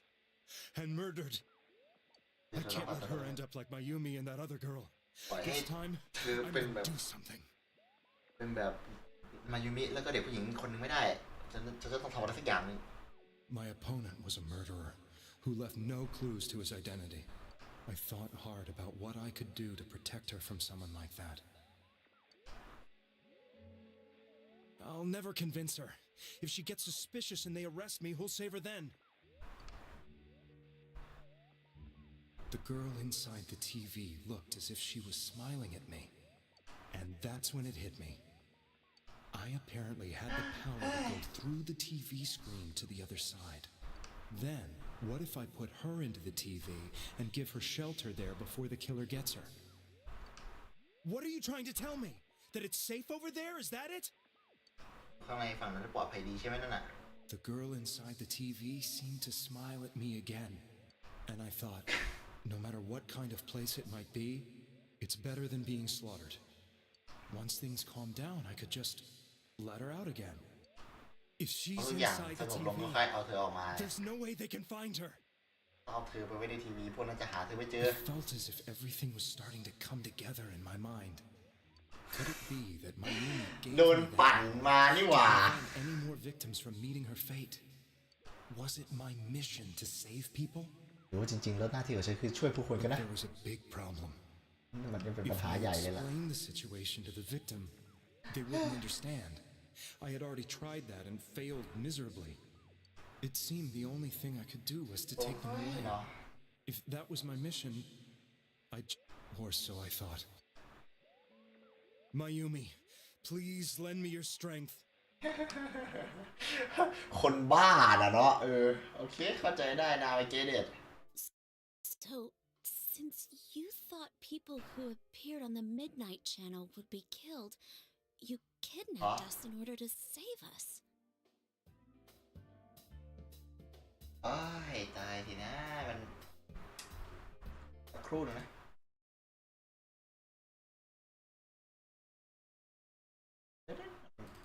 แอปมันไม่ดิ้งโดนโจ๊กเกอร์ปั่นมาใช่เป็นปั่นไงมันโดนปั่นมาไปว่าเขาไม่ได้หรอก Mission? Give me a break! You never stopped and wondered about any of this? เอ้ยไปว่าเขาชี้เอ Who could help them? I did call the police, but they didn't believe me. ก็โทรไปหาตำรวจแล้วเขาไม่ช่วย I knew the area well, thanks to my job. I had a large truck, and I could move around without suspicion. ต้องขอบคุณงานที่ฉันทำนะเพราะเคลื่อนที่มีรถบรรทุกใหญ่ๆแล้วก็แบบเคลื่อนไหวไปไหนมาไหนได้แบบโดยไม่โดนสงสัย My job as a delivery man would be the perfect cover for my mission. I thought no one else could do it. คนส่งของที่ยิ่งใหญ่มาพร้อมกับการโยนคนเข้าทีวีอันใหญ่ยิ่งว่ะเอาดิเอากับเขาสิ But are you telling me that I wasn't saving them?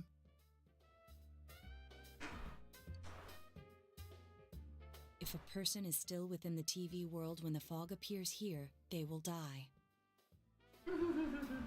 Beginning with Yukiko-san, the people you thought you had been saving were, in fact, in mortal peril. It was my friends here who really saved us all. I had a feeling that was it. When I went after that little girl and entered the TV myself, for the first time, I had some doubts about myself. You refer to Nanako-chan, correct? หมายถึงนานาโกะจังใช่ไหม The police were after me, so I had to get away. But I still felt I needed to do everything I could to save that poor little girl. That's why I went in after her.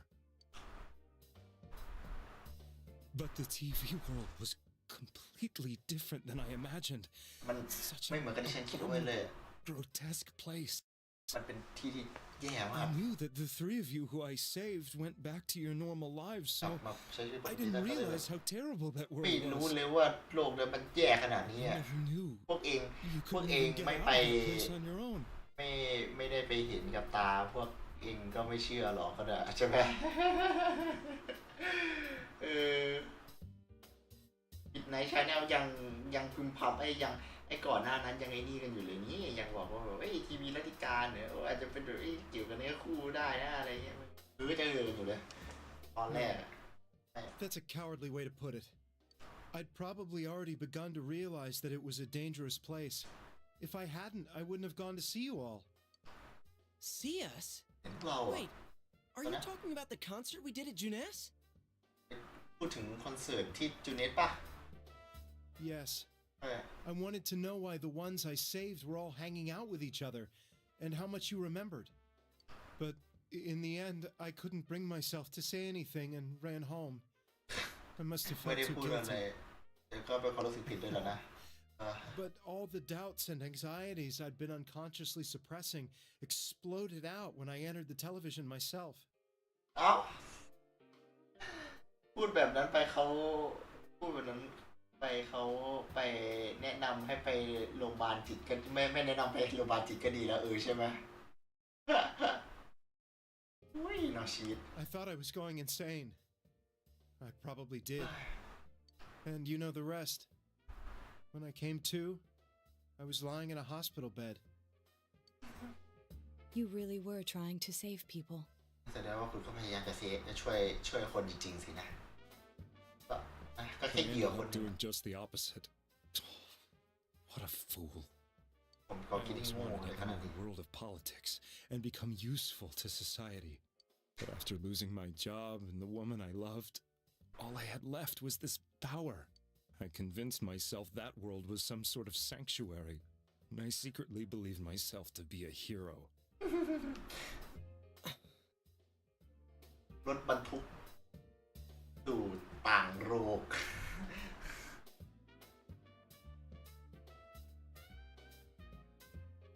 ต้องบอกรถบรรทุกสู่ต่างโลกจริงๆนะเว้ยรถบรรทุกส่งของไปต่างโลก I'm to blame for all of this. รถนั้นได้ขนประตูไปต่างโลกไว้ Let's bullshit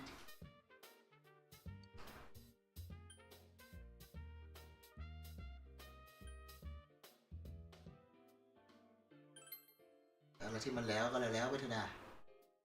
I suppose so. But the things I've done are too serious to be brushed aside like that. I have no intentions of running away from my crimes. I'm prepared to face the consequences. Kidnapping is already a serious crime. And on top of that, I put all those lives in danger. ลักพาตัวมันเป็นคดีอุกชะกันนะก็เตรียมพบกับความเตรียมพบกับโทษได้เลยเป็นเอ๊ะ You can hardly be blamed for failing to understand them properly. We must apologize to you as well. Had we let our emotions blind us to the truth, we would have piled all the responsibility on you. I guess from your point of view, people did stop dying once you started saving people. The more you did it, the more you really believed you were preventing their deaths. I'm such a joke. I'm sorry. I'm getting a little tired. รู้สึกเหนื่อยนิดหน่อยนะ What are you all crammed in here for? มาจากไหนกันเยอะแยะวะเนี่ย My apologies. We'll be leaving now. เราจะเอาไว้เดี๋ยวนี้แหละ Wait. I beg you, please find whoever's behind this. You children are the only ones who know about that world. ฉันฝากด้วยนะฉันต้องขอบอกฉันฝากพวกเธอด้วยนะได้โปรดหาใครก็ตามที่ เป็นคนร้ายตัวจริงสถานีเราจะไปที่ไหน At our plan ไม่ต้องห่วงครับ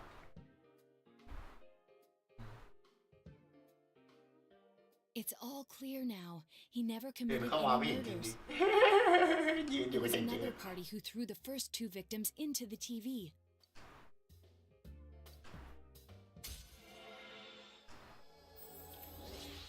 Seeker of Truth ขึ้นมาอย่างรวดเร็ว Now get out of here. ทีนี้ออกไปได้แล้วบอก He's แล้วใช่ไหม almost ready to be transported. We can't ออก have มาจะ anything ถู else กเคลื่อน happen. ย้ายน่ะ Sheesh. I better not see you rascals here again.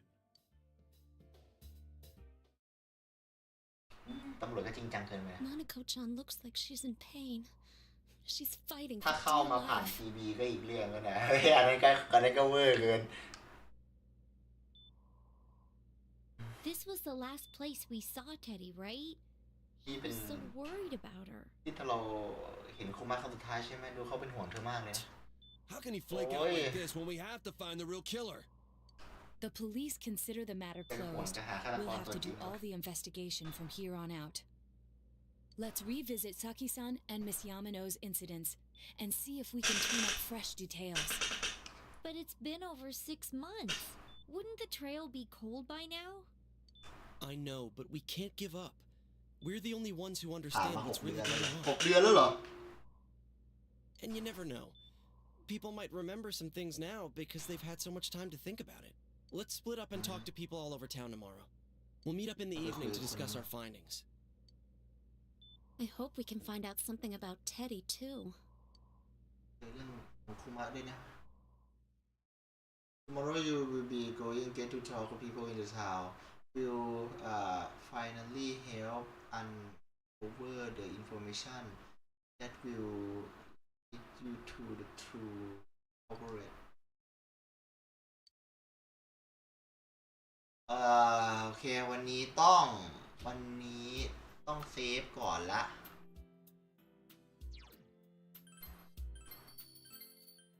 ดูดิมันมีนิวเกมด้วยนิวเกมคือแบบเวล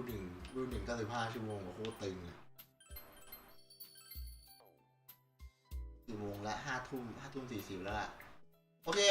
เอาล่ะ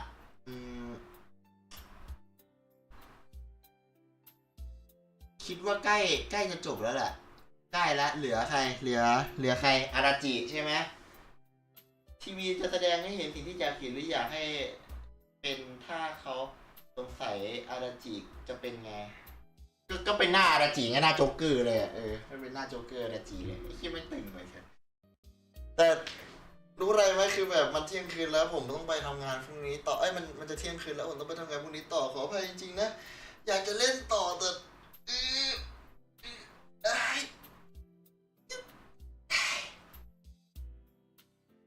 โอเคเอาละยืดเส้นยืดสายพี่ยูเรียบร้อยโอเคเอาละ